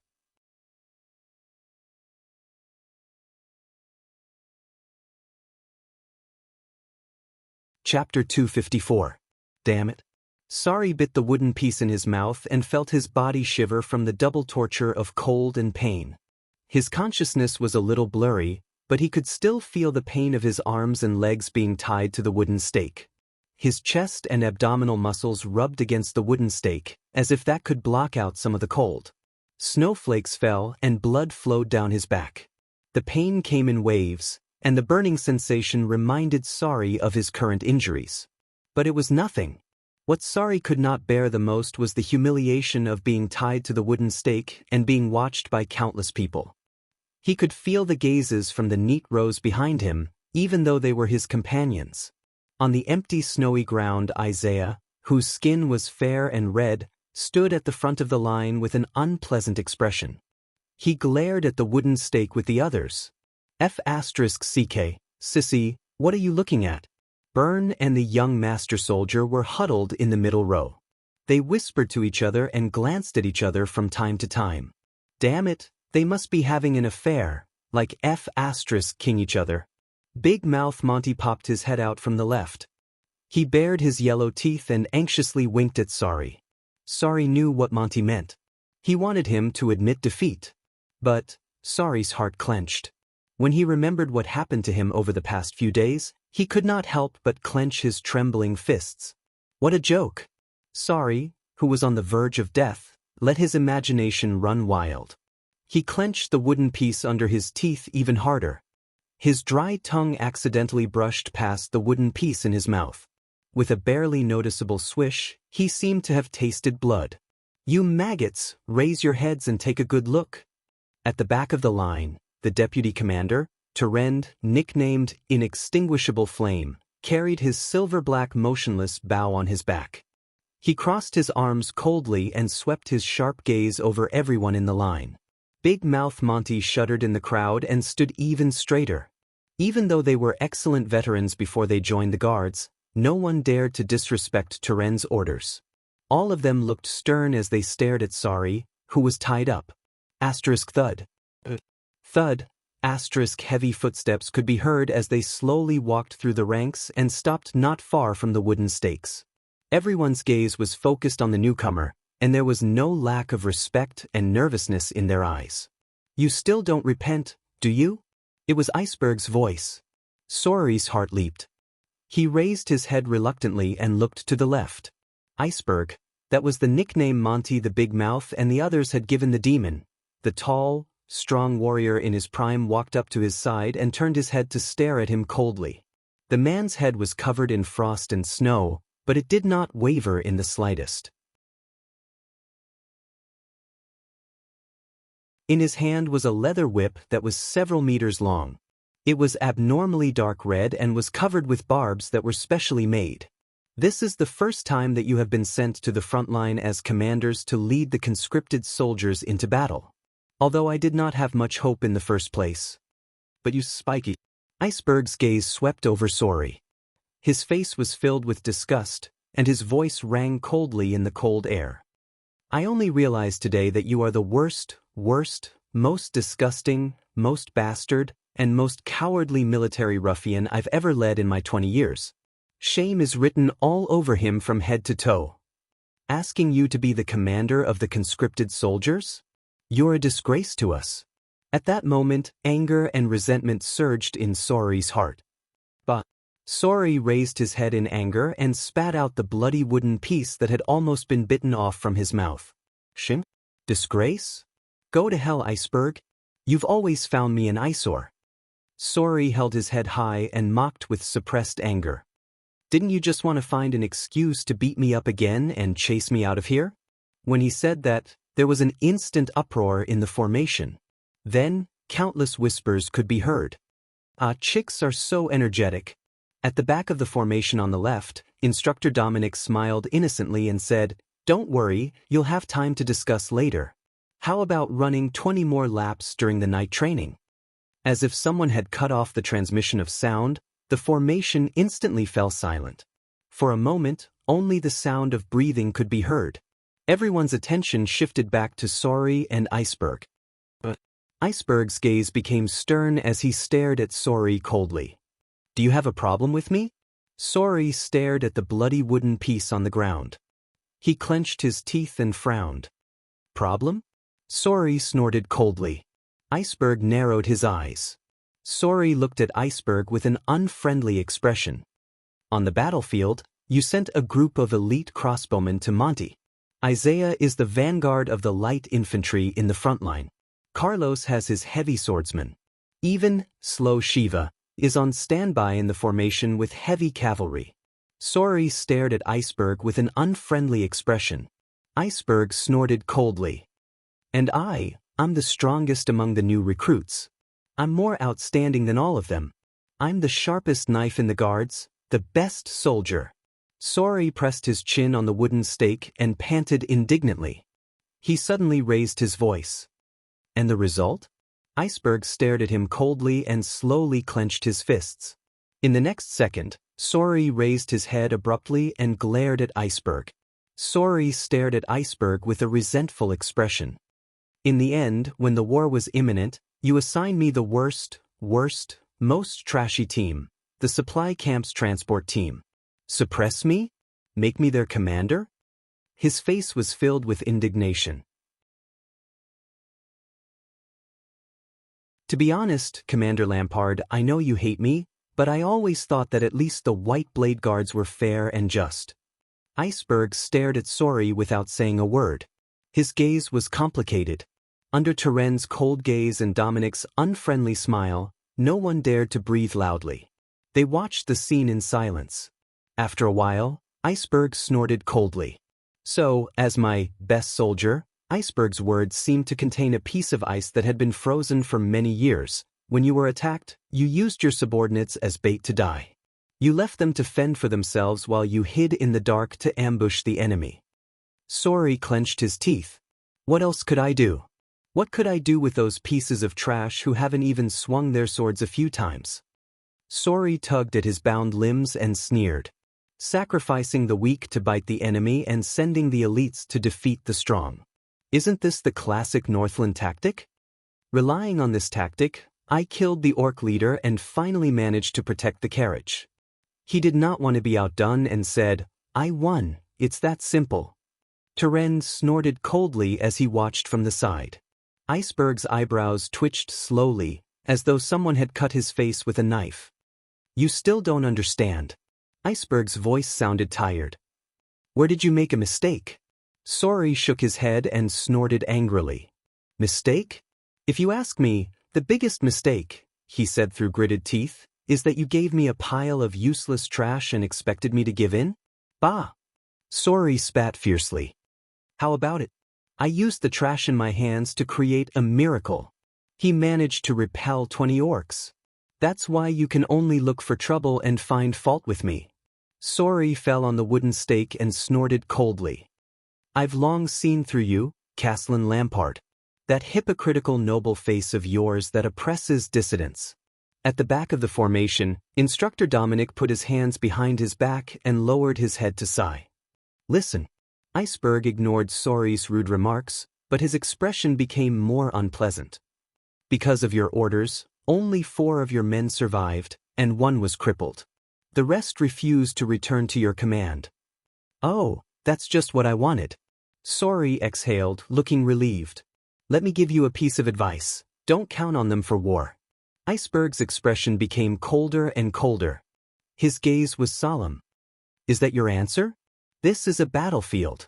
Someone has to die, Sorry said, then sneered and shook his head.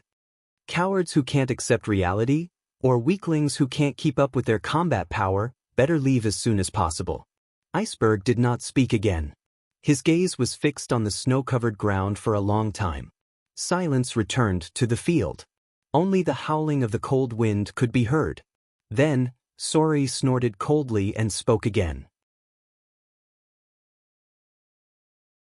And let me tell you, Iceberg, no matter what you want to do to me, even if you put me in the worst troop and send me to die, I will survive. But he was interrupted. The biggest mistake you've made, Spiky. Iceberg, the strong and tall man, had a furious expression. He said resolutely and loudly, "That's..." Iceberg raised his head slowly. His hand that was holding the whip trembled, and his eyes were filled with rage. You shouldn't have spat out that piece of wood. Sorry was slightly stunned. He looked at the piece of wood he spat out on the ground. In the next second, the 6-meter-long barbed whip in Iceberg's hand instantly moved. Asterisk whoosh. Asterisk the wind howled fiercely. The whip formed a terrifying circle in the air. Before Sorry could react, a tearing pain suddenly exploded from his back. Asterisk slap. Asterisk an ear-piercing explosion sounded. Sorry had an illusion that the skin on his back was torn open at that moment. He was in so much pain that he could not even think. If asterisk ck. Sorry hugged the wooden stake and trembled madly. He gritted his teeth so hard that blood seeped out from the gaps between his teeth, but he still could not help but let out a pained groan. Iceberg, my whole family is dead. All the muscles in his body were protesting. Even in the cold winter, his forehead could not stop sweating. Instructor Dominic's voice rang from behind the formation. The 19th whip. The hundreds of people in the formation watched this scene quietly with different expressions. Sorry almost broke his teeth from clenching them so hard. But he still trembled and raised his head with difficulty, unwilling to show weakness to Iceberg. But the moment Sorry raised his head, he was slightly stunned. Iceberg, who had always been cold and harsh, at that moment, his gaze was filled with deep pain and disappointment. Maybe I was wrong too. Very wrong. Iceberg's tone was sorrowful and tired. Maybe I shouldn't have had such high hopes for you from the start. Sorry, Nicholas, you idiot. Sorry, who was lying on the wooden stake and panting, was stunned. At that moment he saw Iceberg, who was in his prime, furrow his brows tightly. The muscles on his face trembled slightly in the cold wind, and his wrinkles were obvious. Asterisk whoosh. Asterisk in the next second, Iceberg swung the whip in his hand again. The sound of the wind roared. But what attacked him was not the barbed whip in his memory. Instead, it was a black and ferocious spear blade. Dragon Cloud City, Heroic Spirit Palace.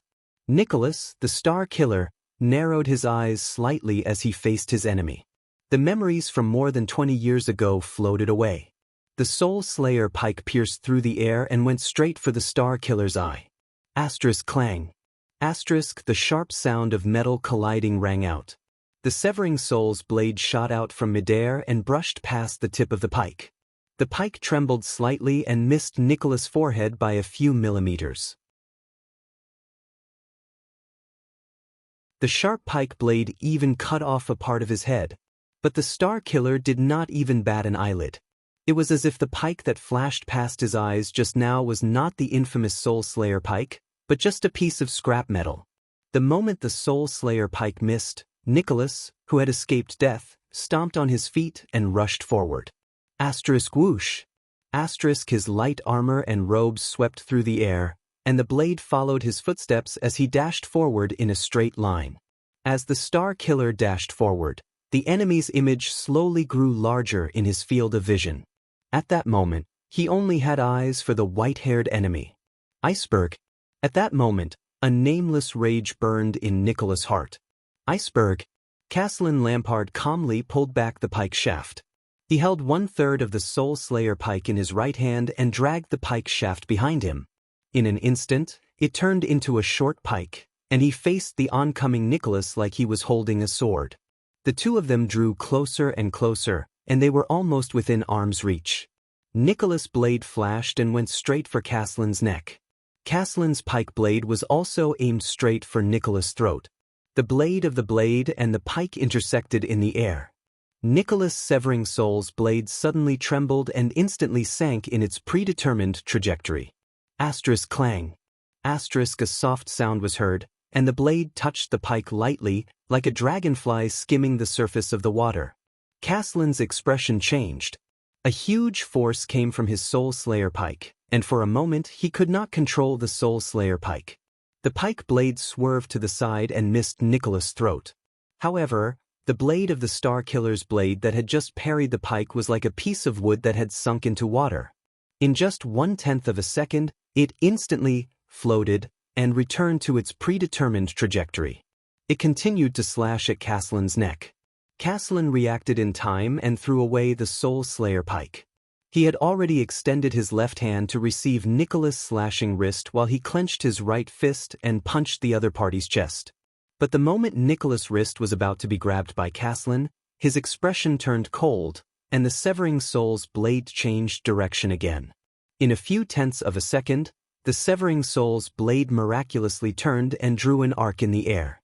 Nicholas' wrist also moved to the back of Castellan's left hand. Castellan's fingers barely grazed his opponent's arm. The interception failed. The threat of the blade that went straight for Castellan's attack did not diminish because of this dodge. On the contrary, the blade changed direction and went straight for Castellan's face from a slash to a stab. Castellan's expression did not change. Even though his attack and defense had failed twice, even though the blade had already gone beyond the reach of his palm, even though if he was careless, he would be doomed eternally. Castellan reacted quickly and retrieved his right hand.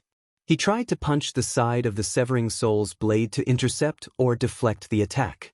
But just like the previous 2 times, Nicholas' blade changed direction again in the blink of an eye. The deflected Castellan's right fist went straight for Nicholas' forehead again.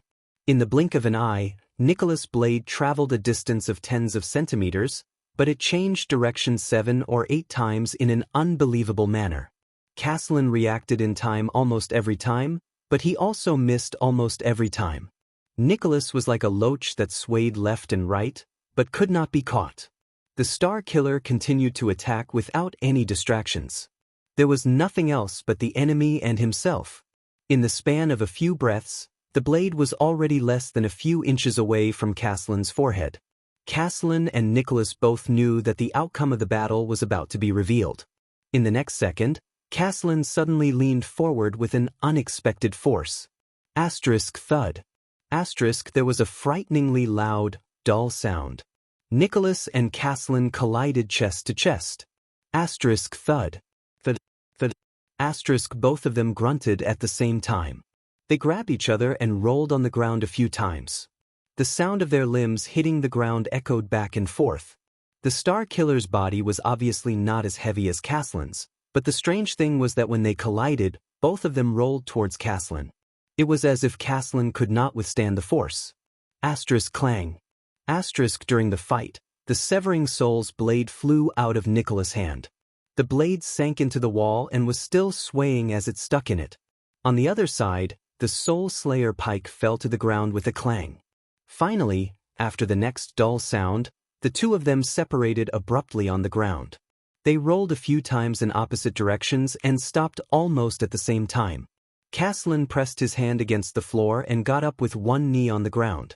Nicholas even exerted force in his abdomen and jumped up like a fish. From the beginning to the end, Nicholas had only slashed once in a few seconds. Caslin had also only tried to receive the slash. But only the two Supreme Class fighters knew how dangerous it was. No matter which part of the attack went wrong, both of them might have to pay an irreversible price in that short instant. For a moment, only the panting of the two warriors could be heard in the corridor. Caslin half knelt on the ground and pounded his chest in pain. Blood flowed down from his forehead. From the spot between his eyebrows to his ear, there was a hideous wound that kept oozing blood. Not bad, the old man said faintly. At least, you cut 3 inches of my scalp. At that moment, Nicholas seemed to have seen the past in a daze. It was more than 20 years ago. At that time, the commander stood on the snowy ground and said the same thing. Not bad. At that time, Caslin Lampard was terrifying, and almost invincible. At that time, Caslin moved his neck joints with a nonchalant expression. He curled his finger in disdain at Nicholas, who was still a white blade recruit and was panting on the ground. At least, you forced me to use both my hands. Nicholas clenched his fists tighter and tighter. Caslin's aged voice traveled into his ears. It dragged Nicholas' thoughts back to the present. That technique of instantaneous power is really terrifying. In the corridor, the old Caslin wiped away the blood on the side of his face. He touched the wound on his forehead and frowned as he stared at the bright red blood on his hand. That was really dangerous. The blade almost broke my bones and cut open my head. Nicholas only stared at him without saying a word.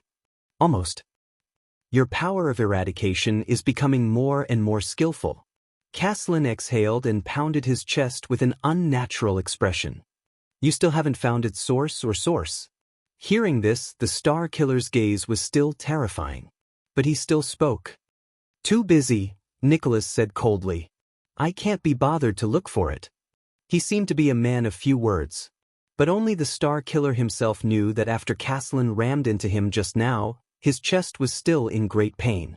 His lungs were in pain, and even breathing was painful. He could only use this period of time to continuously use his power of eradication to relieve the pain in his chest muscles and bones. Talking to Nicholas was undoubtedly an act that increased his burden. The abrasions left on him from rolling on the ground just now were also innumerable. Nicholas' right arm was also aching and slightly numb because he fought with Caslin for the Severing Soul's blade on the ground. If Caslin launched a sudden attack during this period of time, he would not be able to fight with his full strength. And in the face of Caslin, not being able to fight with his full strength meant Nicholas shut his mouth and seized the time to relieve the pain in his chest and recover from his injuries. Caslin sighed. He remembered the miraculous blade that Nicholas had used to change directions multiple times in one move. Reserving strength and leeway when he attacked, using instantaneous changes to achieve an unexpected effect. This kind of situation happened the most when he was feigning an attack. But no one could use this technique to its fullest extent like Nicholas. Nicholas' unique power of eradication allowed him to store his strength in every node in his body. He could control every muscle and bone meticulously and perfectly, and change his posture, moves, and strength at any time during a battle. This was no longer as simple reflexes. The Star Killer's body was almost unhindered by inertia. Every slash he made, every step he took, from the beginning to the end, no matter if he succeeded or missed, he could always regain his strength and change directions at any time. A slash aimed at the throat could be instantly changed to the face, chest, arms, abdomen, and even be retracted to defend himself. What was even more terrifying was that as long as his body could bear the burden, this skill of using his strength could be superimposed many times. He could change directions again after changing directions. And as his strength and experience grew, the number of times he could superimpose his strength would only increase, and he would have more and more freedom. He could do whatever he wanted in a battle and perform endless changes. A simple and ordinary slash could change infinitely in an instant, and it brought with it a threat that enveloped his entire body. When Caslin thought of this, he shook his head emotionally. This is a power of eradication worthy of being listed in the history books. If it was in the Tower of Eradication, it would probably be classified as a miracle. Unfortunately, this power of eradication that was awakened on the battlefield was too random and accidental. It could not be summarized and passed down to the future generations. Just like that power, Caslin looked at his former subordinate, and nostalgia for the past surged in his heart. The old man was very familiar with this former subordinate of his. Sorry, Nicholas. He was a man who possessed supreme class battle instincts when he was still in the first rank. He was the strongest soldier under him, and the best soldier. But it's all in the past. Now, as enemies, they were fighting to the death. When he thought of this, Caslin's gaze darkened. Even supreme class fighters would find it hard to remain unfazed in the face of the Soul Slayer Pike's reputation of killing with one hit. One of my elven opponents lost here. The old man nodded faintly. But you did well. You didn't embarrass the White Blade Guards, Spiky. Nicholas shuddered slightly. His thoughts returned to the 38th century land more than 20 years ago. The image of that cold and merciless iceberg appeared before the Star Killer's eyes. He remembered the scene of him standing in the snow and lecturing the soldiers with a stern expression. When they faced the Glacier Orc's sixth wave of attack, the leader had said this. Spiky, don't embarrass the White Blade Guards. At that time, the commander of the Ground Shaker, who was in his prime and had a peerless majesty, this old man with a head full of silver hair and dull eyes, the two figures slowly overlapped. Nicholas finally calmed down from the intense pain in his chest. He adjusted his state of mind and slowly exhaled. His tone was complicated and his emotions could not be discerned. The Soul Slayer Pike may be powerful, but it was forged based on a cavalry spear. It's too long, too heavy, too hard, the Star Killer said sternly. It's not difficult to deal with in a non-group battle. I remember that the person who taught you how to use long weapons was Dominic. Caslin laughed. If Dom heard what you said, I'm afraid he wouldn't be happy. Nicholas' expression darkened, then quickly darkened. Dominic. Bloodhammer, Dominic. That smiling old man, one of their instructors. That old man who loved to punish them by making them run laps and counting behind them. He always stood beside Caslin, who was in his prime, with a smile on his face. He brought some liveliness to the group of fierce and murderous White Blade Guards.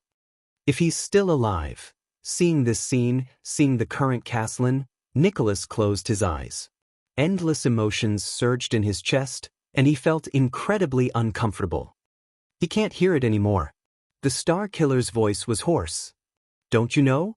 The veins on Caslin's fists tightened. 13 years ago, Dominic died in battle in White Mountain, Nicholas said softly.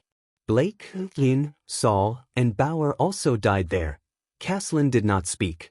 After that, old Seva was also injured and retired. He went to Camus Union and never came back. Caslin sighed slightly. The old man lowered his head expressionlessly.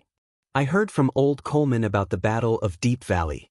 I heard that old Dom led his team and charged 100 meters into the enemy's group while covered in arrows. He only fell after the enemy was defeated.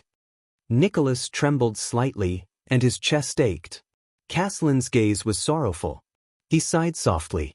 That man still owes me money for a leather armor. The Star Killer clenched his fists tighter. He almost scratched his own palms. A nameless flame burned in his chest, making him feel extremely uncomfortable. As for the Soul Slayer Pike, you know, the legendary anti-mystic equipment was never meant to be used in battles between humans. Caslin sighed. He seemed to be a little sentimental. It's just that humans have a talent. We're good at turning everything in the world into weapons to kill our own kind. At this moment, ring, three thin metal discs slid out of Nicholas' fingers and rolled a long distance away in an orderly manner. They rolled towards the old man. Caslin extended his hand and pressed down on the three discs.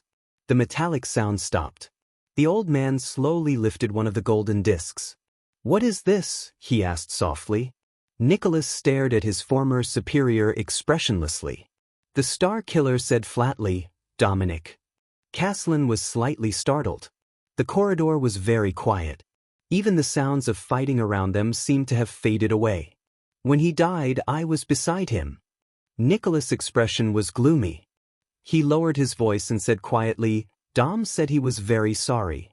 He had to use his pension to continue buying medicine for his grandson to treat his illness. So I'm afraid he won't be able to repay the money he owes everyone." There was a hint of sorrow in the Star Killer's words. Caslin tightened his grip on the gold coin. The old man's Adam's apple moved slightly. His gaze focused on the other 2 gold coins on the ground. "You didn't have to do this." Caslin raised his head and looked at Nicholas. He said tiredly, "Dom doesn't like people to repay his money on his behalf." Nicholas stared at the gold coin in Caslin's hand and knew what he wanted to say.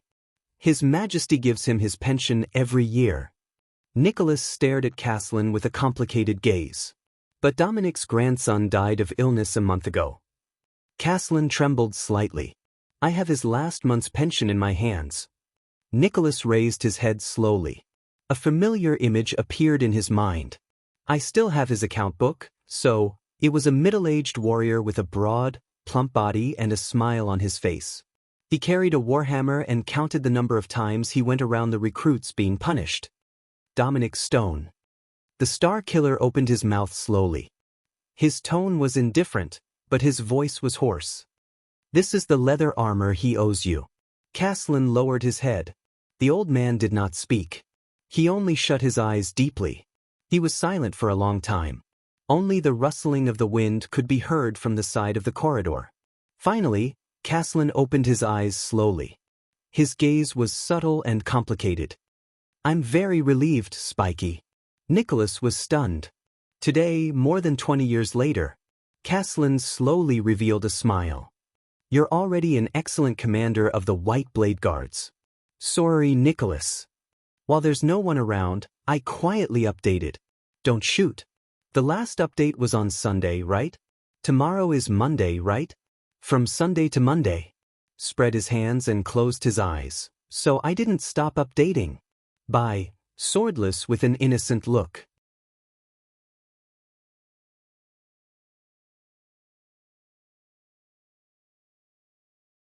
Chapter 255.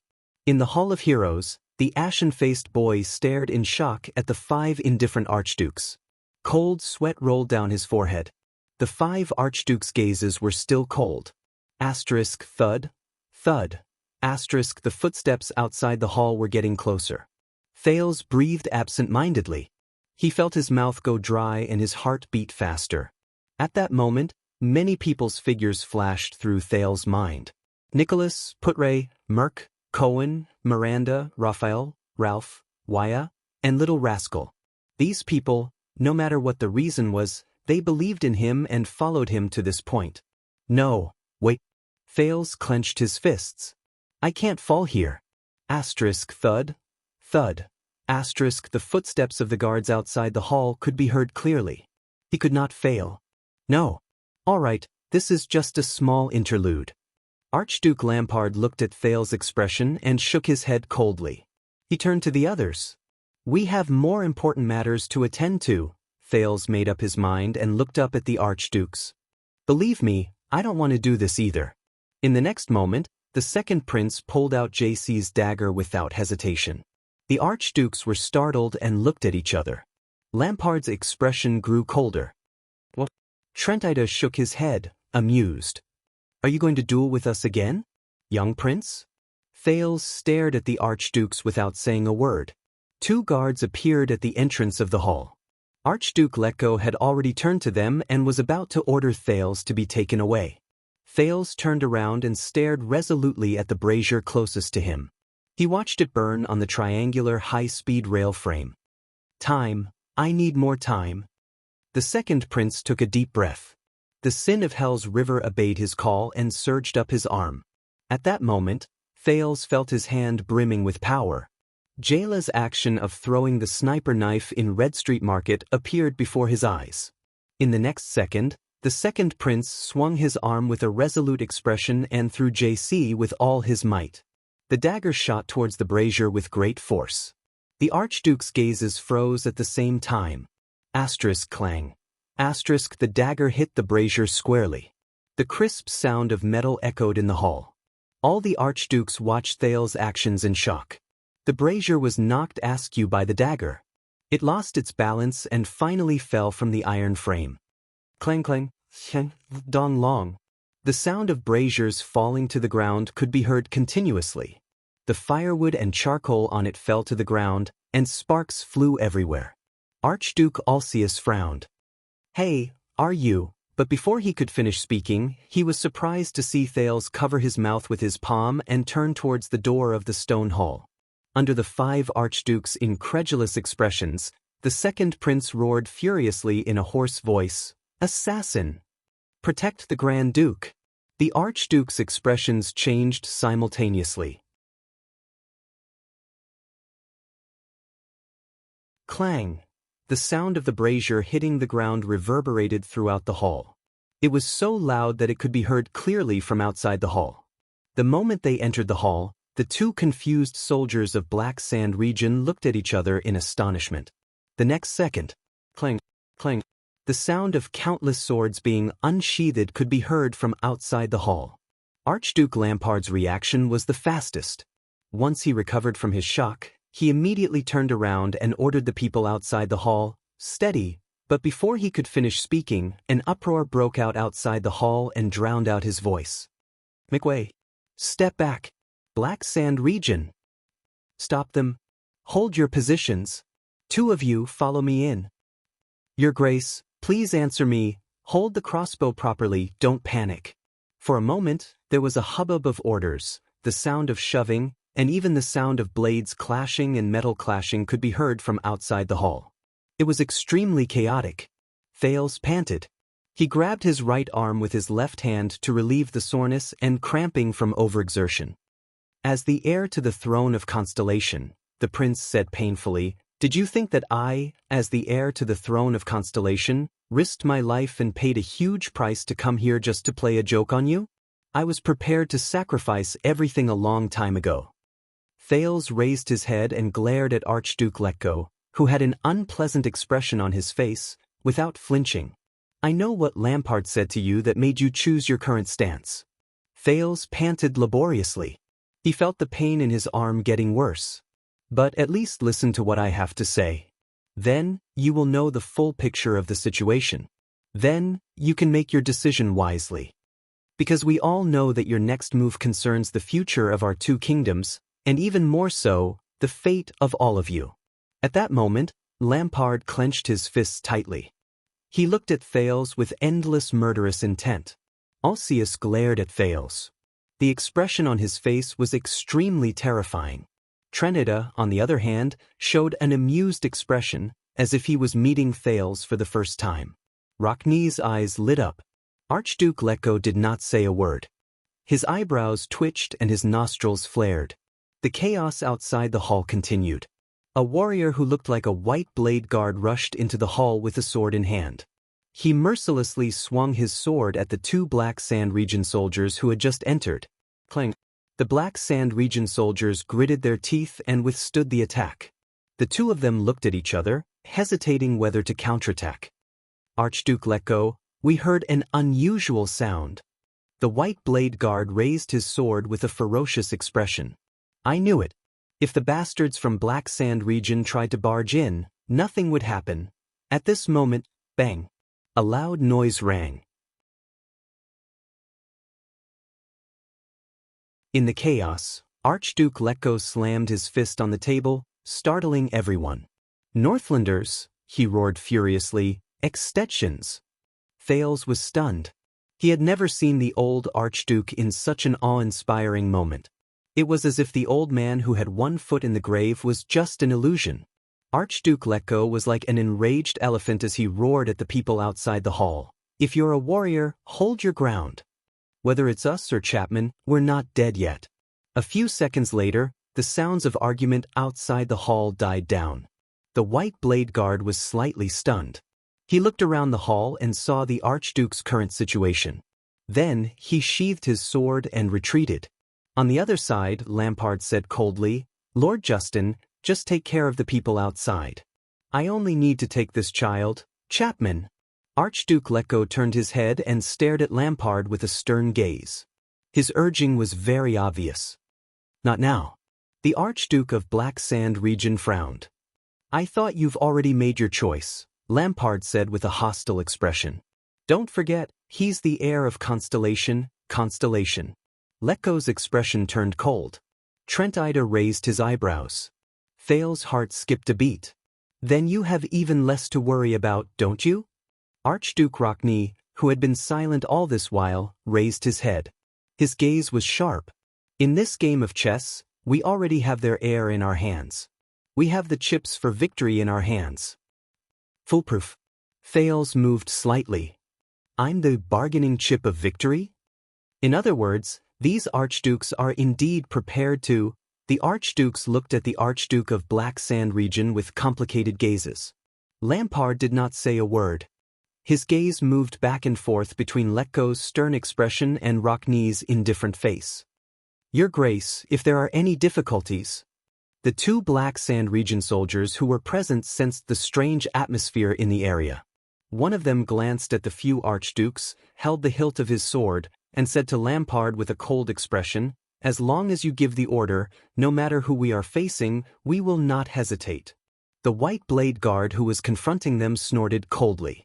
Archduke Rockney glanced at Lampard in annoyance. Thales tried his best to suppress the throbbing of his heart. Very well. This situation means that both sides are still in a highly tense standoff. The alliance between Lampard and the archdukes has just been formed. There's still a chance. Even if there's no chance, just like what Lampard did under Broken Dragon Fortress. Thales bit his tongue. His expression was firm. I have to create a chance too. Never give up. Never admit defeat. Just like how Serena taught him to be vigilant and suspicious in the failed alliance. Just like how Zayn Covendier taught him to be hypocritical and sanctimonious in the friendly trap. Just like how Neuven Walton taught him to be decisive and cautious with his power as a king and his death. This is that man. Thales raised his head and stared resolutely at the Archduke of Black Sand region, who had an uncertain expression on his face. This is the most valuable lesson he taught Thales in the bloody darkness, horror, and nightmares. Chapman Lampard. Silence. The chaos and noise outside the hall continued. After a few breaths, the Archduke of Black Sand region unclenched his fists. He exhaled slowly and put away the coldness on his face. We're fine. You may leave first. Lampard looked at the two soldiers and nodded stiffly. Archduke Lampard turned his head again and roared towards the outside of the hall. Those outside, have Lessa defend his position and remain vigilant. Only then did Archduke Lecco's expression soften. Rockney flashed a smile. Lord Justin, please leave first too, the old Archduke said flatly. As you can see, we have some things to discuss. Lord Justin of the White Blade Guards was momentarily stunned before he nodded slowly. He glanced at the charcoal-faced little boy who suddenly appeared. Suppressing the suspicions in his heart, he followed the soldiers of Black Sand region and walked out of the hall. 10 seconds later, the commotion outside the hall stopped. It was as if the atmosphere had returned to that tense moment. Thales watched all of this and slowly calmed his breathing. He could only feel cold sweat dripping down his back. As expected, Nicholas was right. Welcome to Northland. When faced with the tough Northlanders, you must act like an iron warrior to win their respect. In the next second, Archduke Lecco sat down heavily on his seat. You have 1 minute to finish what you want to say, bold troublemaker. The old duke stared at the Prince of Constellation with a frosty expression. Otherwise, I don't mind personally escorting you out. Alcius glanced at the brazier and dagger on the ground and added coldly, then, I'll send you to the gallows with the crime you've dreamed of. For example, assassinating an archduke. The other 3 archdukes had different expressions. Thales swallowed hard. Out of habit, he forced a smile and took 3 deep breaths. It was as if a soft and pleasant voice was ringing in his ears again. Just treat it as another game. The prince raised his head and faced the 5 archdukes. They were standing on both sides of the long table, facing each other in silence. On one side was an extremely thin and frail little boy with a ruined appearance. On the other side were 5 tall and mighty men dressed in extraordinary clothes. Assassinating an archduke? I'm not surprised by your threat, Archduke Alcius. Alcius pursed one side of his lips. Thales could feel the blood in his body still surging, but he still spoke slowly in the calmest voice. I know that Lampard will definitely suggest that you push the blame of the king's death on me and Constellation. Then you will unite and conquer Constellation's land and wealth. The prince's voice echoed in the stone hall. In the name of avenging King Nuven, you will start a war to seize Constellation's land and wealth, isn't that right? Compared to this, the crime of assassinating an archduke is nothing. His voice faded away. Other than Lampard, the 4 archdukes had different reactions. Trent Ida looked at Letko with interest, but the old archduke only stared straight at Thales without saying a word. Rockne snorted and nudged Alcius beside him. Archduke Letko coughed. Based on what I heard last time, Prince Thales, someone meticulously planned this assassination, and the Secret Intelligence Department is behind the calamity. No matter what, Constellation cannot absolve itself from the blame, the old archduke replied in a straightforward but polite manner. At this very moment, as the spokesperson of Constellation, Thales Jadestar. A strange light flashed in Archduke Letko's eyes. You are the one responsible for His Majesty's death, there is no doubt about it. Thales frowned. The Archduke's words avoided the peculiarities and loopholes. It was ingenious and perfect, and judging by their attitude, a direct rebuttal would be ineffective. The charcoal residue on the ground burned out and slowly extinguished. What should I do? Thales forced himself to chuckle and glanced at each archduke. We, Constellations, bribed the assassin's flower, who holds a deep grudge against the Jadestar family, to carry out the assassination? Archduke Rockne frowned. The prince continued, and Lampard coincidentally brought his army into the city, captured the first gatehouse and heroic spirit palace, and met all of you here? Alcius stared at him coldly. But all this is not important. The second prince of Constellation puffed out his chest and said seriously and cautiously, My dear archdukes, I do not take you for fools. Therefore, please treat me with sincerity as well. Cast aside unnecessary words and hypocrisy, and place all your chips and conditions on the table. Thales gritted his teeth and said coldly, After all, based on our statuses, everything that happens in this hall will not spread. Lampard showed an impatient expression. The archdukes turned their heads and looked at each other. At least 2 pairs of eyes were filled with astonishment. This is too interesting. With a contemptuous yet thought-provoking emotion, Trent Ida shook his head and clicked his tongue. A little boy wants to join the adults' chess game? Thales was in a highly nervous state and did not pay attention to him. He had to find a breakthrough. Most importantly, how did Lampard convince them? Was it really as he thought? Thales took a deep breath and gritted his teeth. I want to know what Lampard said to all of you. Archduke Alcius crossed his arms and looked at Lampard, only to find that the latter's face was stiff. What did he promise you? Thales clenched his teeth. Land. Power. Future? With every word Thales uttered, he carefully observed the Archduke's expressions. When he heard this, Trent Ida narrowed his eyes and flashed a malicious smile. The prince clenched his fists and gulped. Or, Thales frowned. Those things that might threaten your survival? At that moment, Thales felt a chill run down his spine.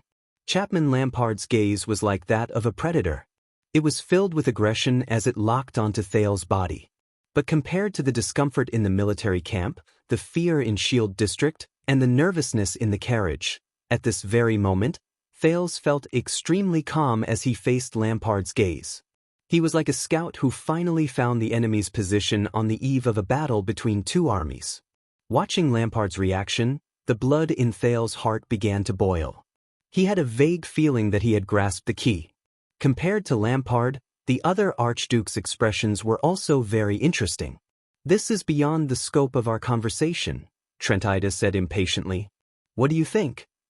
Thales recalled what Shiles and Little Rascal said, and he became even more certain of his suspicions. Now, he had to know how much Lampard had told them, what he had said, and to what extent did he have to go to make these archdukes reach an agreement with him? At this moment, Lampard's cold laughter came from the hall. "Your performance left a deep impression on me, young prince."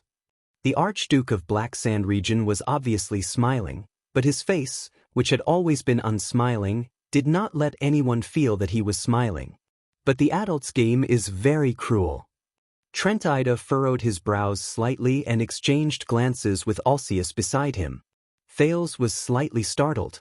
Lampard slowly paced to the side of the hall, blocking the firelight on one side. He left a long and dark shadow that covered Thales' expression. "But when you grow up a little, when you can command a country with a wave of your hand, you can question us again," the Archduke of Black Sand region said coldly. Hearing this, the Archduke's expressions suddenly froze. Thales furrowed his brows. Lampard is starting to retaliate, and the weapon he's using to retaliate is not his age, but I look forward to it. I look forward to the day a few years later, a dozen years later, or a few decades later. Lampard turned his head around and his eyes shone with a dangerous light. "When you become a wise and wise king, what kind of interesting opponent will the constellation under your rule be?" The moment Lampard finished speaking, Thales felt that the other archduke's gazes had changed. "Just thinking about it makes me excited." Lampard looked down at him, turned to the other archdukes, and said coldly, "What do you think?" The temperature in the hall seemed to have dropped by half in an instant. The archdukes looked at each other, then at Thales in unison, as if sizing him up.